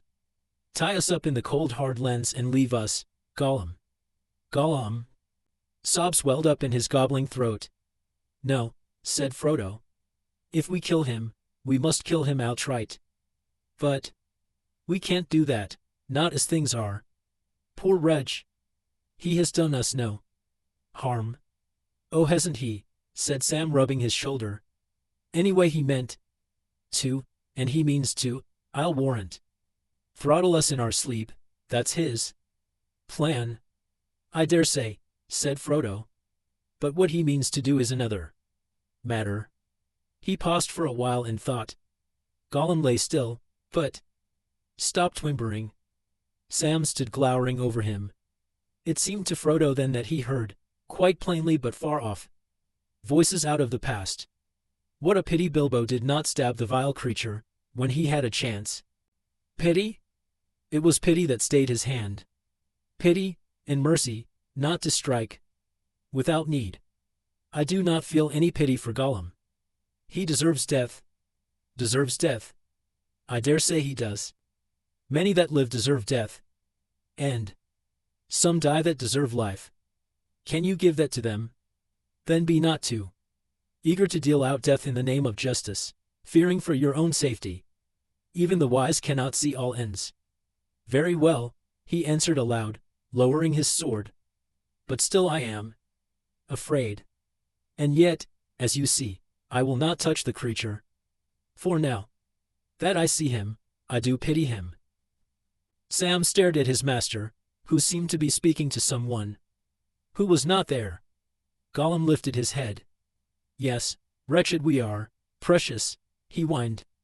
"Misery, misery. Hobbits won't kill us, nice hobbits." "No, we won't," said Frodo. "But we won't let you go, either. You're full of wickedness and mischief, Gollum. You will have to come with us, that's all, while we keep an eye on you. But you must help us, if you can. One good turn deserves another." "Yes, yes indeed," said Gollum, sitting up. "Nice hobbits. We will come with them. Find them safe paths in the dark, yes we will. And where are they going in these cold hard lands, we wonders, yes we wonders." He looked up at them, in a faint light of cunning and eagerness flickered for a second in his pale blinking eyes. Sam scowled at him, and sucked his teeth, but he seemed to sense that there was something odd about his master's mood and that the matter was beyond argument. All the same he was amazed at Frodo's reply. Frodo looked straight into Gollum's eyes, which inched and twisted away. "You know that, or you guess well enough, Smeagol," he said, quietly and sternly. "We are going to Mordor, of course. And you know the way there, I believe." "ACHSSS," said Gollum, covering his ears with his hands, as if such frankness, and the open speaking of the names, hurt him. "We guessed, yes we guessed," he whispered, "and we didn't want them to go, did we? No, precious, not the nice hobbits. Ashes, ashes, and dust, and thirst there is, and pits, pits, pits, and orcs, thousands of orcs. Nice hobbits mustn't go to SSS, those places." "So you have been there?" Frodo insisted. "And you are being drawn back there, aren't you?" "Yes. Yes." "No," shrieked Gollum. "Once, by accident it was. Wasn't it, precious?" "Yes, by accident. But we won't go back, no, no." Then suddenly his voice and language changed, and he sobbed in his throat, and spoke but not to them.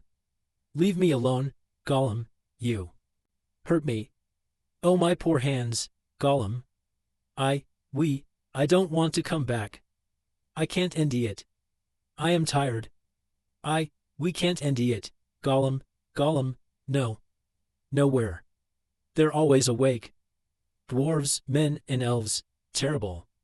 Elves with bright eyes. I can't endure it. ACH. He got up and clenched his long hand into a bony ashless knot, shaking it towards the east. "We won't," he cried. "Not for you." Then he collapsed again. "Gollum. Gollum," he whimpered with his face to the ground. "Don't look at us. Go away. Go to sleep." "He will not go away or go to sleep at your command, Smeagol," said Frodo. "But if you really wish to be free of him again, then you must help me. And that I fear means ending us a path towards him. But you need not go all the way, not beyond the gates of his land." Gollum sat up again and looked at him under his eyelids. "He's over there," he cackled. "Always there. Orcs will take you all the way.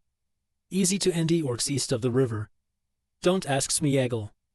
Poor Smeagol, he went away long ago.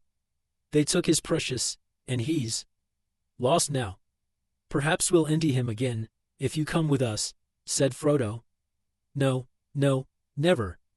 He's lost his precious," said Gollum. "Get up," said Frodo. Gollum stood up and backed away against the cliff. "Now," said Frodo, "can you endy a path easier by day or by night? We're tired, but if you choose the night, we'll start tonight." "The big lights hurt our eyes, they do," Gollum whined. "Not under the white face, not yet. It will go behind the hills soon, yes. Rest a bit RST, nice hobbits." "Then sit down," said Frodo, "and don't move, The hobbits seated themselves beside him, one on either side, with their backs to the stony wall, resting their legs. There was no need for any arrangement by word. They knew that they must not sleep. For a moment, slowly the moon went by. Shadows fell down from the hills, and all grew dark before them. The stars grew thick and bright in the sky above. No one stirred. Gollum sat with his legs drawn up, knees under chin, at hands and feet splayed on the ground, his eyes closed, but he seemed tense, as if thinking or listening. Frodo looked across at Sam. Their eyes met and they understood.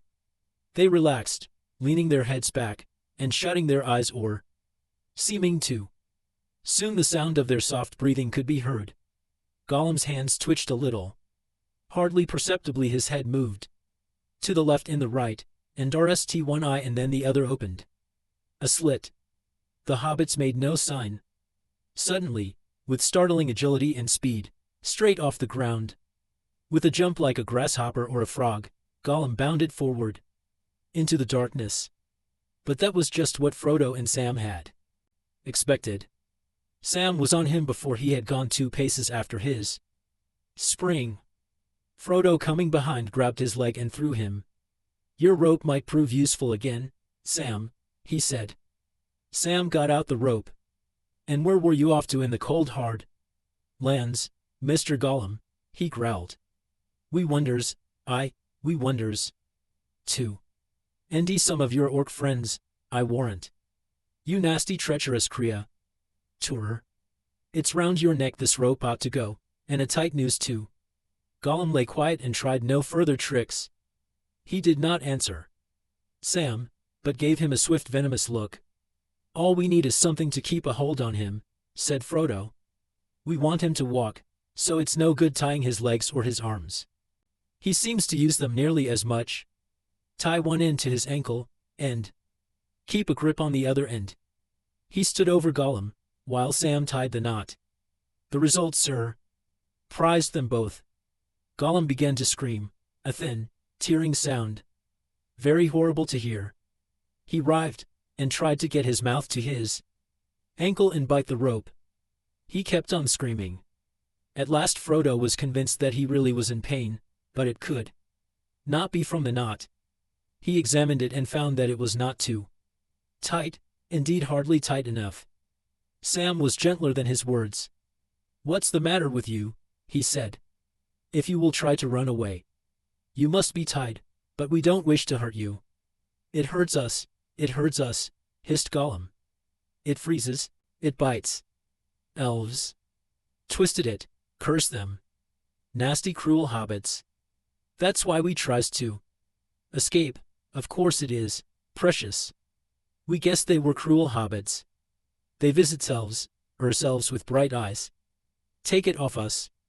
It hurts. Us." "No, I will not take it off you," said Frodo, "not unless," he paused a moment and thought, "not unless there is any promise you can make that I can trust. We will swear to do what he wants." Yes, said Gollum, still twisting and grappling at his ankle. "It hurts us." "Swear," said Frodo. "Smeagol," said Gollum suddenly and clearly, opening his eyes wide and staring at Frodo with a strange light. "Smeagol will swear." "On the precious." Frodo drew himself up, and again Sam was startled by his words and his stern voice. "On the precious." "How dare you?" he said. "Think.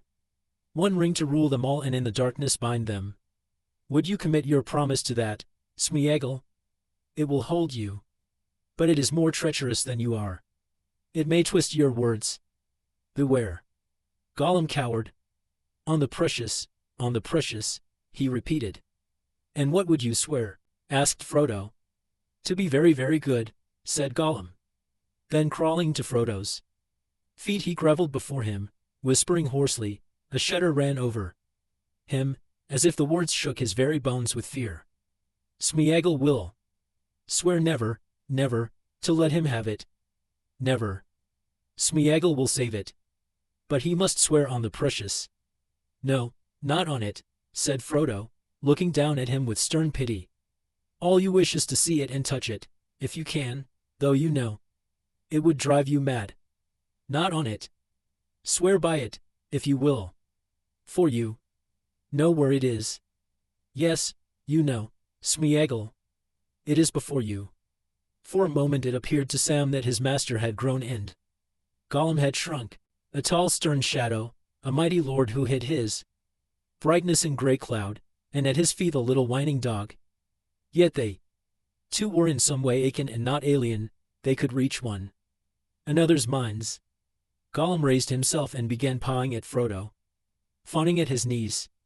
Down, down, said Frodo. Now speak your promise.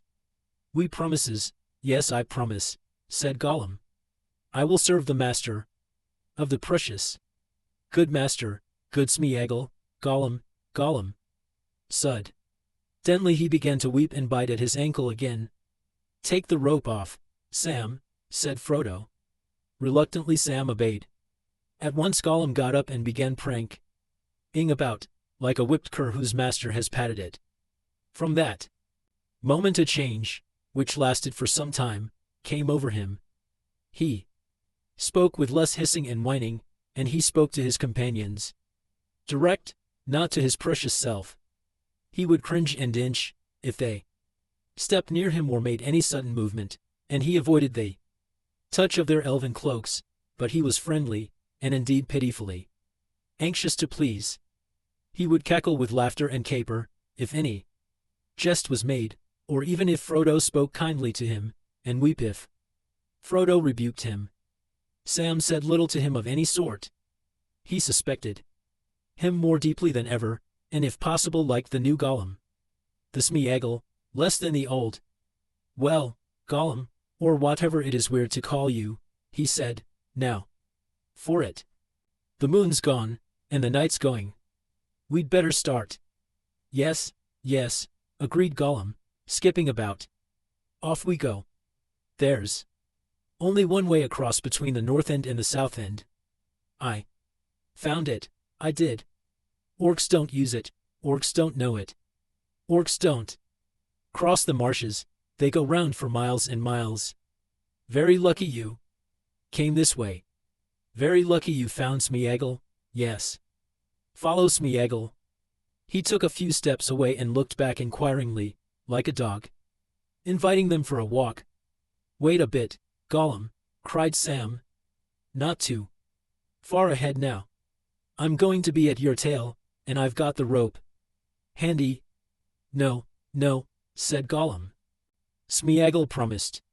In the deep of night under hard clear stars they set off. Gollum led them back northward for a while along the way they had come. Then he slanted to the right away from the steep edge of the Iman Mule, down the broken stony slopes towards the vast fens below. They faded swiftly and softly into the darkness. Over all the leagues of waste before the gates of Mordor there was a black silence. Chapter 2. The Passage of the Marshes. Gollum moved quickly, with his head and neck thrust forward, often using his hands as well as his feet. Frodo and Sam were hard put to it to keep up with him, but he seemed no longer to have any thought of escaping, and if they fell behind, he would turn and wait for them. After a time he brought them to the brink of the narrow gully that they had struck before, but they were now further from the hills. Here it is, he cried. There is a way down inside, yes. Now we follows it out away over there. He pointed south and east, towards the marshes. The reek of them came to their nostrils, heavy and foul even in the cool night air. Gollum cast up and down along the brink, and at length he called to them. Here. We can get down here.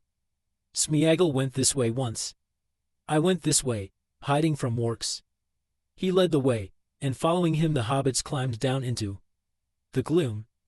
It was not difficult, for the rift was at this point only some 15 feet deep and about a dozen across. There was running water at the bottom. It was in fact the bed of one of the many small rivers that trickled down from the hills to feed the stagnant pools and mires beyond. Gollum turned to the right, southward more or less, and splashed along with his feet in the shallow stony stream. He seemed greatly delighted to feel the water, and chuckled to himself, sometimes, even croaking in a sort of song. The cold hard lands. They bites our hands. They gnaws our feet. The rocks and stones are like old bones, all bare of meat. But stream and pool is wet and cool, so nice for her feet. And now we wish. Ha, ha. What does we wish? He said, looking sidelong at the hobbits. We'll tell you, he croaked. He guessed it long ago. Baggins guessed it. A glint came into his eyes, and Sam, catching the gleam in the darkness, thought it far from pleasant. Alive without breath, as cold as death, never thirsting, ever drinking, clad in mail, never clinking, drowns on dry land, thinks an island is a mountain, thinks a fountain is a puff of air, so sleek, so fair, what a joy to meet. We only wish to catch ash, so juicy sweet. These words only made more pressing to Sam's mind a problem that had been troubling him from the moment when he understood that his master was going to adopt Gollum as a guide, the problem of food. It did not occur to him that his master might also have thought of it, but he supposed Gollum had. Indeed, how had Gollum kept himself in all his lonely wandering? Not too well, thought Sam. He looks fair famished. Not too dainty to try what hobbit tastes like. If there ain't no sh, I'll wager supposing as he could catch us napping. Well, he won't, not Sam Gamgee for one. They stumbled along in the dark winding gully for a long time, or so it seemed to the tired feet of Frodo and Sam. The gully turned eastward, and as they went on it broadened and got gradually lower. At last the sky above grew faint with the RST gray of morning. Gollum had shown no signs of tiring, but now he looked up and halted. Day is near, he whispered, as if day was something that might overhear him and spring on him. Smeagol will stay here. I will stay here, and the yellow face won't see me. We should be glad to see the sun, said Frodo, but we will stay here. We are too tired to go any further at present. You are not wise to be glad of the yellow face, said Gollum. It shows you up. Nice sensible hobbits stay with Smeagol. Orcs and nasty things are about. They can see a long way. Stay and hide with me. The three of them settled down to rest at the foot of the rocky wall of the gully. It was not much more than a tall man's height now, and at its base there were white shelves of dry stone. The water ran in a channel on the other side. Frodo and Sam sat on one of the edges, resting their backs. Gollum paddled and scrabbled in the stream. We must take a little food, said Frodo. Are you hungry, Smeagol? We have very little to share, but we will spare you what we can. At the word hungry a greenish light was kindled in Gollum's pale eyes, and they seemed to protrude further than ever from his thin, sickly face. For a moment he relapsed into his old Gollum manner. We are Fummy's shed. Yes, Fummy's shed we are. Precious, he said. What is it they eats? Have they nice cheese? His tongue lolled out between his sharp yellow teeth, licking his colorless lips. No, we have got no sh, said Frodo. We have only got this.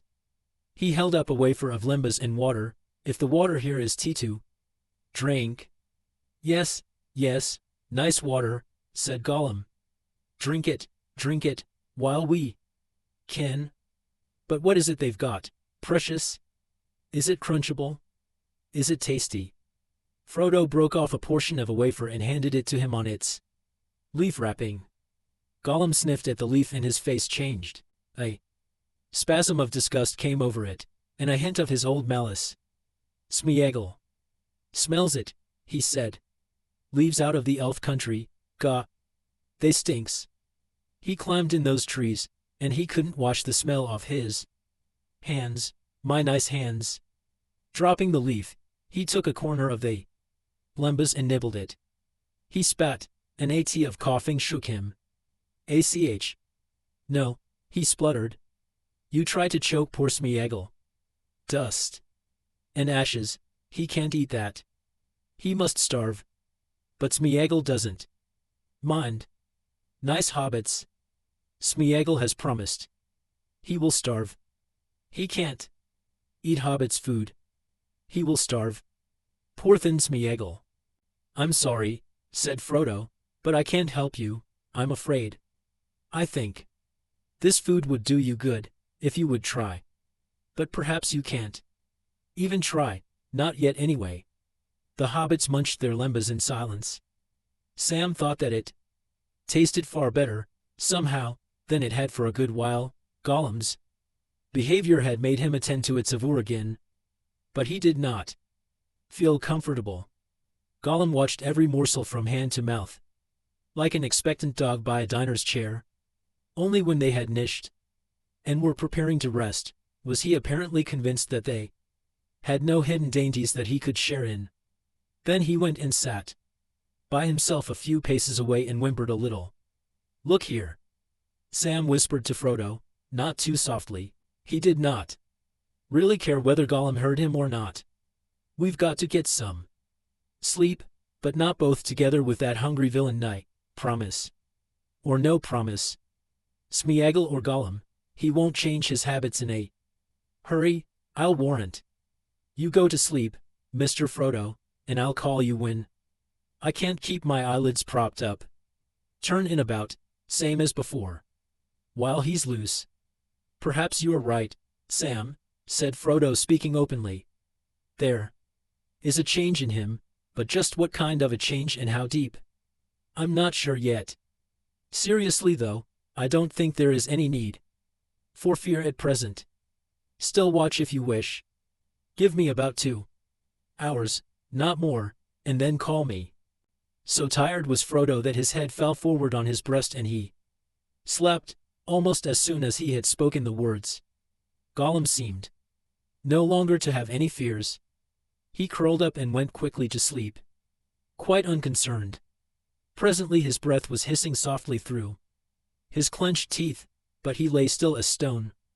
After a while, fearing that he would drop off himself if he sat listening to his 2 companions breathing, Sam got up and gently prodded Gollum. His hands uncurled and twitched, but he made no other movement. Sam bent down and said SSH close to his ear, but there was no response, not even a catch in Gollum's breathing. Sam scratched his head. Must really be asleep, he muttered. And if I was like Gollum, he wouldn't wake up never again. He restrained the thoughts of his sword and the rope that sprang to his mind, and went and sat down by his master. When he woke up the sky above was dim, not lighter but darker. Then when they had breakfasted, Sam leapt to his feet. Not least from his own feeling of vigor and hunger, he suddenly understood that he had slept the daylight away, 9 hours at least. Frodo was still fast asleep, lying now stretched on his side. Gollum was not to be seen. Various reproachful names for himself came to Sam's mind, drawn from the gaffer's large paternal word hoard.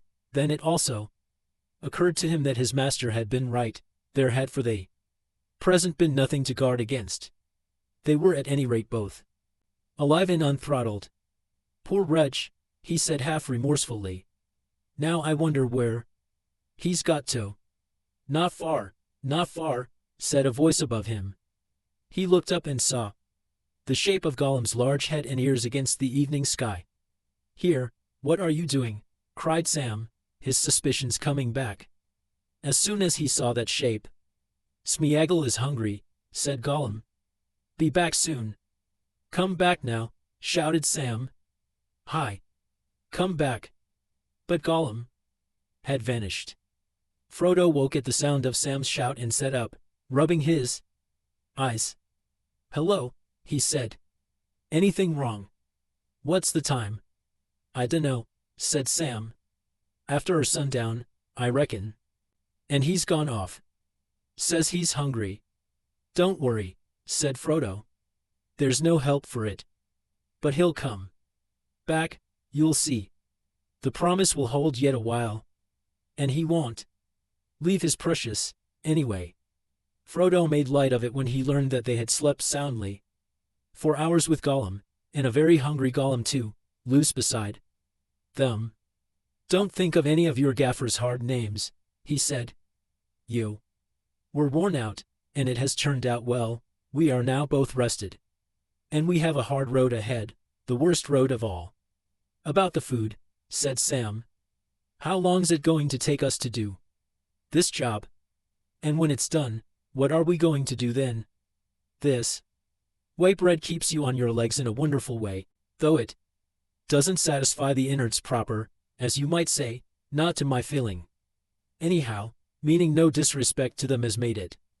But you have to eat some of it every day, and it doesn't grow. I reckon we've got enough to last, say, 3 weeks or so, and that with a tight belt and a light tooth, mind you. We've been a bit free with it so far. I don't know how long we shall take to finish, said Frodo. We were miserably delayed in the hills.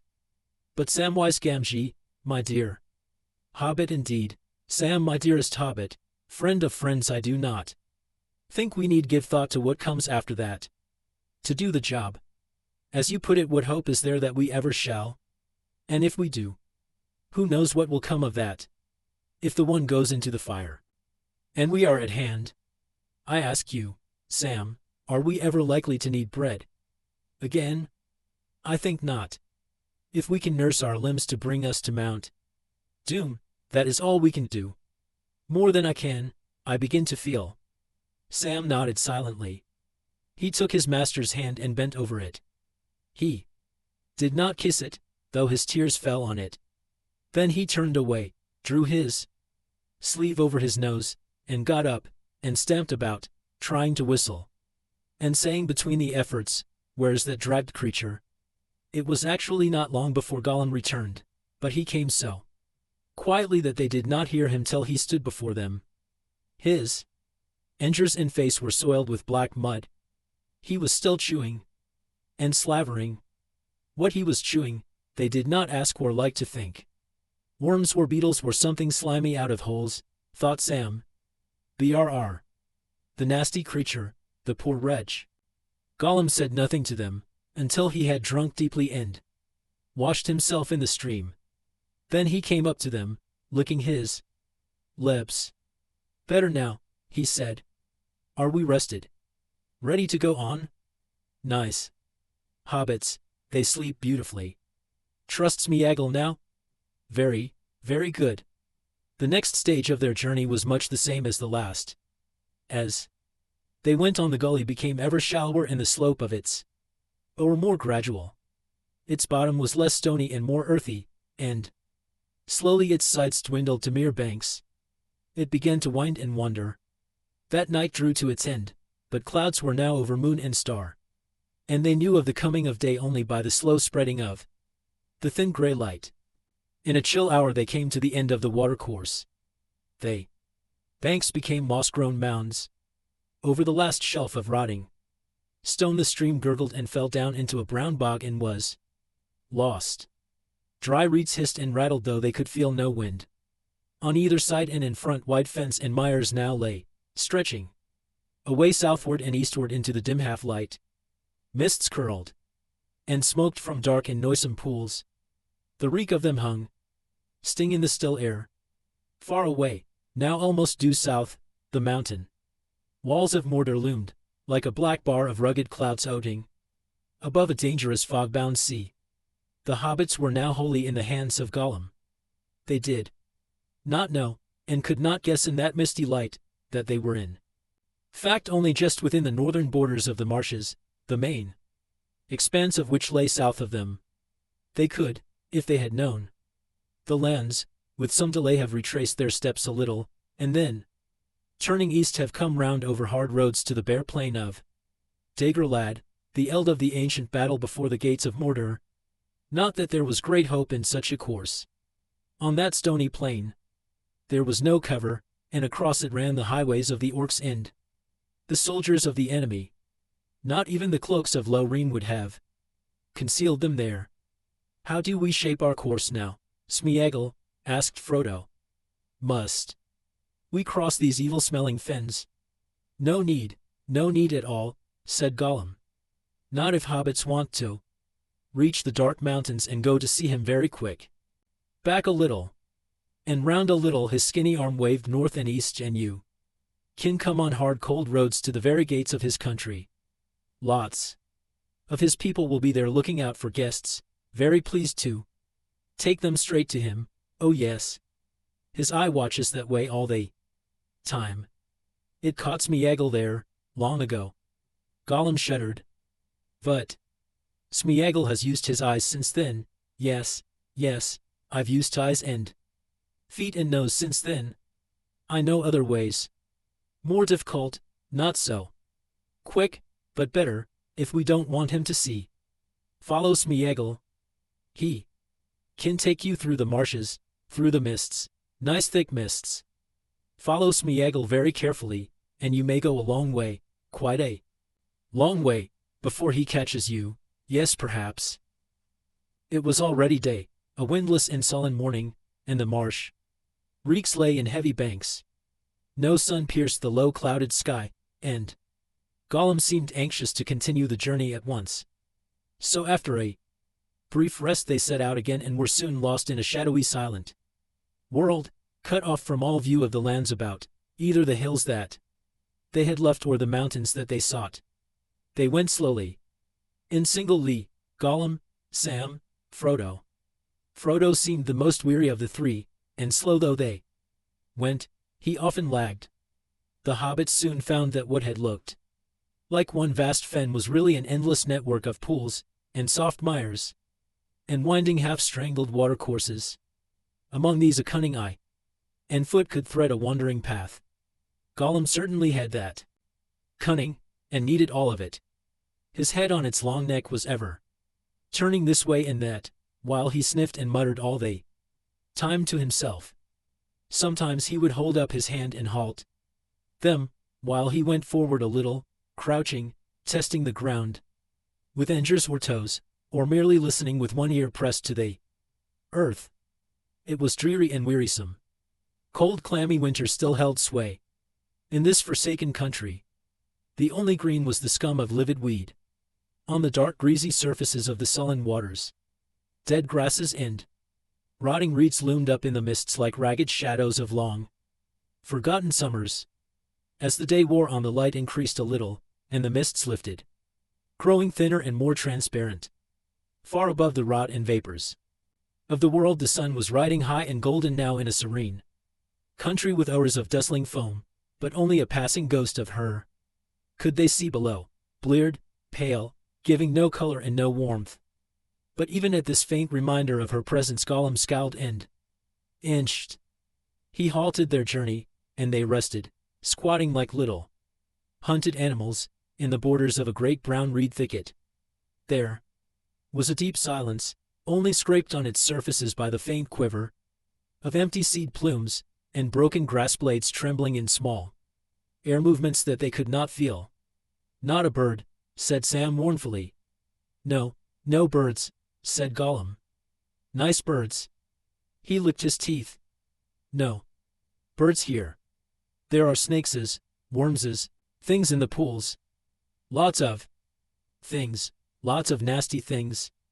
No birds, he ended sadly. Sam looked at him with distaste.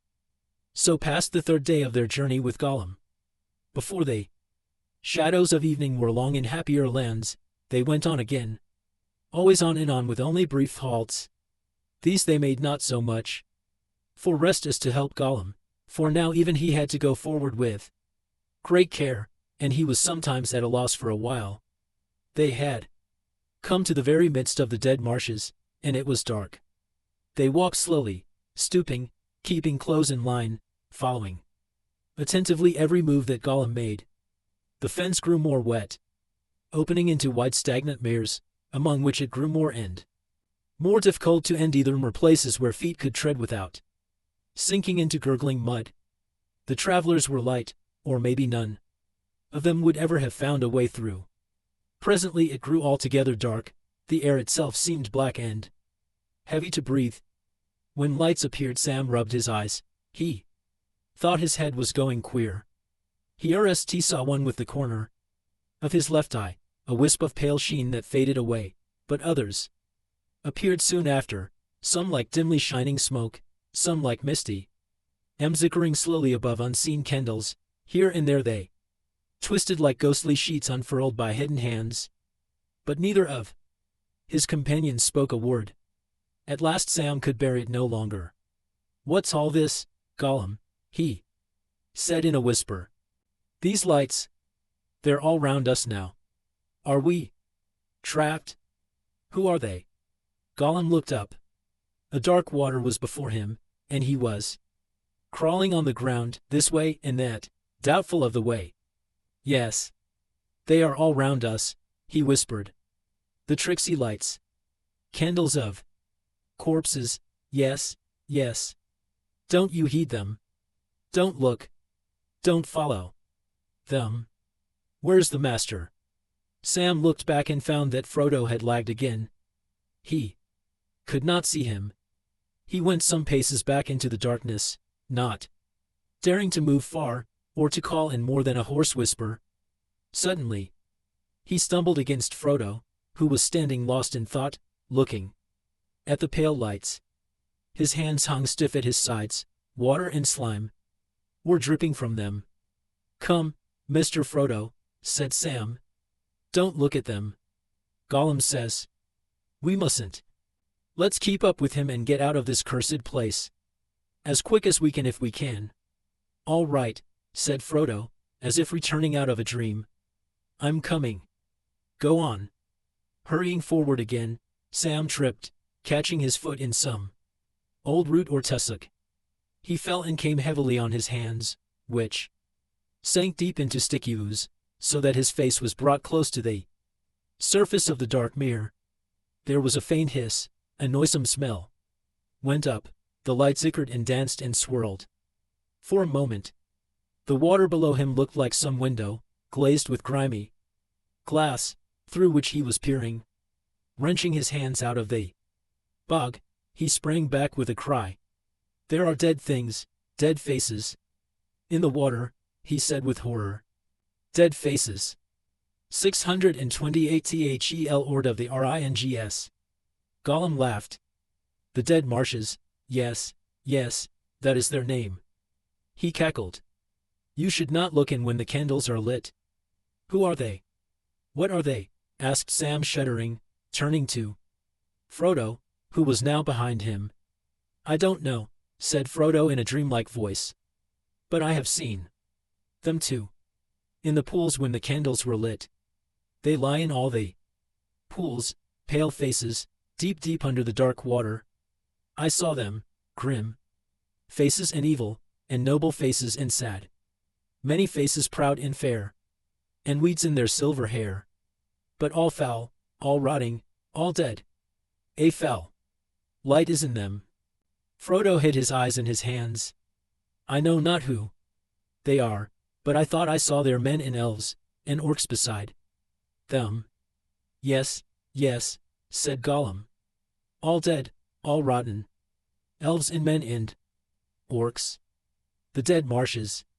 There was a great battle long ago, yes, so they told him when Smeagol was young, when I was young before the Prussians came.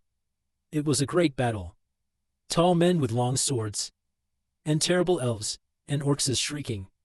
They fought on the plain 4 days and months at the Black Gates. But the marshes have grown since then, swallowed up the graves, always creeping, creeping. But that is an age and more ago," said Sam. "The dead can't be really there. Is it some devilry hatched in the dark land? Who knows?" "Smeagol doesn't know," answered Gollum. "You cannot reach them, you cannot touch them. We tried once, yes. Precious. I tried once, but you cannot reach them. Only shapes to see, perhaps, not to touch. No precious. All dead." Sam looked darkly at him and shuddered again, thinking that he guessed why Smeagol had tried to touch them. "Well, I don't want to see them," he said. Never again. Can't we get on and get away? Yes, yes, said Gollum. But slowly, very slowly, very carefully. Or hobbits go down to join the dead ones and light little candles. Follow Smeagol. Don't look at lights. He crawled away to the right, seeking for a path round the mere. They came close behind, stooping, often using their hands even as he did. 3 precious little Gollums in a row we shall be, if this goes on much longer, thought Sam.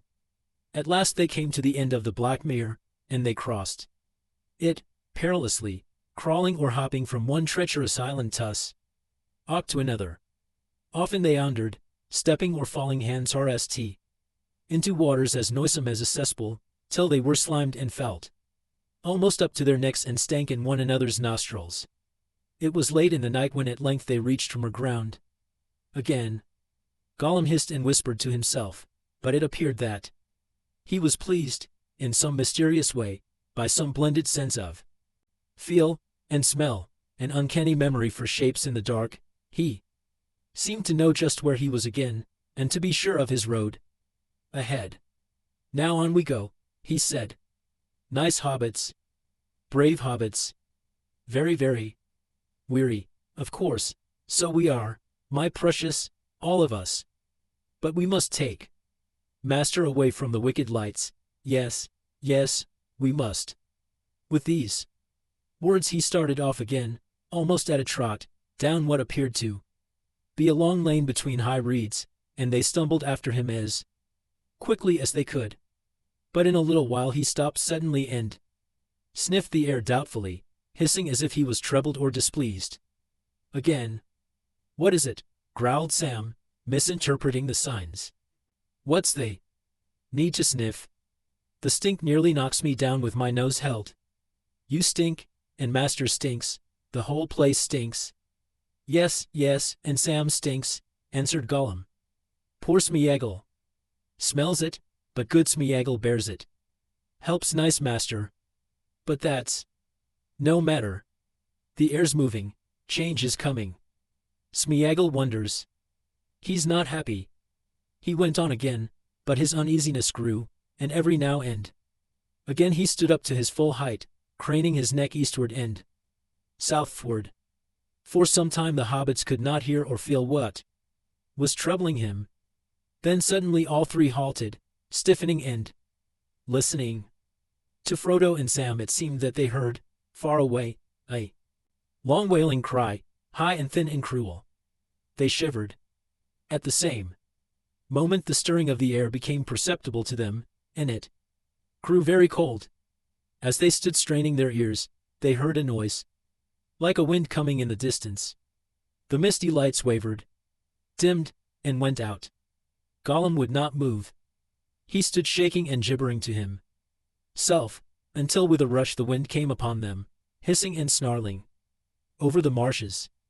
The night became less dark, light enough for them to see, or half see, shapeless drifts of fog, curling and twisting as it rolled over them and past them. Looking up they saw the clouds breaking and shredding, and then high in the south the moon mirrored out, riding in the Ying-Rak. For a moment the sight of it gladdened the hearts of the hobbits. But Gollum cowered down, muttering curses on the white face. Then Frodo and Sam, staring at the sky, breathing deeply of the fresher air, saw it come, a small cloud ying from the accursed hills. A black shadow loosed from Mordor, a vast shape winged and ominous. It scudded across the moon, and with a deadly cry went away westward, outrunning the wind in its fell speed. They fell forward, groveling heedlessly on the cold earth. But the shadow with horror wheeled and returned, passing lower now, right above them, sweeping the Fenreek with its ghastly wings. And then it was gone, ying back to Mordor with the speed of the wrath of Sauron, and behind it the wind roared away, leaving the dead marshes bare and bleak. The naked waste, as far as the eye could pierce, even to the distant menace of the mountains, was dappled with the tearful moonlight. Frodo and Sam got up, rubbing their eyes, like children wakened from an evil dream to endy the familiar night still over the world. But Gollum lay on the ground as if he had been stunned. They roused him with difficulty, and for some time he would not lift his face, but knelt forward on his elbows, covering the back of his head with his large hands. "Wraiths," he wailed. "Wraiths on wings. The precious is there. Master. They see everything, everything. Nothing can hide from them. Curse the white face. And they tell him everything. He sees. He knows. Gollum, Gollum, Gollum." It was not until the moon had sunk, westering far away beyond Tol Brandur, that he would get up or make a move. From that time on, Sam thought that he sensed a change in Gollum. Again, he was more funning and would be friendly, but Sam Sir prized some strange looks in his eyes at times, especially towards Frodo, and he went back more and more into his old manner of speaking. And Sam had another growing anxiety. Frodo seemed to be weary to the point of exhaustion. He said nothing, indeed. He hardly spoke at all, and he did not complain, but he walked like one who carries a load, the weight of which is ever increasing, and he dragged along, slower and slower, so that Sam had often to beg Gollum to wait and not to leave their master behind. In fact, with every step towards the gates of Mordor, Frodo felt the ring on its chain about his neck grow more burdensome. He was now beginning to feel it as an actual weight dragging him earthwards. But far more he was troubled by the eye, so he called it to himself. It was that more than the drag of the ring that made him cower and stoop as he walked. The eye, that horrible growing sense of a hostile will that strove with great power to pierce all shadows of cloud, and earth, and ash, and to see you, to pin you under its deadly gaze. Naked, immovable. So thin, so frail and thin, the veils were become. That still warded it off. Frodo knew just where the present habitation and heart of that will now was, as certainly as a man can tell the direction of the sun with his eyes shut. He was facing it, and its potency beat upon his brow. Gollum probably felt something of the same sort. But what went on in his wretched heart between the pressure of the eye, and the lust of the ring that was so near, and his groveling promise made, half in the fear of cold iron, the hobbits did not guess. Frodo gave no thought to it. Sam's mind was occupied mostly with his master.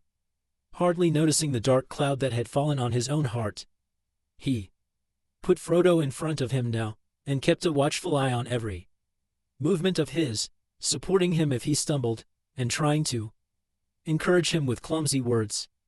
When day came at last, the hobbits were surprised to see how much closer the ominous mountains had already drawn.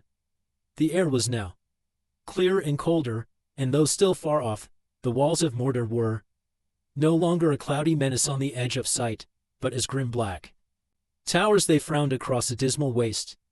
The marshes were at an end, dying away into dead peats and whitets of dry cracked mud. The land ahead rose in long shallow slopes, barren and pitiless, towards the desert that lay at Sauron's gate. While the grey light lasted, they cowered under a black stone like worms, shrinking, lest the winged terror should pass and spy them with its cruel eyes.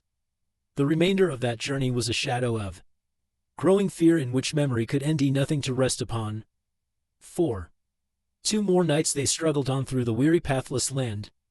The air, as it seemed to them, grew harsh, and led with a bitter reek that caught their breath and parched their mouths. At last, on the morning since they took the road with Gollum, they halted once more. Before them, dark in the dawn, the great mountains reached up to roofs of smoke and cloud.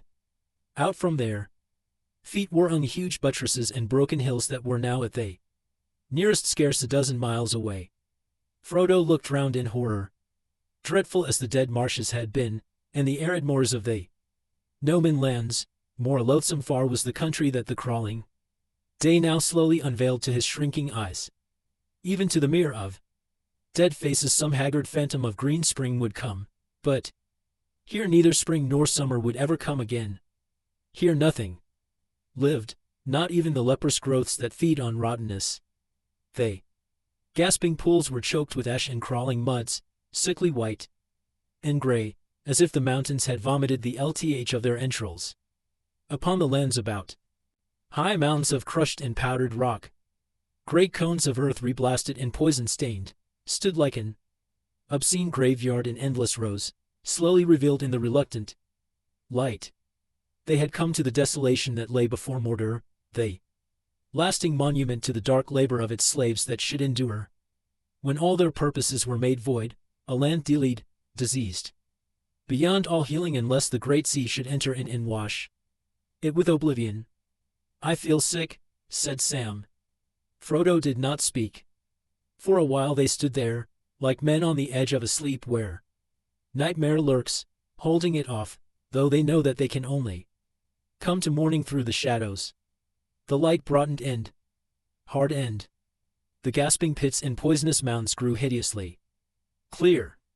The sun was up, walking among clouds and long eggs of smoke. But even the sunlight was delayed. The hobbits had no welcome for that light, unfriendly it seemed, revealing them in their helplessness. Little squeaking ghosts that wandered among the ash heaps of the Dark Lord. Too weary to go further, they sought for some place where they could rest. For a while they sat without speaking under the shadow of a mound of slag, but foul fumes leaked out of it, catching their throats and choking them. Gollum was the RST to get up. Spluttering and cursing he rose, and without a word or a glance at the hobbits, he crawled away on all fours.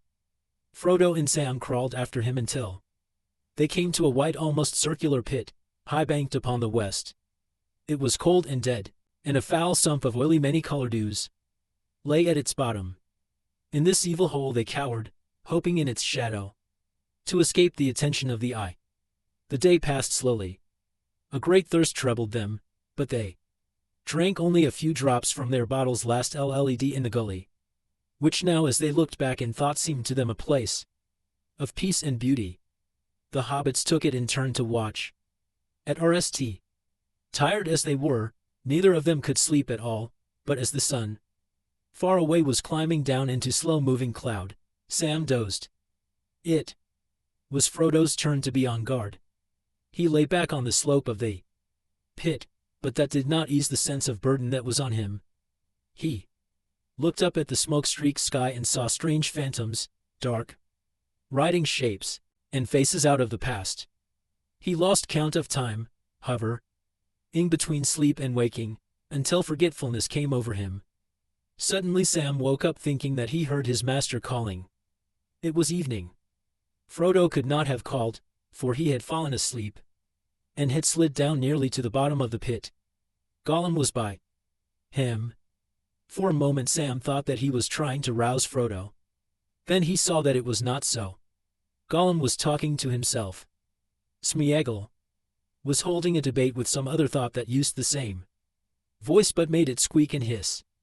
A pale light and a green light alternated in his eyes as he spoke. Smeagol promised, said the RST thought. Yes, yes, my precious, came the answer, we promised to save our precious, not to let him have it never. But it's going to him. Yes, nearer every step. What's the hobbit going to do with it? We wonders, yes we wonders. I don't know. I can't help it. Master's got it. Smeagol promised. To help the master. Yes, yes, to help the master of the precious. But if we was master, then we could help ourselves, yes, and still keep promises. But Smeagol said he would be very, very good. Nice hobbit. He took cruel rope off Smeagol's leg. He speaks nicely to me. Very, very good, at my precious. Let's be good, good as sh. Sweet one, but to ourselves. Not hurt the nice hobbit, of course, no. No. But the precious holds the promise, the voice of Smeagol objected. Then take it, said the other, and let's hold it ourselves. Then we shall be master. Gollum, make the other hobbit, the nasty suspicious hobbit, make him crawl, yes, Gollum. But not the nice hobbit, Oh no, not if it doesn't please us. Still he's a Baggins, my precious. Yes, a Baggins. A Baggins stole it. He found it and he said nothing. Nothing. We hates Bagginses. No, not this Baggins. Yes, every Baggins. All peoples that keep the precious. We must have it. But he'll see, he'll know. He'll take it from us. He sees. He knows. He heard us make silly promises against his orders, yes. Must take it. The wraiths are searching. Must take it. Not for him. No, sweet one. See, my precious, if we has it, then we can escape. Even from him, perhaps we grows very strong, stronger than wraiths. Lord Smeagol. Gollum the Great. The Gollum. Eat sh.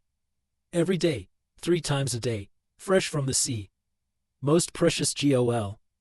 Lum. Must have it. We wants it, we wants it, we wants it. But there's 2 of them. They'll wake too quick and kill us. Whined Smeagol in a last effort. Not now. Not yet. We wants it. But in here there was a long pause, as if a new thought had wakened. Not yet, perhaps not. She might help. She might, yes. No, no. Not that way, wailed Smeagol. Yes. We wants it. We wants it. Each time that the second thought spoke, Gollum's long hand crept out slowly, pawing towards Frodo, and then was drawn back. With a jerk as Smeagol spoke again. Finally both arms, with long engers exed and twitching, clawed towards his neck. Sam had lain still, fascinated by this debate, but watching every move that Gollum made from under his half-closed eyelids. To his simple mind ordinary hunger, the desire to eat hobbits, had seemed the chief danger in Gollum. He realized now that it was not so. Gollum was feeling the terrible call of the ring. The Dark Lord was he, of course, but Sam wondered who she was. One of the nasty friends the little wretch had made in his wanderings, he supposed. Then he forgot the point, for things had plainly gone far enough, and were getting dangerous. A great heaviness was in all his limbs. But he roused himself with an effort and sat up. Something warned him to be careful and not to reveal that he had overheard the debate. He let out a loud sigh and gave a huge yawn. What's the time? He said sleepily. Gollum sent out a long hiss through his teeth. He stood up for a moment, tense and menacing, and then he collapsed, falling forward onto all fours and crawling up the bank of the pit. Nice hobbits. Nice Sam, he said. Sleepy heads, yes, sleepy heads. Leave good. Smeagol to watch. But it's evening. Dusk is creeping. Time to go. High time, thought Sam. And time we parted, too.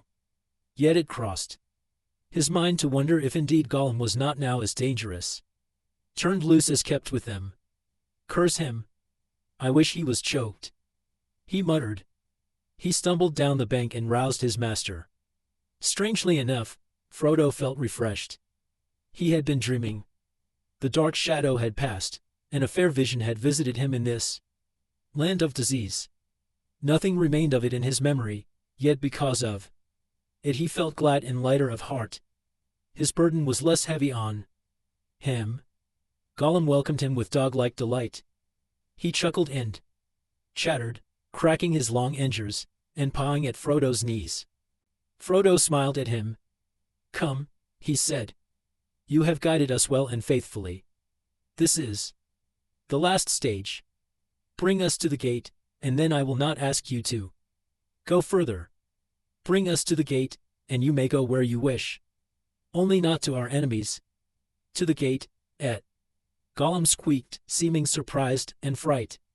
And to the gate, Master says. Yes, he says so. And good Smeagol does what he asks, oh yes. But when we gets closer, we'll see perhaps. We'll see then. It won't look nice at all. Oh no. Oh no. Go on with you, said Sam. Let's get it over. In the falling dusk they scrambled out of the pit and slowly threaded their way through the dead land. They had not gone far before they felt once more the fear that had fallen on them when they winged shape swept over the marshes. They halted, cowering on the evil-smelling ground, but they saw nothing in the gloomy evening sky above, and soon the menace passed, high overhead, going maybe on some swift errand from Barad-dûr. After a while Gollum got up and crept forward again, muttering and shaking. About an hour after midnight the fear fell on them a third time, but it now seemed more remote, as if it were passing far above the clouds, rushing with terrible speed into the west. Gollum, however, was helpless with terror, and was convinced that they were being hunted, that their approach was known. 3 times, he whimpered. 3 times is a threat. They feel us here, they feel the precious. The precious is their master. We cannot go any further this way, no. It's no use, no use. Pleading and kind words were no longer of any avail. It was not until Frodo commanded him angrily and laid a hand on his sword hilt that Gollum would get up again. Then at last he rose with a snarl and went before them like a beaten dog. So they stumbled on through the weary end of the night, and until the coming of another day of fear they walked in silence with bowed heads, seeing nothing, and hearing nothing but the wind hissing in their ears. Chapter 3. The Black Gate is closed. Before the next day dawned their journey to Mordor was over. The marshes in the desert were behind them. Before them, darkling against a pallid sky, the great mountains reared their threatening heads.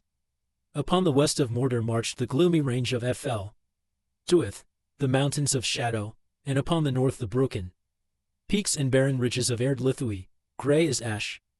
But as these ranges approached one another, being indeed but parts of one great wall about the mournful plains of Lithlat and of Gorgoroth, and the bitter inland sea of Nirnan amidmost, they swung out long arms northward, and between these arms there was a deep dealey. This was Cirith Gorger, the haunted pass, the entrance to the land of the enemy. High cliffs lowered upon either side, and thrust forward from its mouth were 2 sheer hills, black-boned and bare. Upon them stood the teeth of Mordor, 2 towers strong and tall. In days long past they were built by the men of Gondor in their pride and power, after the overthrow of Sauron and his height, lest he should seek to return to his old realm. But the strength of Gondor failed, and men slept, and for long years the towers stood empty. Then Sauron returned. Now the watchtowers, which had fallen into decay, were repaired, and led with arms, and garrisoned with ceaseless vigilance. Stony-faced they were, with dark window holes staring north and east and west, and each window was full of sleepless eyes. Across the mouth of the pass, from cliff to cliff, the Dark Lord had built a rampart of stone. In it there was a single gate of iron, and upon its battlements sentinels paced unceasingly. Beneath the hills on either side the rock was bored into 100 caves and maggot holes. There a host of orcs lurked, ready at a signal to issue forth like black ants going to war. None could pass the teeth of Mordor and not feel their bite, unless they were summoned by Sauron, or knew the secret passwords that would open the Moran Non, the black gate of his land. The 2 hobbits gazed at the towers in the wall in despair. Even from a distance they could see in the dim light the movement of the black guards upon the wall, and the patrols before the gate. They lay now peering over the edge of a rocky hollow beneath the outstretched shadow of the northmost buttress of Duith.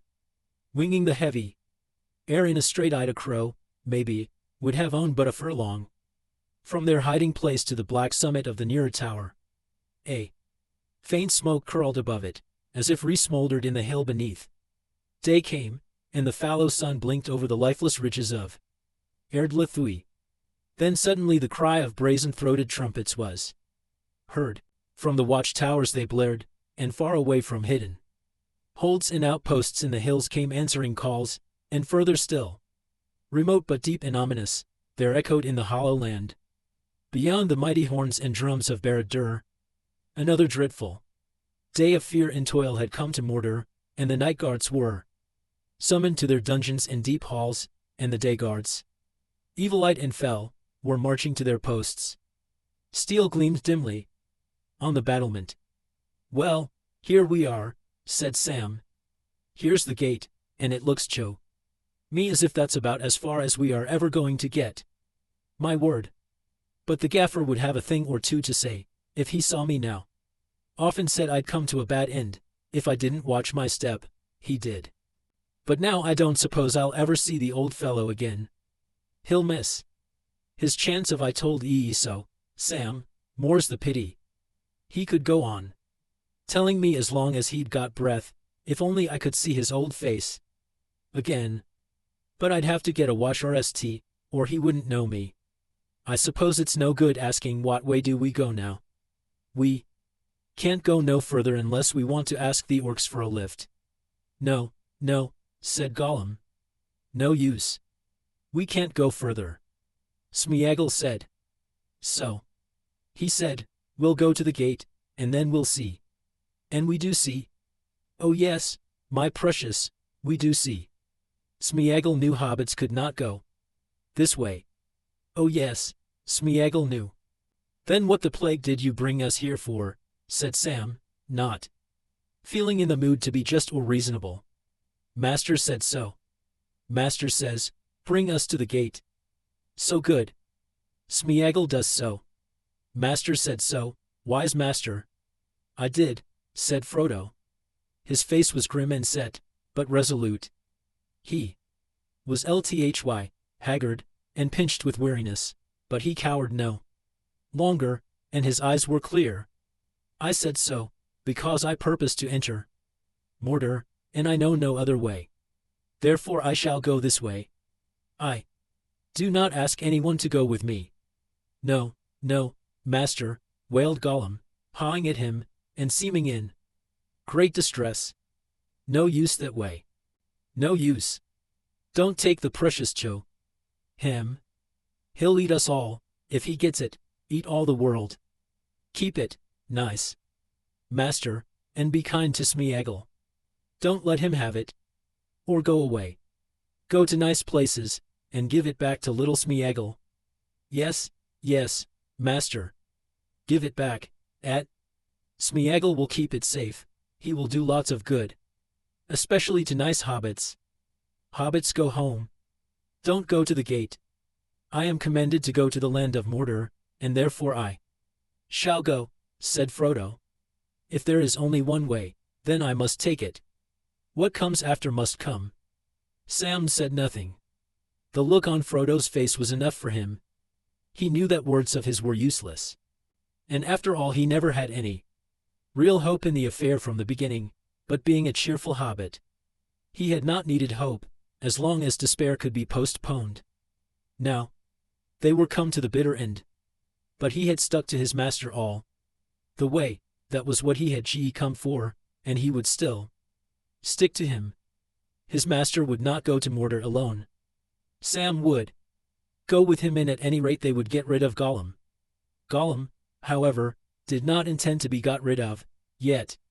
He knelt at Frodo's feet, wringing his hands and squeaking. "Not this way, master," he pleaded. "There is another way."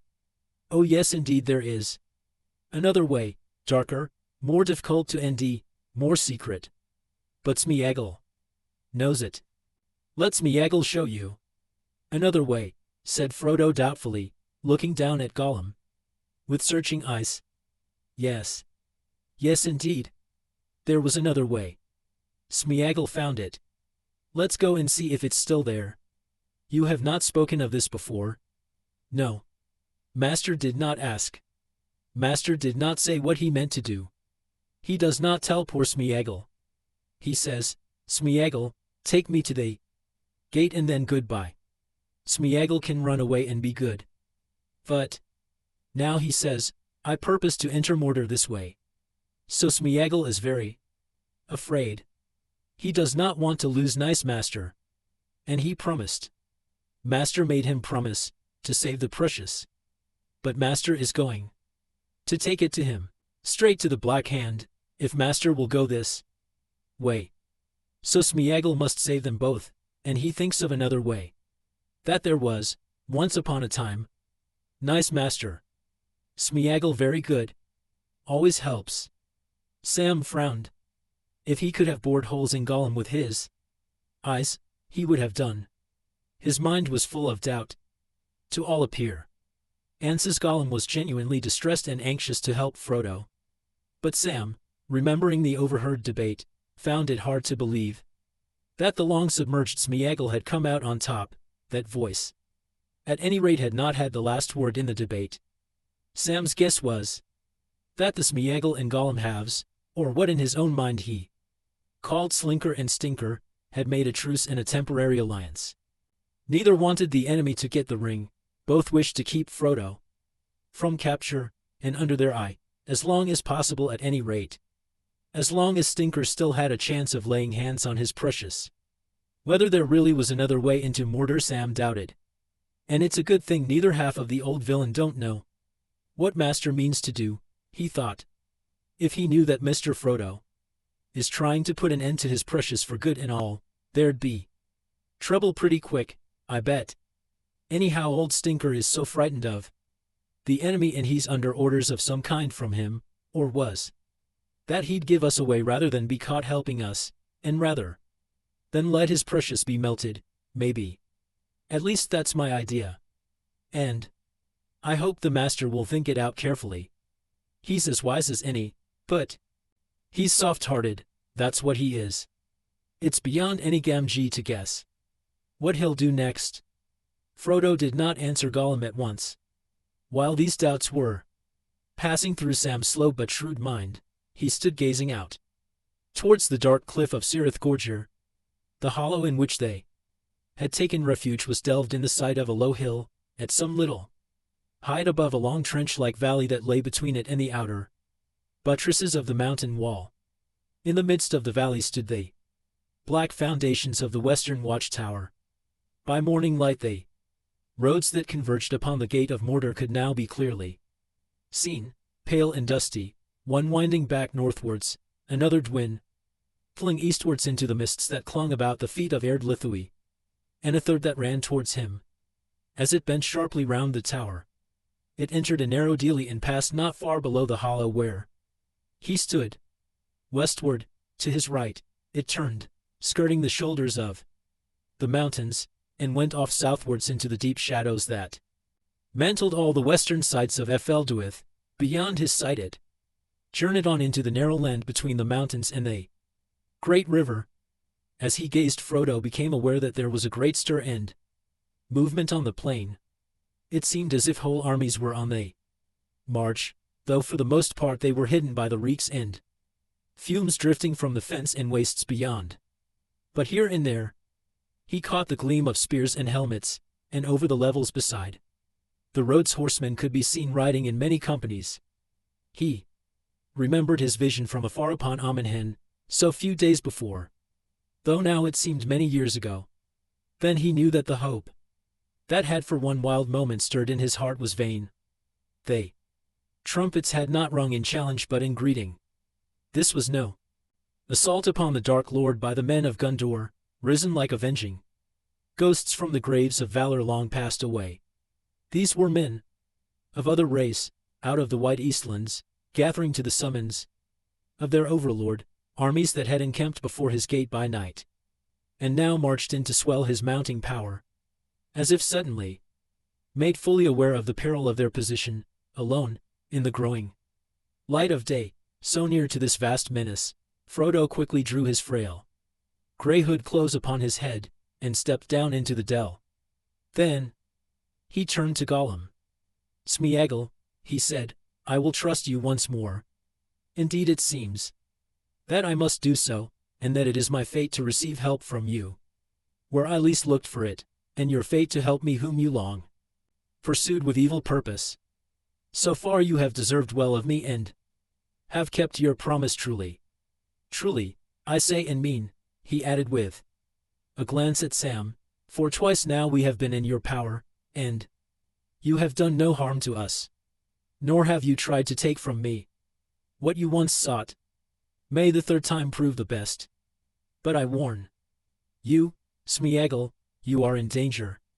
Yes, yes, master, said Gollum. Dreadful danger.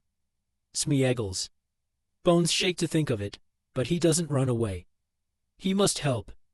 Nice master. I did not mean the danger that we all share, said Frodo. I mean a danger to yourself alone. You swore a promise by what you call the precious. Remember that. It will hold you to it, but it will seek a way to twist it to your own undoing. Already you are being twisted. You revealed yourself to me just now, foolishly. Give it back to Smeagol. You said. Do not say that again. Do not let that thought grow in you. You will never get it back. But the desire of it may betray you to a bitter end. You will never get it back. In the last need, Smeagol, I should put on the precious, and the precious mastered you long ago. If I, wearing it, were to command you, you would obey, even if it were to leap from a precipice or to cast yourself into the Ree. And such would be my command. So have a care, Smeagol. Sam looked at his master with approval, but also with surprise. There was a look in his face and a tone in his voice that he had not known before. It had always been a notion of his that the kindness of dear Mr. Frodo was of such a high degree that it must imply a fair measure of blindness. Of course, he also RMLY held the incompatible belief that Mr. Frodo was the wisest person in the world, with the possible exception of old Mr. Bilbo and of Gandalf. Gollum in his own way, and with much more excuse as his acquaintance was much briefer, may have made a similar mistake, confusing kindness and blindness. At any rate the speech abashed and tarried him. He grovelled on the ground and could speak no clear words but nice master. Frodo waited patiently for a while, then he spoke again less sternly.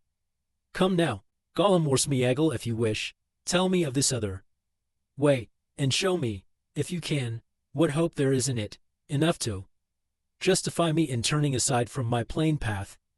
I am in haste. But Gollum was in a pitiable state, and Frodo's threat had quite unnerved him. It was not easy to get any clear account out of him.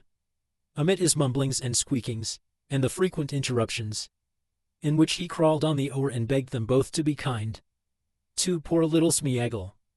After a while he grew a little calmer, and Frodo gathered bit by bit that, if a traveler followed the road that turned west of Fel Duath, he would come in time to a crossing in a circle of dark trees. On the right a road went down to Osgiliath, and the bridges of the Anduin. In the middle the road went on southwards. On, said Gollum. We never went that way, but they say it goes 100 leagues, until you can see the great water that is never still. There are lots of shees there, and big birds eat shees, nice birds, but we never went there, alas no. We never had a chance. And further still there are more lands, they say, but the yellow face is very hot there, and there are seldom any clouds, and the men are erse and have dark faces. We do not want to see that land. No, said Frodo. But do not wander from your road. What of the third turning? Oh yes, there is a third way, said Gollum. That is the road to the left. At once it begins to climb up, winding and climbing, back towards the tall shadows. When it turns round the black rock, you'll see it. Suddenly you'll see it above you, and you'll want to hide. See it. What will you see? The old fortress, very old, very horrible now. We used to hear tales from the south, when Smeagol was young, long ago. Oh yes, we used to tell lots of tales in the evening, sitting by the banks of the great river, in the Willowlands, when the river was younger too. Gollum. He began to weep and mutter. The hobbits waited patiently. Tales out of the south, Gollum went on again, about the tall men with the shining eyes, and their houses like hills of stone, and the silver crown of their king and his white tree, wonderful tales. They built very tall towers, and one they raised was silver white, and in it there was a stone like the moon, and round it were great white walls. Oh yes, there were many tales about the Tower of the Moon. That would be Minas Ithil that Isildur the son of Elendil built, said Frodo. It was Isildur who cut off the anger of the enemy. Yes, he has only 4 on the Black Hand, but they are enough, said Gollum shuddering. And he hated Isildur's city. What does he not hate, said Frodo. But what has the Tower of the Moon to do with us? Well, master, there it was and there it is, the tall tower and the white houses and the wall, but not nice now, not beautiful. He conquered it long ago. It is a very terrible place now. Travelers shiver. When they see it, they creep out of sight, they avoid its shadow. But master will have to go that way. That is the only other way. For the mountains are lower there, and the old road goes up and up, until it reaches a dark pass at the top, and then it goes down, down, again, to Gorgoroth. His voice sank to a whisper and he shuddered. But how will that help us? Asked Sam. Surely the enemy knows all about his own mountains, and that road will be guarded as close as this. The tower isn't empty, is it? Oh no, not empty, whispered Gollum. It seems empty, but it isn't. Oh no. Very dreadful things live there. Orcs, yes, always orcs. But worse things live there too. The road climbs right under the shadow of the walls and passes the gate. Nothing moves on the road that they don't know about. The things inside know. They silent watchers. So that's your advice, is it?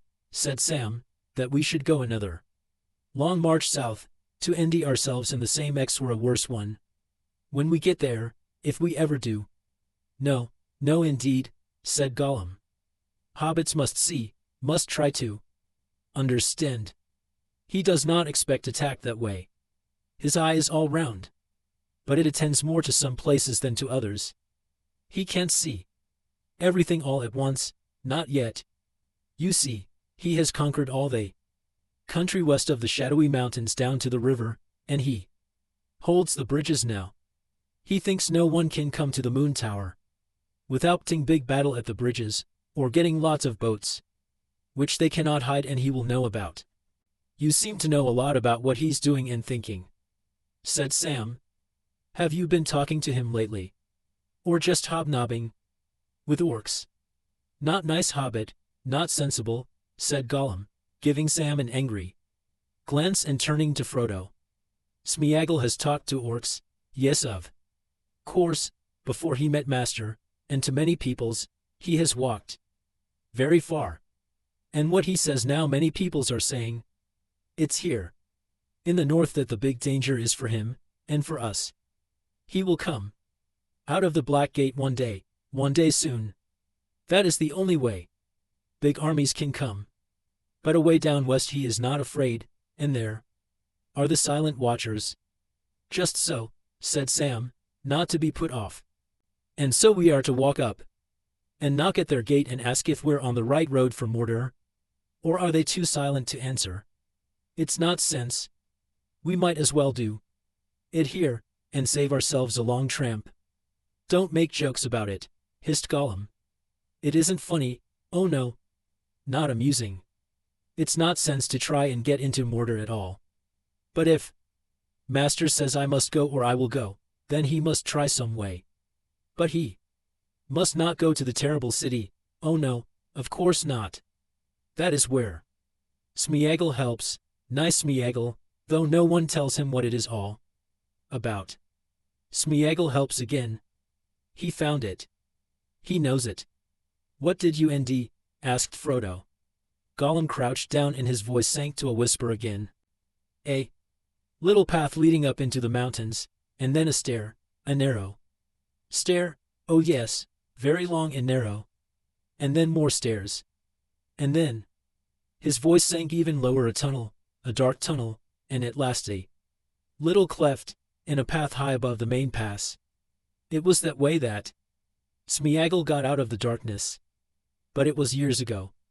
The path may have vanished now, but perhaps not, perhaps not. I don't like the sound of it at all, said Sam. Sounds too easy at any rate in the telling. If that path is still there, it'll be guarded too. Wasn't it guarded, Gollum? As he said this, he caught or fancied he caught a green gleam in Gollum's eye. Gollum muttered but did not reply. Is it not guarded? Asked Frodo sternly. And did you escape out of the darkness, Smeagol? Were you not rather permitted to depart upon an errand? That at least is what Aragorn thought, who found you by the dead marshes some years ago. It's a lie, hissed Gollum, and an evil light came into his eyes at the naming of Aragorn. He lied on me, yes he did. I did escape, all by my poor self. Indeed I was told to seek for the precious, and I have searched and searched, of course I have. But not for the black one. The precious was ours, it was mine I tell you. I did escape. Frodo felt a strange certainty that in this matter Gollum was for once not so far from the truth as might be suspected, that he had somehow found a way out of Mordor, and at least believed that it was by his own cunning. For one thing, he noted that Gollum used and that seemed usually to be a sign, on its rare appearances, that some remnants of old truth and sincerity were for the moment on top. But even if Gollum could be trusted on this point, Frodo did not forget the wiles of the enemy. The escape may have been allowed or arranged, and well known in the Dark Tower. And in any case Gollum was plainly keeping a good deal back. I ask you again, he said, is not this secret way guarded? But the name of Aragorn had put Gollum into a sullen mood. He had all the injured air of a liar suspected when for once he has told the truth, or part of it. He did not answer. Is it not guarded? Frodo repeated. Yes, yes, perhaps. No safe places in this country, said Gollum sulkily. No safe places. But Master must try it or go home. No other way. They could not get him to say more. The name of the perilous place in the high pass he could not tell, or would not. Its name was Sarathungal, a name of dreadful rumor. Aragorn could perhaps have told them that name and its significance. Gandalf would have warned them. But they were alone, and Aragorn was far away, and Gandalf stood amid the ruin of Isengard and strove with Saruman, delayed by treason. Yet even as he spoke his last words to Saruman, and the palantir crashed in re upon the steps of Orthan, his thought was ever upon Frodo and Samwise, over the long leagues. His mind sought for them in hope and pity. Maybe Frodo felt it, not knowing it, as he had upon Amon Hen. Even though he believed that Gandalf was gone forever into the shadow in Moria far away. He sat upon the ground for a long while, silent, his head bowed, striving to recall all that Gandalf had said to him. But for this choice he could recall no counsel. Indeed, Gandalf's guidance had been taken from them too soon, while the Dark Land was still very far away. How they should enter it at the last Gandalf had not said. Perhaps he could not say. Into the stronghold of the enemy in the north, into Dol Guldur, he had once ventured. But into Mordor, to the Mountain of Fire and to Barad-dûr, since the Dark Lord rose in power again, had he ever journeyed there? Frodo did not think so. And here he was a little hailing from the Shire, a simple hobbit of the quiet countryside, expected to end a way where the great ones could not go, or dared not go. It was an evil fate. But he had taken it on himself in his own sitting room in the far-off spring of another year, so remote now that it was like a chapter in a story of the world's youth, when the trees of silver and gold were still in bloom. This was an evil choice. Which way should he choose? And if both led to terror and death, what good lay in choice? The day drew on. A deep silence fell upon the little gray hollow. Where they lay, so near to the borders of the land of fear, a silence that could be felt, as if it were a thick veil that cut them off from all the world about them. Above them was a dome of pale sky barred with eating smoke, but it seemed high and far away, as if seen through great deeps of air heavy with brooding thought. Not even an eagle poised against the sun would have marked the hobbits sitting there, under the weight of doom, silent, not moving, shrouded in their thin gray cloaks. For a moment he might have paused to consider Gollum, a tiny gur sprawling on the ground. There perhaps lay the famished skeleton of some child of men, its ragged garments still clinging to it, its long arms and legs almost bone-white and bone-thin, no esh worth a peck. Frodo's head was bowed over his knees, but Sam leaned back, with hands behind his head, staring out of his hood at the empty sky. At least for a long while it was empty. Then presently Sam thought he saw a dark bird-like gur wheel into the circle of his sight, and hover, and then wheel away again. Two more followed, and then a fourth. They were very small to look at, yet he knew, somehow, that they were huge, with a vast stretch of pinion, yang at a great height. He covered his eyes and bent forward, cawing. The same warning. Fear was on him as he had felt in the presence of the Black Riders. The helpless horror that had come with the cry in the wind and the shadow on the moon, though now it was not so crushing or compelling.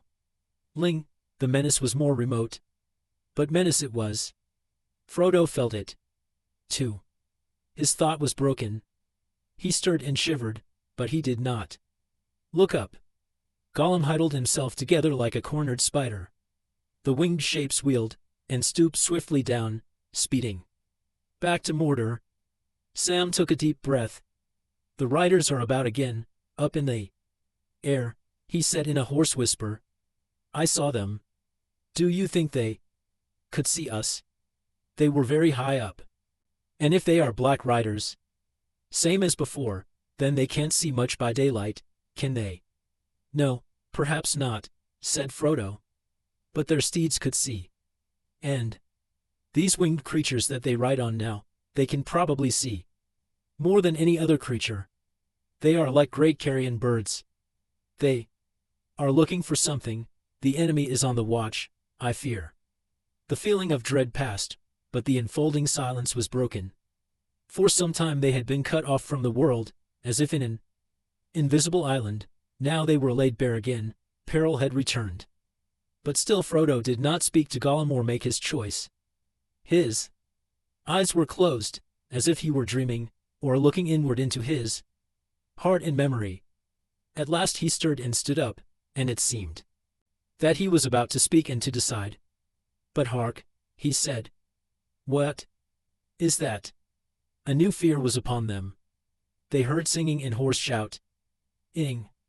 At RST it seemed a long way off, but it drew nearer. It was coming towards them. It leaped into all their minds that the Black Wings had spied them and had sent armed soldiers to seize them. No speed seemed too great for these terrible servants of Sauron. They crouched, listening. The voices and the clink of weapons and harness were very close. Frodo and Sam loosened their small swords in their sheaths. Flight was impossible. Gollum rose slowly and crawled insect-like to the lip of the hollow. Very cautiously he raised himself inch by inch, until he could peer over it between two broken points of stone. He remained there without moving for some time, making no sound. Presently the voices began to recede again, and then they slowly faded away. Far off a horn blew on the ramparts of the Morennin. Then quietly Gollum drew back and slipped down into the hollow. More men going to Mordor, he said in a low voice. Dark faces. We have not seen men like these before. No, Smeagol has not. They are Urs. They have black eyes, and long black hair, and gold rings in their ears. Yes, lots of beautiful gold. And some have red paint on their cheeks, and red cloaks, and their eggs are red, and the tips of their spears, and they have round shields, yellow and black with big spikes. Not nice, very cruel wicked men they look. Almost as bad as orcs, and much bigger. Smeagol thinks they have come out of the south beyond the great river's end. They came up that road. They have passed on to the Black Gate, but more may follow. Always more. People coming to Mordor. One day all the peoples will be inside. Were there any Oliphants? Asked Sam, forgetting his fear in his eagerness for news of strange places. No, no Oliphants. What are Oliphants? Said Gollum. Sam stood up, putting his hands behind his back, as he always did when speaking poetry, and began. Gray as a mouse. Big as a house. Nose like a snake. I make the earth shake. As I tramp through the grass. Trees crack as I pass. With horns in my mouth. I walk in the south.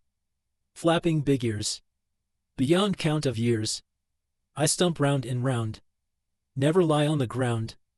Not even to die. Oliphant am I. Biggest of all. Huge, old, and tall. If ever you'd met me, you wouldn't forget me. If you never do, you won't think I'm true. But old Oliphant am I. And I never lie. That, said Sam, when he had nished reciting, that's a rhyme we have in the Shire. Nonsense maybe, and maybe not. But we have our tales too, and news out of the south, you know. In the old days, hobbits used to go on their travels now and again. Not that many ever came back, and not that all they said was believed, news from Bree, and not sure as Shire talk, as the sayings go. But I've heard tales of the big folk down away in the Sunlands. Swordings we call 'em in our tales, and they ride on Oliphants, 'tis said, when they they put houses and towers on the Oliphants' backs and all, and they Oliphants throw rocks and trees at one another. So when you said, men out of the south, all in red and gold, I said were there any Oliphants? For if there was, I was going to take a look, risk or no. But now I don't suppose I'll ever see an Oliphant. Maybe there ain't no such a beast. He sighed. No, no Oliphants, said Gollum again. Smeagol has not heard of them. He does not want to see them. He does not want them to. Smeagol wants to go away from here and hide somewhere safer. Smeagol wants Master to go. Nice Master, won't he come with Smeagol? Frodo stood up. He had laughed in the midst of all his cares when Sam trotted out the old reside rhyme of Oliphant, and the laugh had released him from hesitation. I wish we had 1,000 Oliphants with Gandalf on a white one at their head, he said. Then we'd break away into this evil land, perhaps. But we've not, just our own tired legs, that's all. Well, Smeagol, the third turn may turn the vest. I will come with you. Good master, wise master, nice master, cried Gollum in delight, patting Frodo's knees. Good master. Then rest now, nice hobbits. Under the shadow of the stones, close under the stones. Rest and lie quiet, till the yellow face goes away. Then we can go quickly.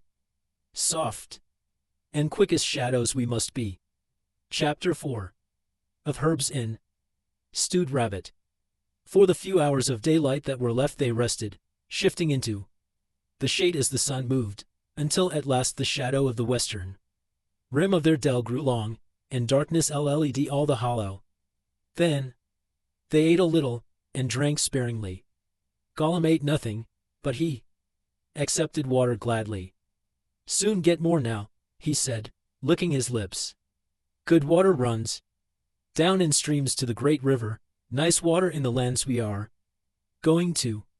Smeagol will get food there too, perhaps. He's very hungry. Yes, Gollum.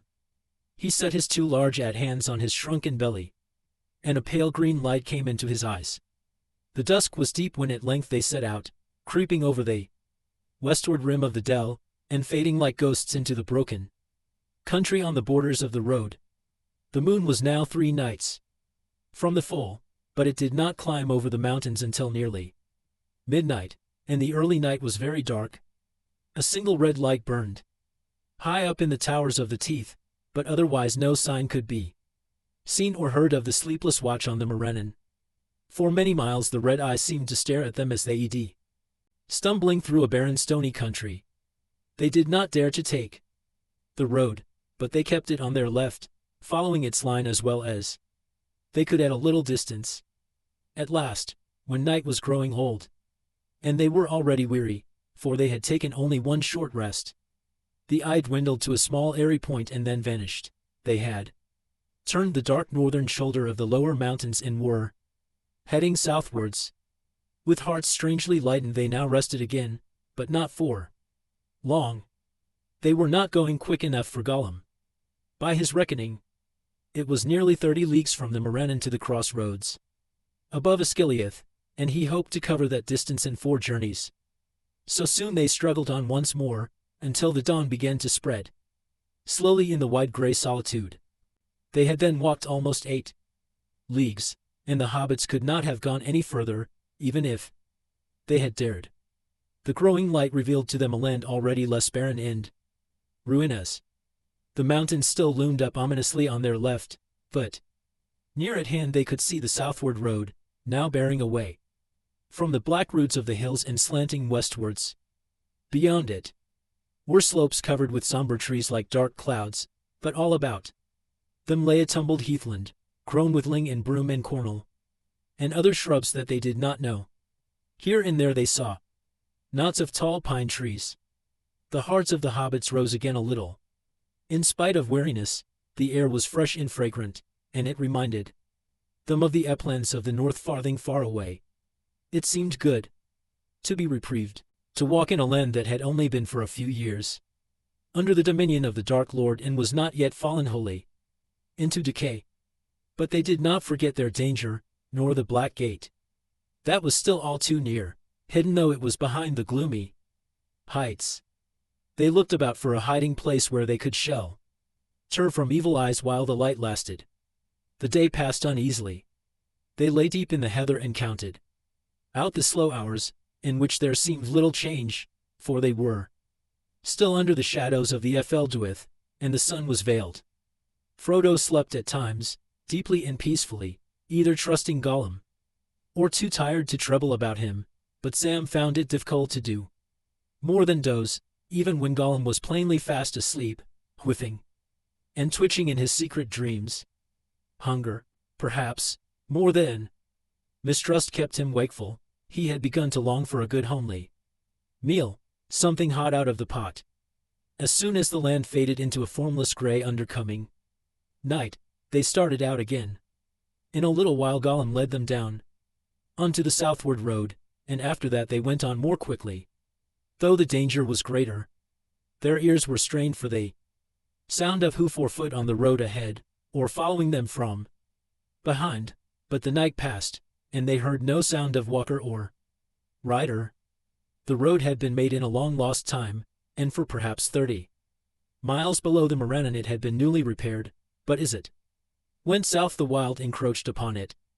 The handiwork of men of old could still be seen in its straight, sure-eyed and level course, now and again it cut its way through hillside slopes, or leaped over a stream upon a wide shapely arch of enduring masonry, but at last all signs of stonework faded, save for a broken pillar here and there, peering out of bushes at the side, or old paving stones still lurking amid weeds and moss. Heather and trees and bracken scrambled down and overhung the banks, or sprawled out over the surface. It dwindled at last to a country cart road little used, but it did not wind. It held on its own sure course and guided them by the swiftest way. So they passed into the northern marches of that land that men once called Ithilien, a fair country of climbing woods and swift falling streams. The night became any understar and round moon, and it seemed to the hobbits that the fragrance of the air grew as they went forward, and from the blowing and muttering of Gollum it seemed that he noticed it too, and did not relish it.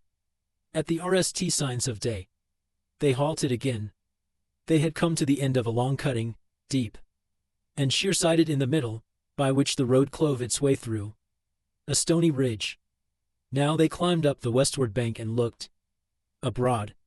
Day was opening in the sky, and they saw that the mountains were now much further off, receding eastward in a long curve that was lost in the distance.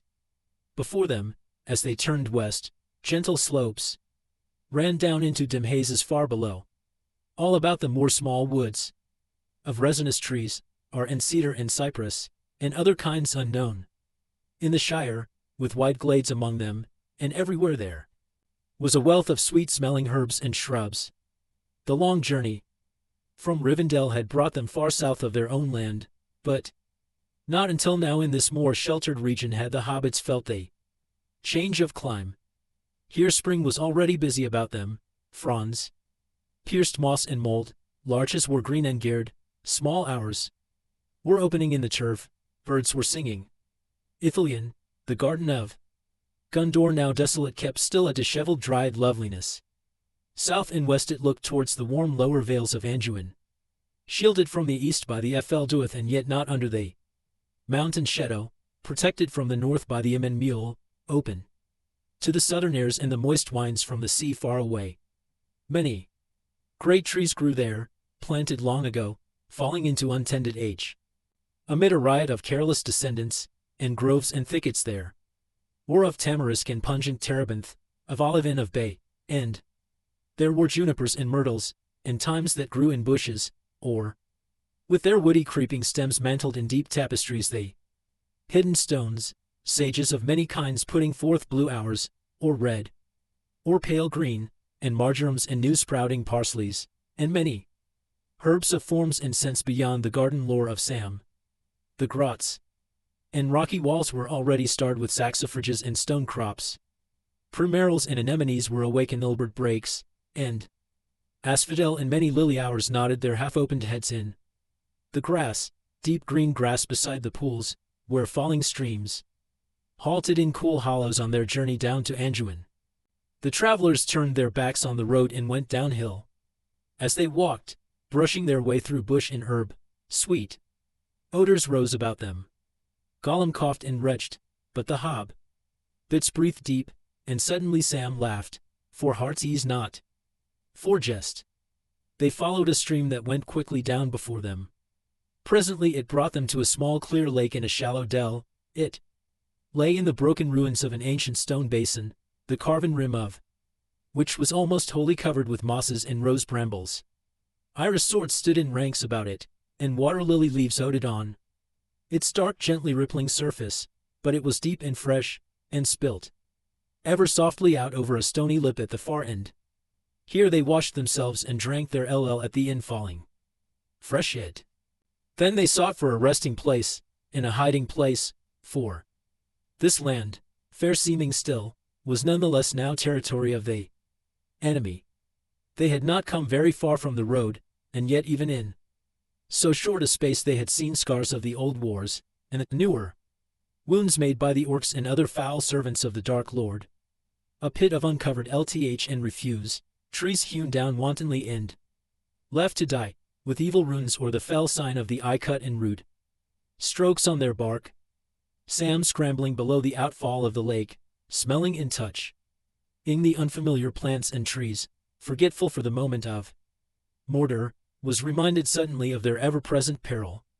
He stumbled on a ring still scorched by Ree, and in the midst of it he found a pile of charred and broken bones and skulls. The swift growth of the wild with briar and eglantine and trailing clematis was already drawing a veil over this place of dreadful feast and slaughter, but it was not ancient. He hurried back to his companions, but he said nothing.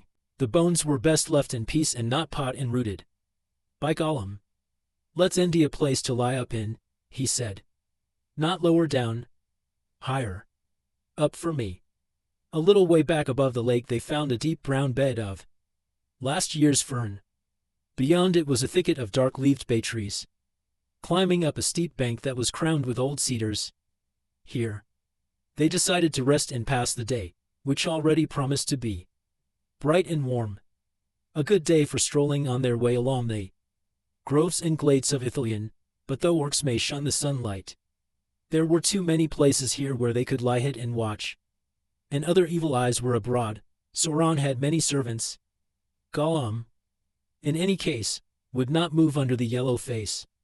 Soon it would look over the dark ridges of the Efelduith, and he would faint and cower in the light and heat. Sam had been giving earnest thought to food as they marched.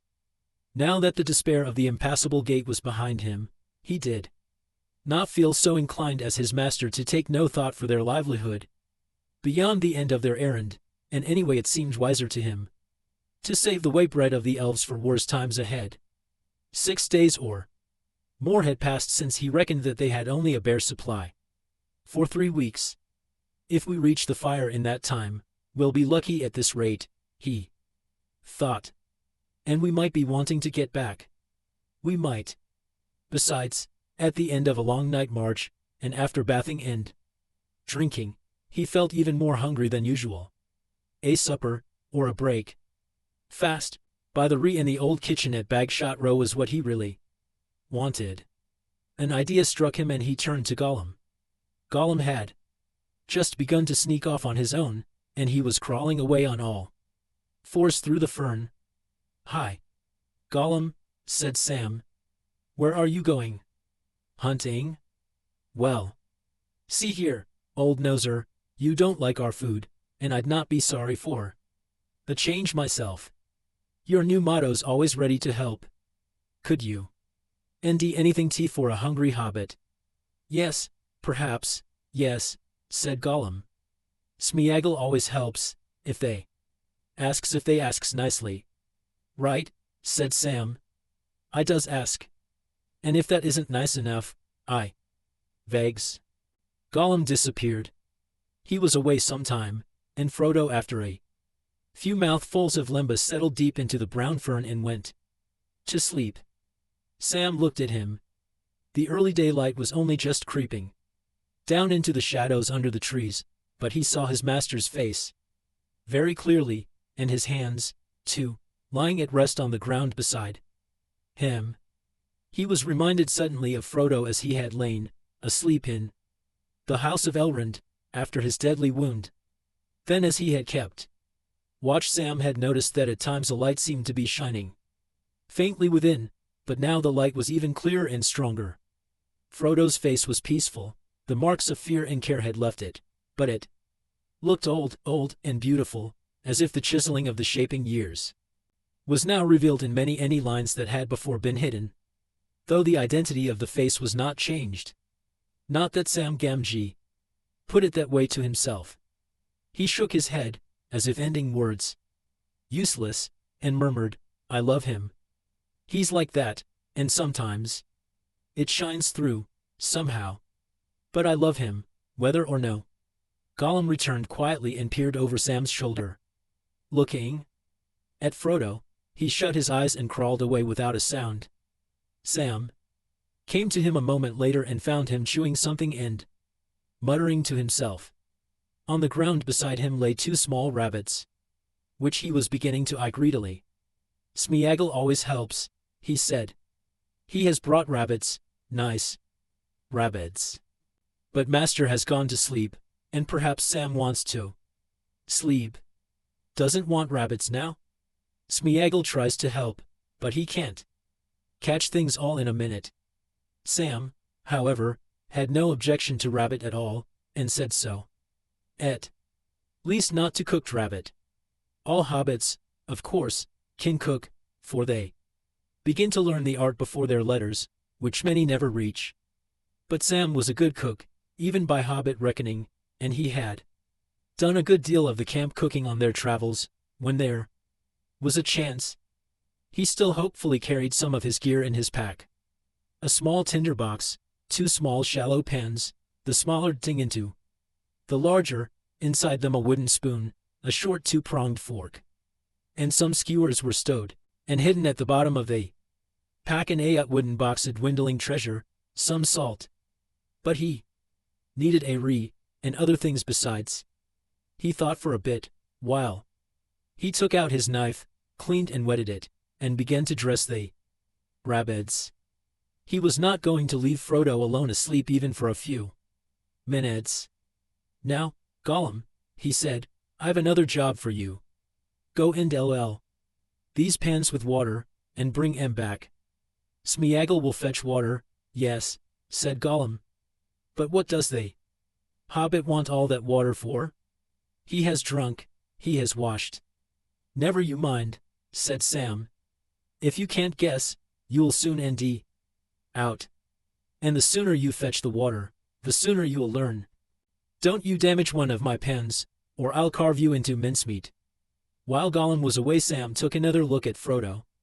He was still sleeping quietly, but Sam was now struck most by the leanness of his face and hands. Too thin and drawn he is, he muttered. Not right for a hobbit. If I can get these connies cooked, I'm going to wake him up. Sam gathered a pile of the driest fern, and then scrambled up the bank, collecting a bundle of twigs and broken wood. The fallen branch of a cedar at the top gave him a good supply. He cut out some turves at the foot of the bank just outside the fern break, and made a shallow hole and laid his fuel in it. Being handy with it and tender, he soon had a small blaze going. It made little or no smoke, but gave off an aromatic scent. He was just stooping over his shielding it and building it up with heavier wood, when Gollum returned, carrying the pans carefully and grumbling to himself. He set the pans down, and then suddenly saw what Sam was doing. He gave a thin hissing shriek, and seemed to be both frightened and angry. "SSS, no," he cried. "No. Silly hobbits, foolish, yes. Foolish. They mustn't do it." "Mustn't do what?" asked Sam in surprise. "Not make the nasty red tongues," hissed Gollum. "Fire, It's dangerous, yes it is. It burns, it kills. And it will bring enemies, yes. It will." "I don't think so," said Sam. "Don't see why it should, if you don't put wet stuff on it and make a smother. But if it does, it does. I'm going to risk it, anyhow. I'm going to stew these connies." "Stew the rabbits," squealed Gollum in dismay. "Spoil beautiful meat Smeagol saved for you, poor hungry Smeagol." "What for?" "What for, silly hobbit? They are young, they are tender, they are nice. Eat them, eat them." He clawed at the nearest rabbit, already skinned, and lying by the Now, said Sam, each to his own fashion. "Our bread chokes you, and raw coney chokes me. If you give me a coney, the coney's mine, see, to cook, if I have a mind. And I have. You needn't watch me. Go and catch another and eat it as you fancy somewhere private, and out o' my sight. Then you won't see the and I shan't see you, and we'll both be the happier. I'll see the don't smoke, if that's any comfort to you." Gollum withdrew grumbling, and crawled into the fern. Sam busied himself with his pans. "What a hobbit needs with coney," he said to himself, "is some herbs and roots, especially taters, not to mention bread. Herbs we can manage, seemingly. Gollum," he called softly. "Third time pays for all. I want some herbs." Gollum's head peeped out of the fern, but his looks were neither helpful nor friendly. "A few bay leaves, some thyme, and sage will do before the water boils," said Sam. "No," said Gollum. "Smeagol is not pleased. And Smeagol doesn't like smelly leaves. He doesn't eat grasses or roots, no precious, not till he's starving or very sick, poor Smeagol. Smeagol'll get into real true hot water when this water boils, if he don't do as he's asked," growled Sam. "Sam will put his head in it. Yes, precious. And I'd make him look for turnips and carrots, and taters too, if it was the time o' the year. I'll bet there's all sorts of good things running wild in this country. I'd give a lot for half a dozen taters." "Smeagol won't go, oh no, precious, not this time," hissed Gollum. He's frightened, and he's very tired, and this hobbit's not nice, not nice at all. Smeagol won't grub for roots and carrots and taters. What's taters, precious? What's taters? Potatoes, said Sam. The gaffer's delight, and rare good. Ballast for an empty belly. But you won't endy any, so you needn't. Look. But be good, Smeagol, and fetch me the herbs, and I'll think better of you. What's more, if you turn over a new leaf, and keep it turned, I'll cook you some taters one of these days. I will, fried. In chips served by Scamg. You couldn't say no to that. Yes, we could. Spoiling nice scorching it. Give me now, and keep nasty chips. Oh, you're hopeless, said Sam. Go to sleep. In the end he had to endy what he wanted for himself, but he did not have to go far, not out of sight of the place where his master lay, still sleeping. For a while Sam sat musing, and tending the retail. The water boiled. The daylight grew and the air became warm, the dew faded off turf and leaf. Soon the rabbits cut up lay simmering in their pans with the bunched herbs. Almost Sam fell asleep as the time went by. He let them stew for close on an hour, testing them now and again with his fork, and tasting the broth. When he thought all was ready he lifted the pans off the and crept along to Frodo. Frodo half opened his eyes as Sam stood over him, and then he wakened from his dreaming, another gentle, coverable dream of peace. Hello, Sam, he said. Not resting. Is anything wrong? What is the time? About a couple of hours after daybreak, said Sam, and nigh on 8:30 by Shire clocks, maybe. But nothing's wrong. Though it ain't quite what I'd call right, no stock, no onions, no taters. I've got a bit of a stew for you, and some broth, Mr. Frodo. Do you? Good. You'll have to sup it in your mug, or straight from the pan, when it's cooled a bit. I haven't brought no bowls, nor nothing proper.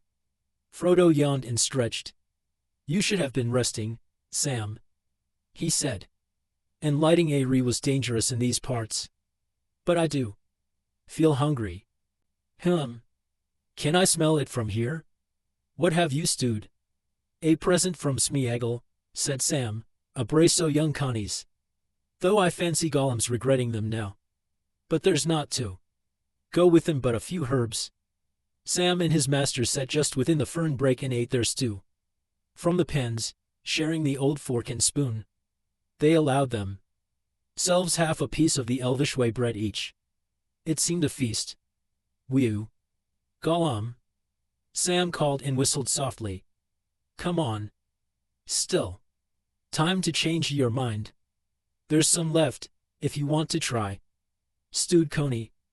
There was no answer. Oh well, I suppose he's gone off to endy something for himself. We'll nish it, said Sam. And then you must take some sleep, said Frodo. Don't you drop off, while I'm nodding, Mr. Frodo. I don't feel too sure of him. There's a good deal of stinker the bad Gollum.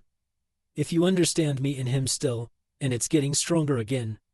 Not but what I think he'd try to throttle me or st now. We don't see eye to eye, and he's not pleased with Sam. Oh no, precious, not pleased at all. They nished, and Sam went off to the stream to rinse his gear. As he stood up to return, he looked back up the slope.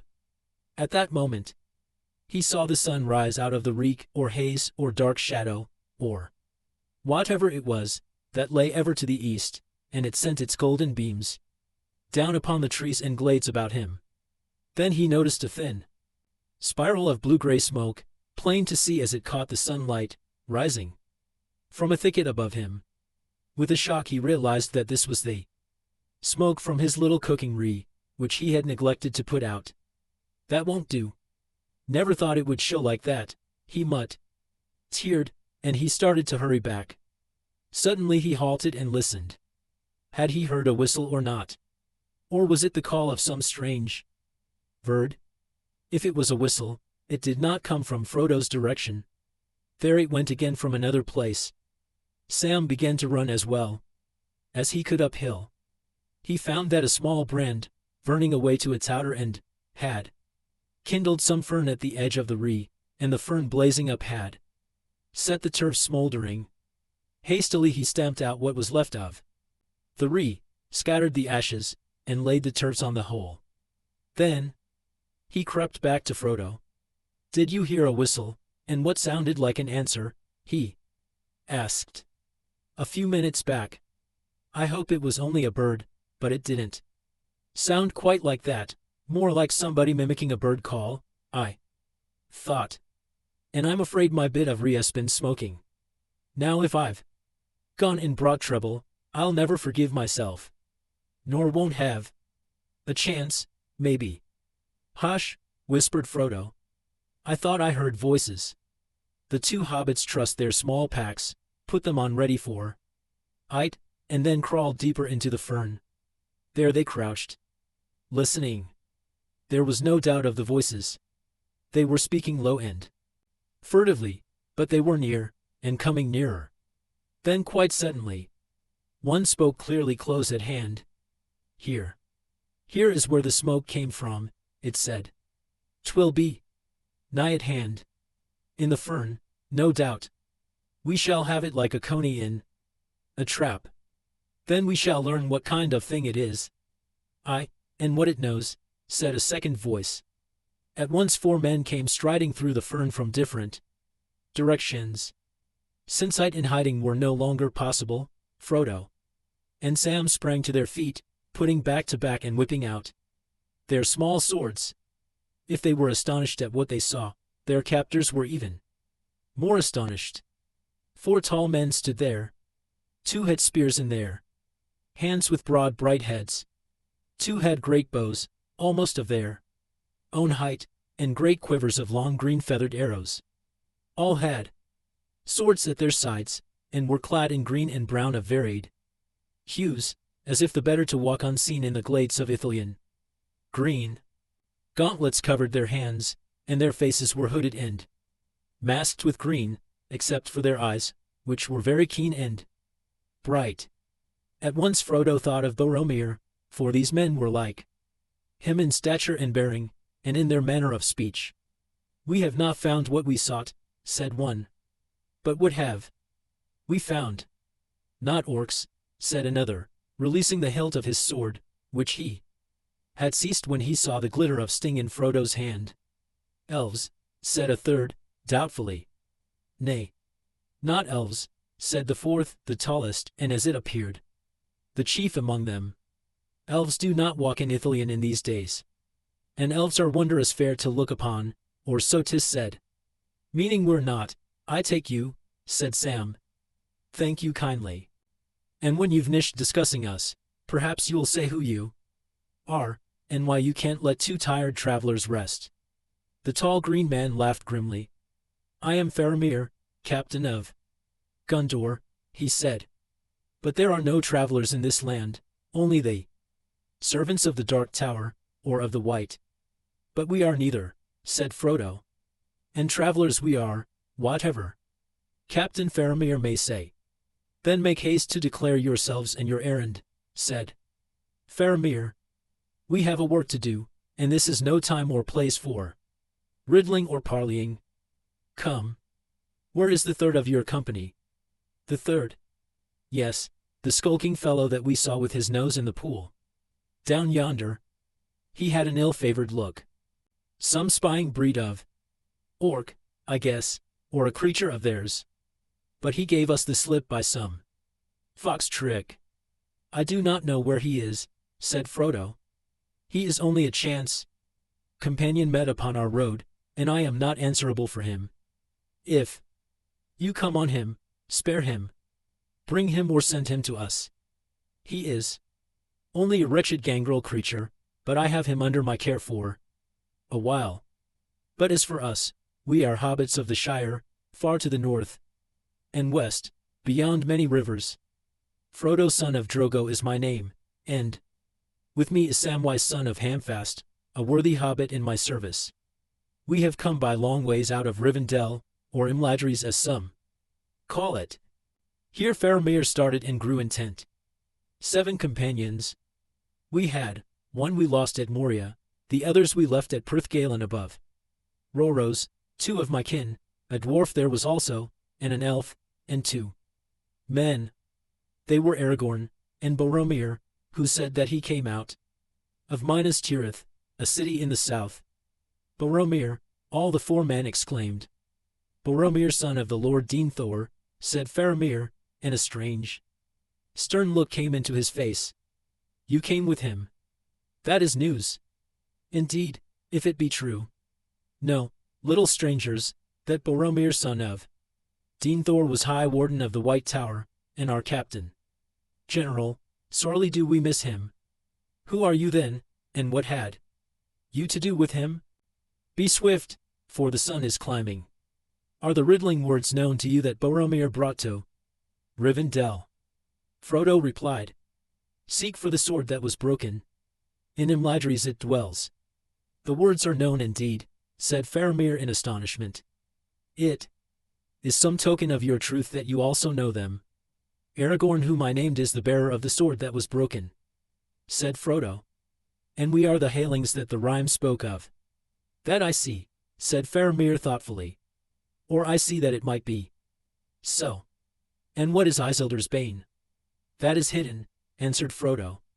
Doubtless it will be made clear in time. We must learn more of this, said Faramir, and know what brings you so far east under the shadow of yonder. He pointed and said no name. But not now. We have business in hand. You are in peril, and you would not have gone far by eld or road this day. There will be hard hand strokes nigh at hand ere the day is full. Then, death, or swiftite back to Anduin. I will leave 2 to guard you. For your good and for mine. Wise man trusts not to chance meeting on the road in this land. If I return, I will speak more with you. Farewell, said Frodo, bowing low. Think what you will, I am a friend of all enemies of the one enemy. We would go with you, if we hailing folk could hope to serve you, such doughty men and strong as you seem, and if my errand permitted it. May the light shine on your swords. The hailings are courteous folk, whatever else they be, said Faramir. Farewell. The hobbits sat down again, but they said nothing to one another of their thoughts and doubts. Close by, just under the dappling shadow of the dark bay trees, 2 men remained on guard. They took off their masks now and again to cool them, as the day heat grew, and Frodo saw that they were goodly men, pale-skinned, dark of hair, with grey eyes and faces sad and proud. They spoke together in soft